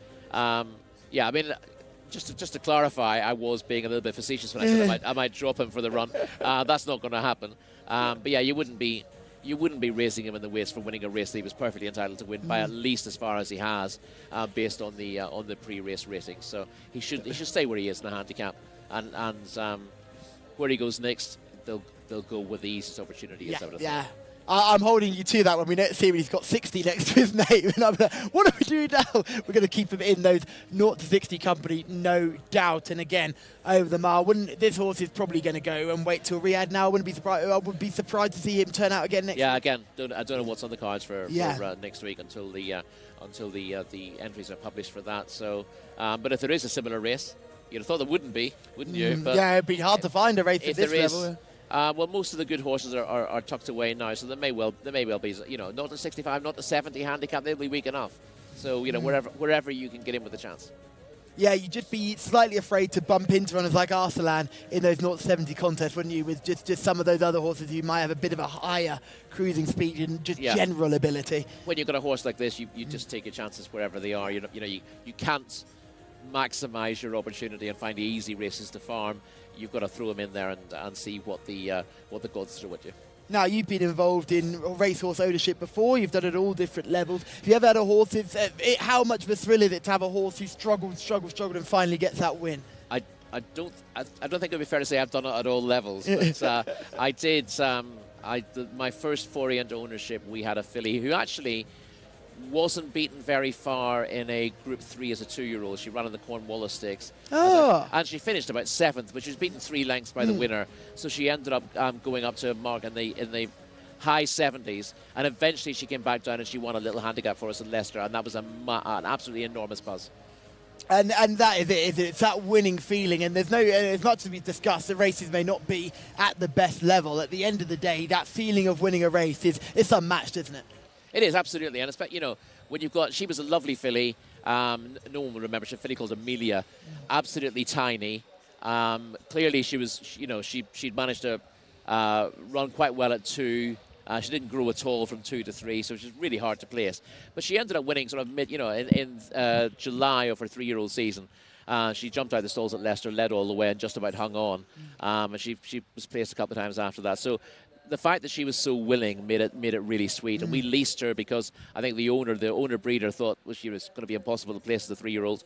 Might as well lease her out before he breeds from her. And I don't think anyone was expecting a win apart from those of us who were very optimistic in the partnership who leased her. But it was just an enormous buzz for a bunch of friends. So yeah, you can't put a value on that, really. It was really special. And I have to ask now, she showed form as a 2-year-old in a big race in a Group 3. She then went on 1 at 3. Has she done anything in the paddock? Has she produced anything? Do you know what? I haven't. I think I probably checked a few times a few years after that. This is going back 20 years now, so I might well. I mean, she was too small to have been commercial at that start, and you know the issue there. Yeah. You can have a perfectly proportioned foal, but if it's not the right size, then no one really wants to buy. So I'll have when we're going through the runners and riders for the next race, I might take that out and see if dear old Amelia produced anything instead. Yes, you'll be just like me with my darling yearling Freddie, who unfortunately went through the sales ring and came out as quickly as he went in. He was just a little bit too small, but hopefully breathes up for the future for that youngster. Now we move swiftly on to our finale. Rory, let's just have a look at a couple of these before we go over to get the runners and riders from Mark. Who in here do you like specifically? I thought Cute Boy ran a big race last time, horse number 4, finished 6th. I thought that was a massive improvement on what he'd shown. It was a big step up on what he'd done before. That was 6 to Mosta Woeb in a mile and a quarter contest last time. He was beaten 16 lengths in the end, but that was a big step up on what he'd done before, which is very poor. So if he steps forward again, he'd be interesting. But again, he's still got it to do. This is not the strongest of events in terms of the ratings. If you're running to a mark in the low 60s, you've got a chance here. He's been at 57, but maybe he's going the right way now. One of the reserves does get in. It's Sabre Al Maidan. Now, I thought that horse ran a really eye-catching race, finishing up the rail. We've actually got some video footage of that one as well. So I think Sabre Al Maidan has a big chance. We'll see that race. Sabea Al Maidan was one of 3 finishing well in 4th at a race won by Mustango here last time out. He was behind 2 of these, but they were all finishing off quite well. I think that was Warad and Moetter. Yes. Again, all of them outpaced in a race that was run at a very strong pace and then stayed on. Now the question is, who is most flattered by running through beaten horses in that race, and who was most put out by the way that race was run? I think it's interesting. You can pick any one of the 3 to come out on top today, and of course it could well be that none of them feature in the finish, but they look to be horses to have on side the way they saw things out in that race. But it was a bit of a pace collapse, and you've got to be wary of those races sometimes. You really do. Now, we've gone through a couple of our headliners, but Mark Francis, you can take us through the runners and riders for our lucky last. Cheers, guys. Just while you were chatting away there, I just had a quick look at Rory's horse, Amelia. That one at Leicester, 16th of June, 2002, when me and Callum were certainly still in preschool. On to our last race, which is amazing. I must say, I can see Rory's reaction as well. He's not too impressed. But he will be impressed if he does get the winner here. And I think he's right. I think it's good to have Warad and Moa Etta on side here, which we'll come to in just a moment. They're headed by number 1, Johar Ala Eliyar for Mohammed Al Yami.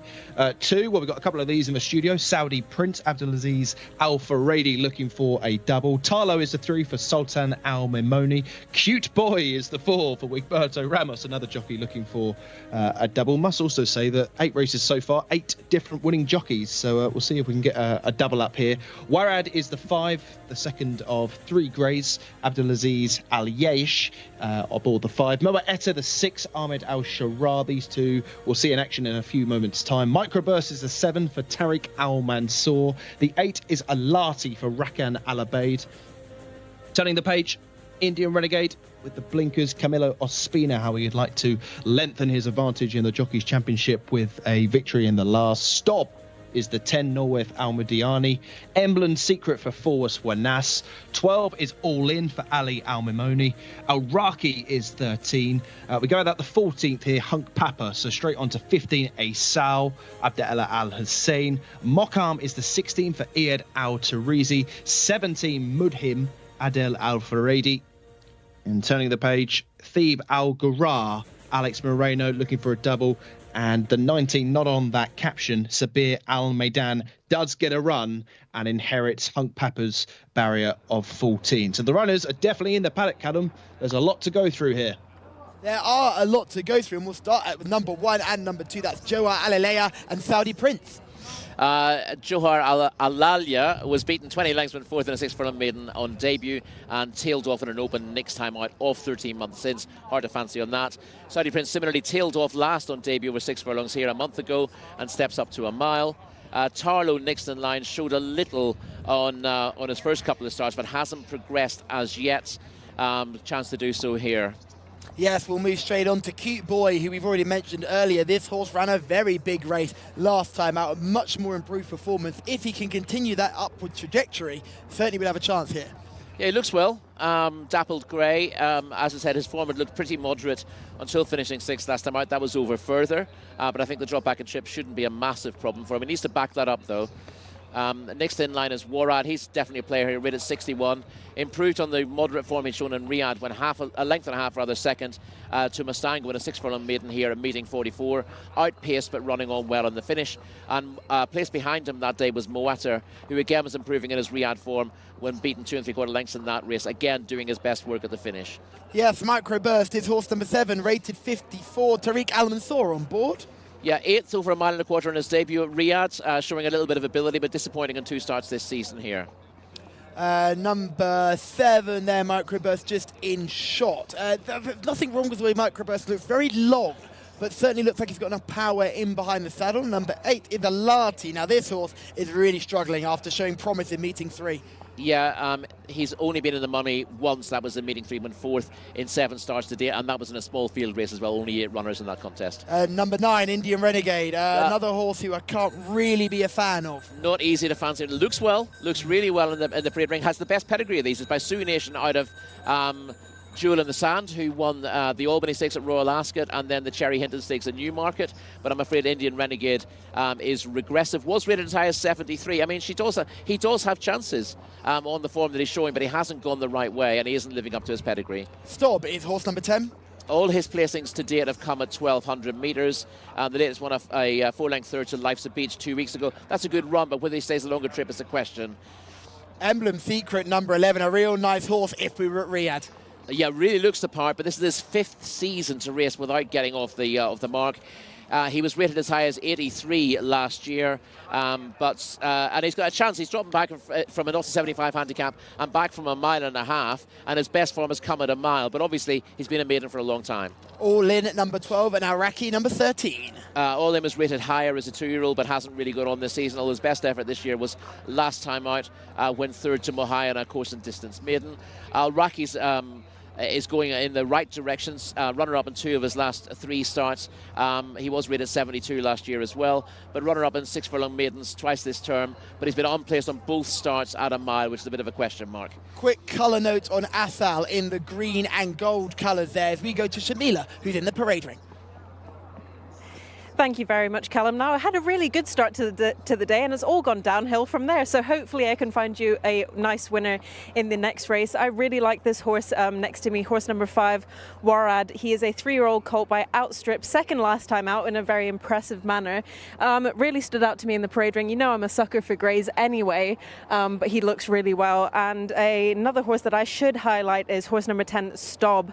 3rd last time out, 15th on his debut run here at Taif. However, we can't hold that against him, can we? I mean, we've seen horses and they improve after 3 starts usually. They tend to get their fitness back. Now, I don't have any paddock negatives in this race that I can see so far. If I was being really picky, I'd probably say horse number 17's gait is not great, but I will stick with Warad as my selection for the final race of the day. Thank you very much, Shamila. We'll see you down at the mini set for the after show, and that's a big shout about Mudim. Not particularly a massive paddock positive, because certainly one to watch out for on the race card. He's very interesting on the race card, Mudim. He was dropped back in trip last time to this course and distance and ran his best race when 3 lengths second to Tawaj in a maiden race, finishing a long way clear of the 3rd. Maybe that wasn't the hottest race, but again, he seems to be improving, and I thought he was one of the most interesting on paper. Yes, and looks like he'll really appreciate this trip too. Mockarm is horse number 16, 0 from 3. Little show in any of those 3 starts, and not easy to fancy here with a rating of 37. There is Mudim, horse number 17, and you can understand what Shamila means by that tight walk in behind. Yeah, he's all over the place really with that walk, isn't he? He's not winning any dressage competitions, that's for sure. Well, he's almost doing a bit of dressage there, isn't he? But yes, not really in line behind, is he? But the form of the racecourse is absolutely fine. He was 3rd at meeting 14. Bit disappointing next time, but after a break, he bounced back with that career best to be 2nd to Tawaj. If he repeats that, he's got a big chance. And the fact is, this looks like his best trip, which is a question mark for a couple of the others. And we've got the final ones to look at. Sib Al-Gara, who looked nice in the parade ring, and Saber Al-Maidan, a reserve that slips in, but not without a chance. No, only rated 56, but best effort to date was dropping to 6 furlongs off late and finished 4th to Mustango here last time out. Again, coming from off the pace and finishing well, to be not far off a couple of the ones that we mentioned earlier, those being Warad and Moater, who were second and third in the same contest. Yeah, and it'll be great. We'll get to have a look at those more closely. This is Mood Him in shot. Let's have a look at that horse in action. This was a second place finish on August the 31st. You can just see how far back this horse comes from. Grey horse, white cap, grey sleeves. Yeah, he comes from a fair way off the pace, and they got really strung out in this contest. And as I said, this was, on his fifth start, a career best from Mood Him. He's making ground up the rails here. He moves into a clear second. I like the way he closed the winner down. The winner had the race in safekeeping at this stage, but Mood Him keeps galloping, and he ends up coming quite a long way clear of the third, and looks pretty willing here, doesn't he? He certainly does. He looks like if he's given a chance to win this, he will put his nose in front, and given how far they're clear, in an admittedly weak enough race, but not many of these have been keeping very strong company of late. Here is Wared Moeta, and as well, right on the inside, you'll see Saber Al Meidam rattling home too. So 3 horses that we see today in this contest. Yeah, Warad in the lightish colours towards the rail finishes second. You see Moeta in the famous red colours out wide, runs on for third, and right on the rail with the yellow and black colours, that is Sabea Al Meidan. And they all do a similar sort of thing. They were outpaced and they run on late. The one who was best placed as the race went was probably Warad, but you wouldn't say there's much between them on that running. And here's some other good form. We've got Aoraki and Stob finishing behind Life's a Beach. Aoraki currently in second, Stob in third, and they finish in that order. They do indeed, yeah. The order doesn't change in the straight. Al-Raki and Stob just have a bit of a battle for second as Life's a Beach goes clear. Life's a Beach, as we said, this was a decent enough performance. The question for me with this is 6 furlongs, and neither of them look like they're screaming out for a step up and trip. And Aoraki has changed trainer since here as well, so changed trainer and owner. So I think that's a good note to make, that this is the first run for New Connections, and they're trying a different trip. Yes, whether he's crying out for that trip, I don't know. The rest of his form suggests that he's been runner-up twice in maidens this time. They've both been over the 1,200 metres. I'm not sure he wants this trip, but obviously that's not a bad piece of form in the context of the race. And the 3 we saw finishing second, third, and fourth behind Mustango last time out, you can view those runs positively, or you can view them negatively. They said all they were doing was running through beaten horses in a race that was run at too fast a tempo. There's always two ways of looking at things. You could say the same thing about Mood Him as well, though, couldn't you? You could, yeah. But I thought, in fairness, Mood Him wasn't passing beaten horses later on. He was going with the winner and staying on well while pulling clear of the others. I thought that was a more promising effort. And for all he gets a paddock negative, I hope he gallops better than he walks. That's all I can say. Let's hope he gallops better than he walks for sure. Let's get some selection. Shamila was on Warad, horse number 5. Who do you like, Rory? Mood Him, despite the paddock negative. Mood Him, despite the paddock negative for Rory, and I am going to go with Moeta, horse number 6. I thought that horse finished probably the best out of all of those fast finishes in the last contest that we saw. So I think Moeta, for me, horse number 6. So those are our selections. Just to go through them one more time. Shamila likes number 5, I like number 6, and Rory likes number 17. Mark Francis, you've had a good day so far. Can you make it any better? Are you with us or against us? With one of you, and with Shamila here, I quite like the chances of Warad, Abdulaziz Al Yesh, I think's a leading protagonist here. Moa Etta, another one I've got a little star next to, but I feel like I should just go with the 1 here, as we're covered with Moa Etta through Callum. Rory likes Mood Him. Black blinkers drawn out in 17 would be the one concern. 0 from 5 so far, but a decent second last time out. I think only beaten 2 or 3 lengths. But it's been another busy night of action, hasn't it, gents? We've seen some good winners, and we might see something for the future here. We shall see. 19,000 Saudi Riyal up for grabs.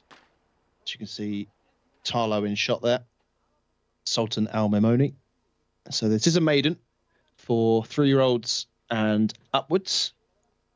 So the older you are as a maiden, the less you'd probably fancy them, given that they are rather exposed. Just shy of 10,000 to the winner here. As Saudi Prince is the first to load. I haven't actually seen Joar Ala Elia as of yet. That one's drawn right up on the inside. It's the only horse I didn't actually see on the way to the start. Number 1, but hopefully we'll get a sighting shortly. As Tarlo is just holding the field up for the moment. Seemingly some way away from the others. Saudi Prince has got in early. There's the colours of Johar Ala Elia. Seems to be yellow with a black star and cap. Too late to annotate your race card. There's also Indian Renegade, and Rory made a really good point about this one with some fantastic breeding on show. Out of Sioux Nation, top horse for Ballydoyle back in the day, and Jewel in the Sand, the Royal Ascot winner. Are beginning to load.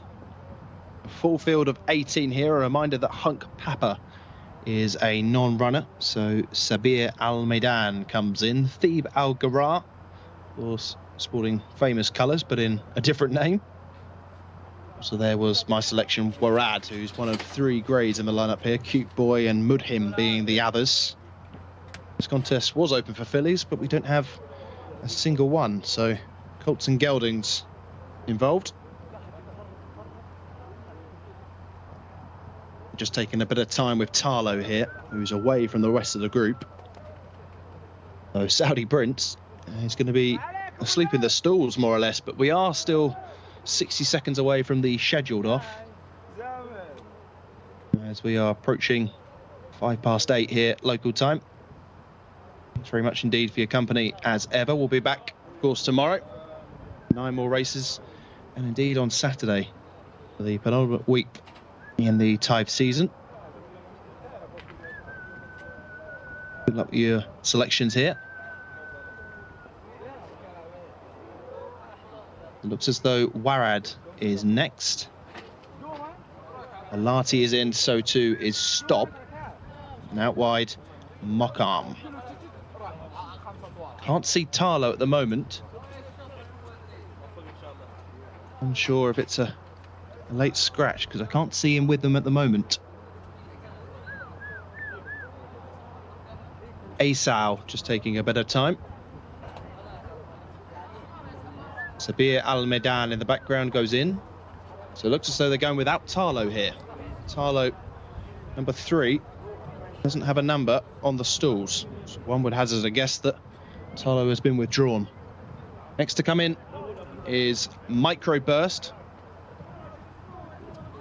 There's about 6 or 7 out the back, including Johar Ala Elia towards the inside, also Moa Etta.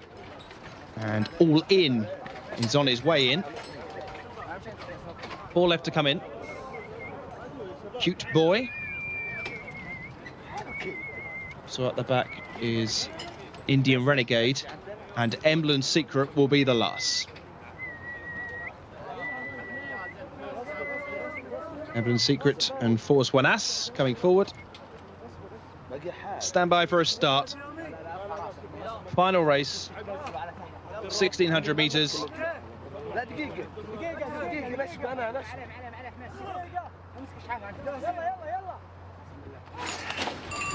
And they're off. A reminder, they've gone without the 3 Tarlo. Next door, Cute Boy was very, very slowly away, as was Johar Ala Elia. The pace is through the centre.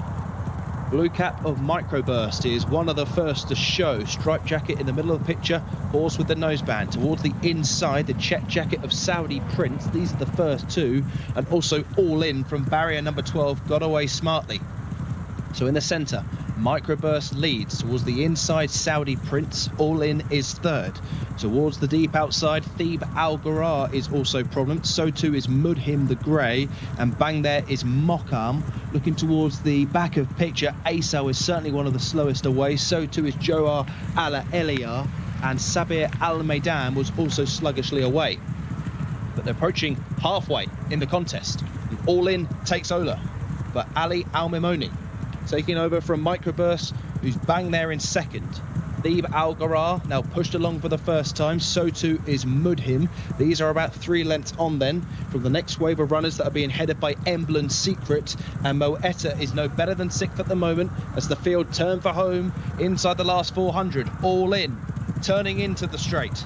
Thebe Al Ghara is the first challenger. Between that pair is Mudhim. Staying on from out of the pack is Emblem Secret, and so too the red jacket of Moa Etta. No sighting of Warad today, as deep inside the last 200 they go. All In, still there, giving his all. Towards the outside, Mudhim. Here comes Moa Etta down the centre of the track. and Moa Etta will swoop on by and pass them all. Moa Etta goes on to a cosy success. Moa Etta, the winner, beats Mudhim into second, and All In was back in third. Moa Etta kept wide off the turn down the centre of the track, avoided any trouble up the rail, and swept on by over the top. And a handsome ride by Ahmed Al-Sharar.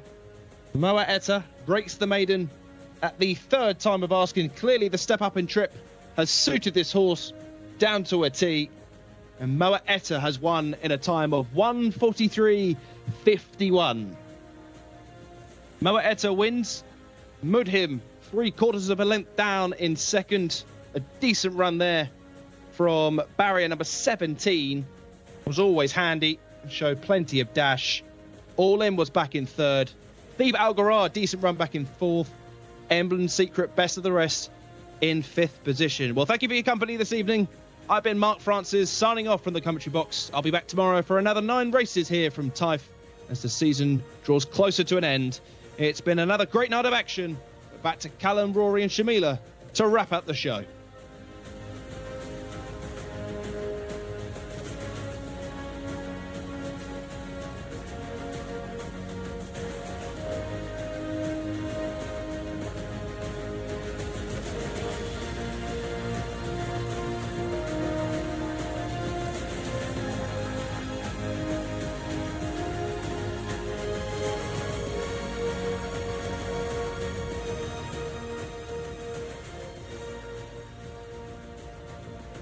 And Moetta is the winner of our finale over the 1600 metres. And finally, on the third time of asking, third time lucky, Moetta comes in.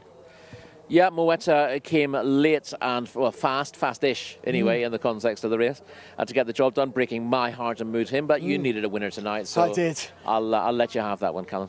Yeah, thank you, Rory, for your kindness there. It really does go a long way.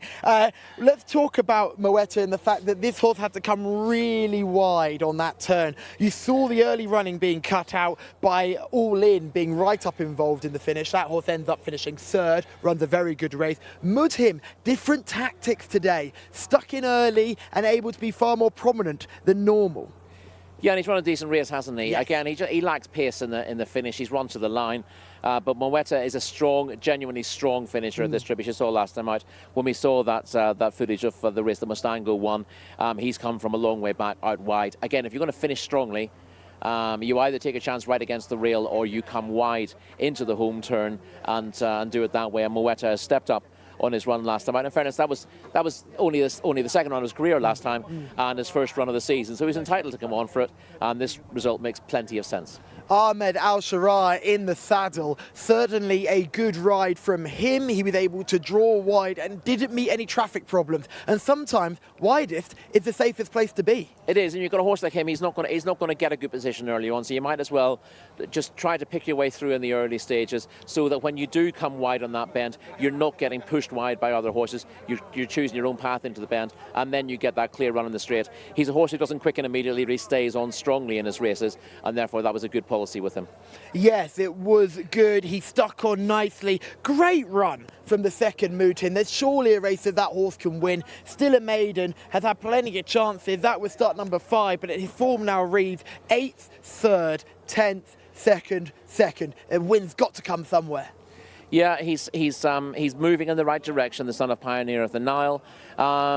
Whether he might be worth trying over a little bit further because he doesn't quicken. I don't know. I think this is probably the right trip, and he just lacks a little bit of tactical pace. But riding him, being able to ride him close to the pace certainly helps his chance. And there's no shame at all in finding the improving Moetta too strong in the closing stages here. That horse is progressive. He's lightly raced. He's liable to be a little bit better than this in time. Yeah, it's just a little bit of fallout from the contest, as we always do when we make our way down to the after-show position. Saudi Prince is just getting looked over by the vets. They're checking tendons and removing the bandages, so they're going to have a good old look at Saudi Prince to make sure all is A-OK.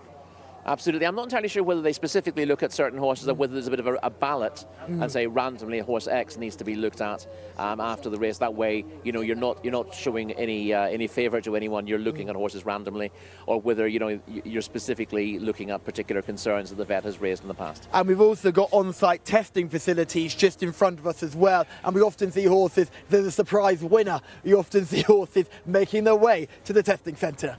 Indeed, and I'm sure racing is as straight here as anywhere in the world. But again, you need to demonstrate that your game is as straight as possible, and having post-race testing is an important part of that. I'm making sure again that there's no favour asked or favour given to anyone because of their position in society.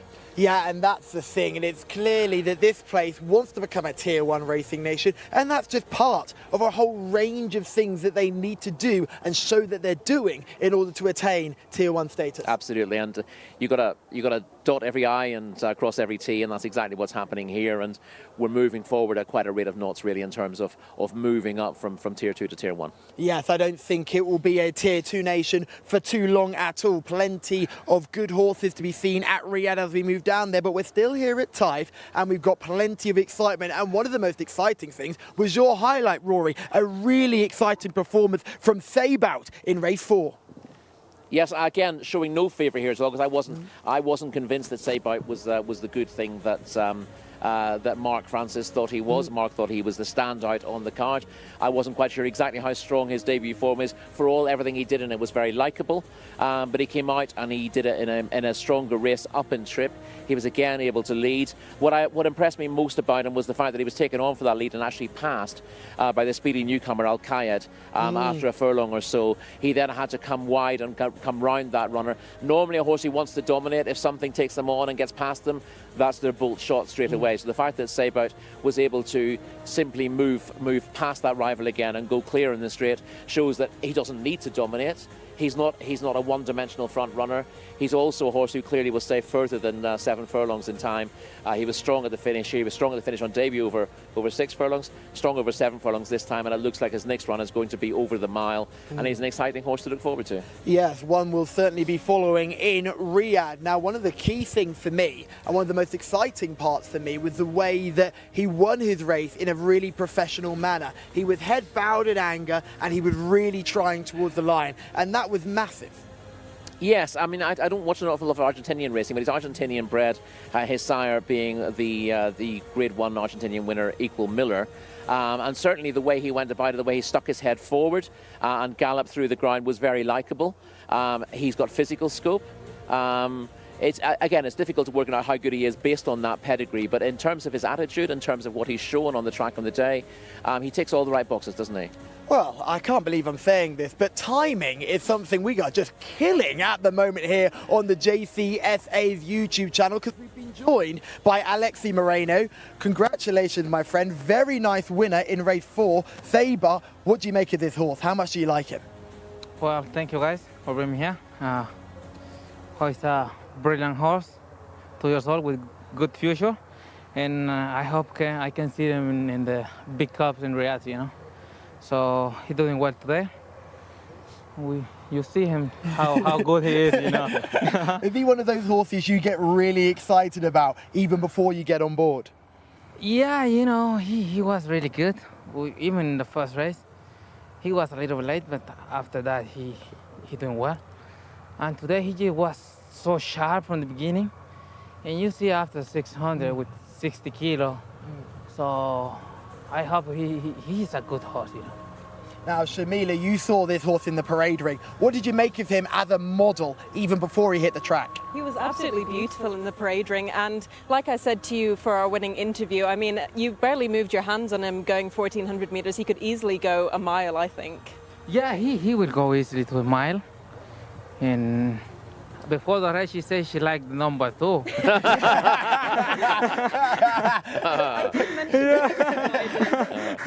He said what he said. Yeah. You like number 2. But, you know, Sabout is a beautiful horse, and, you know, congratulations to everyone.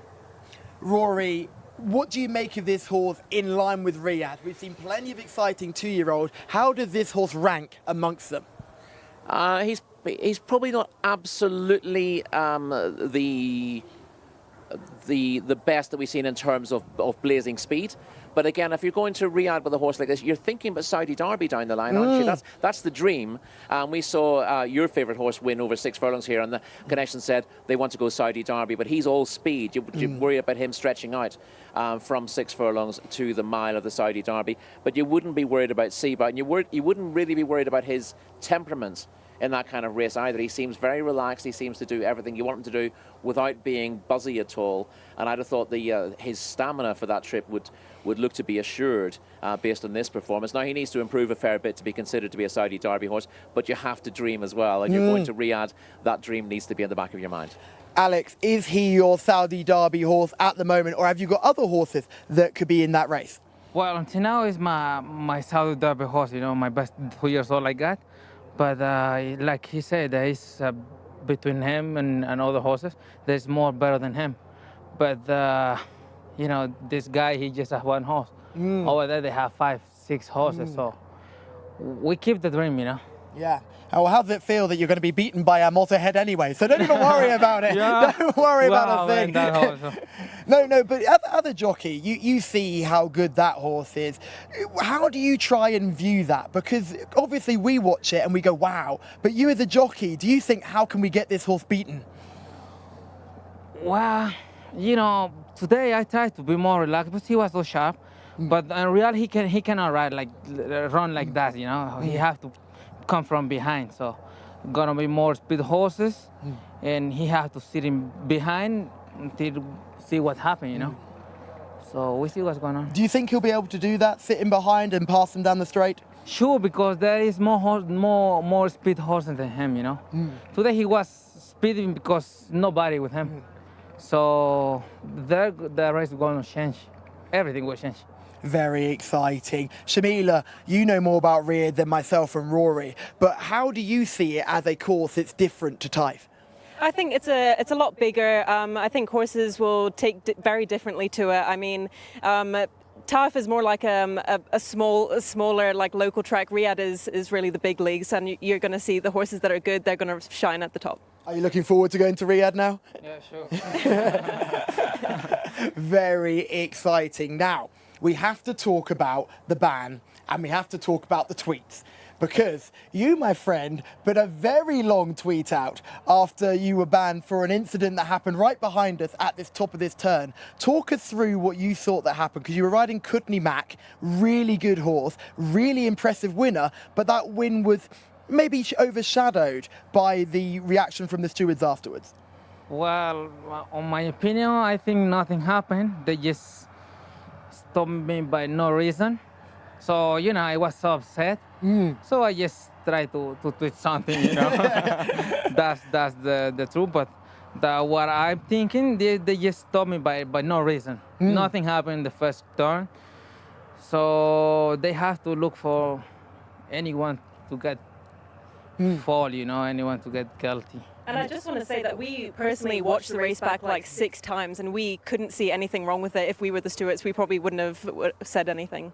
Well, I think what I've discussed with Rory, that first turn is so tight, and you as a rider, clearly it's very difficult when you're drawn wide to come across. But it is such a tight turn. There is concertinaing on the inside. But if we're to ban Alex in this race, I think you have to ban everyone, because on that bend, there's always interference. And I just felt that it felt a bit like you were on a good horse who was really talented. You eased down at the end, and I felt that there might have been an element of you were really easy to spot, rather than in a lesser class of race over the same trip where similar incidents happen. Well, after I'm going there inside, they say you have to keep your line. But come on, I'm break from 17. How I can keep that line until the finish? I gonna lose the race, So I have to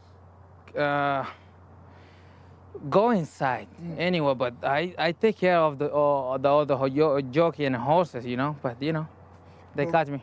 Rory, you like Kutni Mac. Talk to Alex about how much you like this horse. Oh, he's clearly one of the most exciting horses we've seen here this season. He's obviously a horse going places as well. But just getting back to the idea, we talk about there's a lot of scrimmaging on that bend. To be perfectly honest, given what a tight bend it is, we see a lot less trouble here than we would at a similar track in the UK.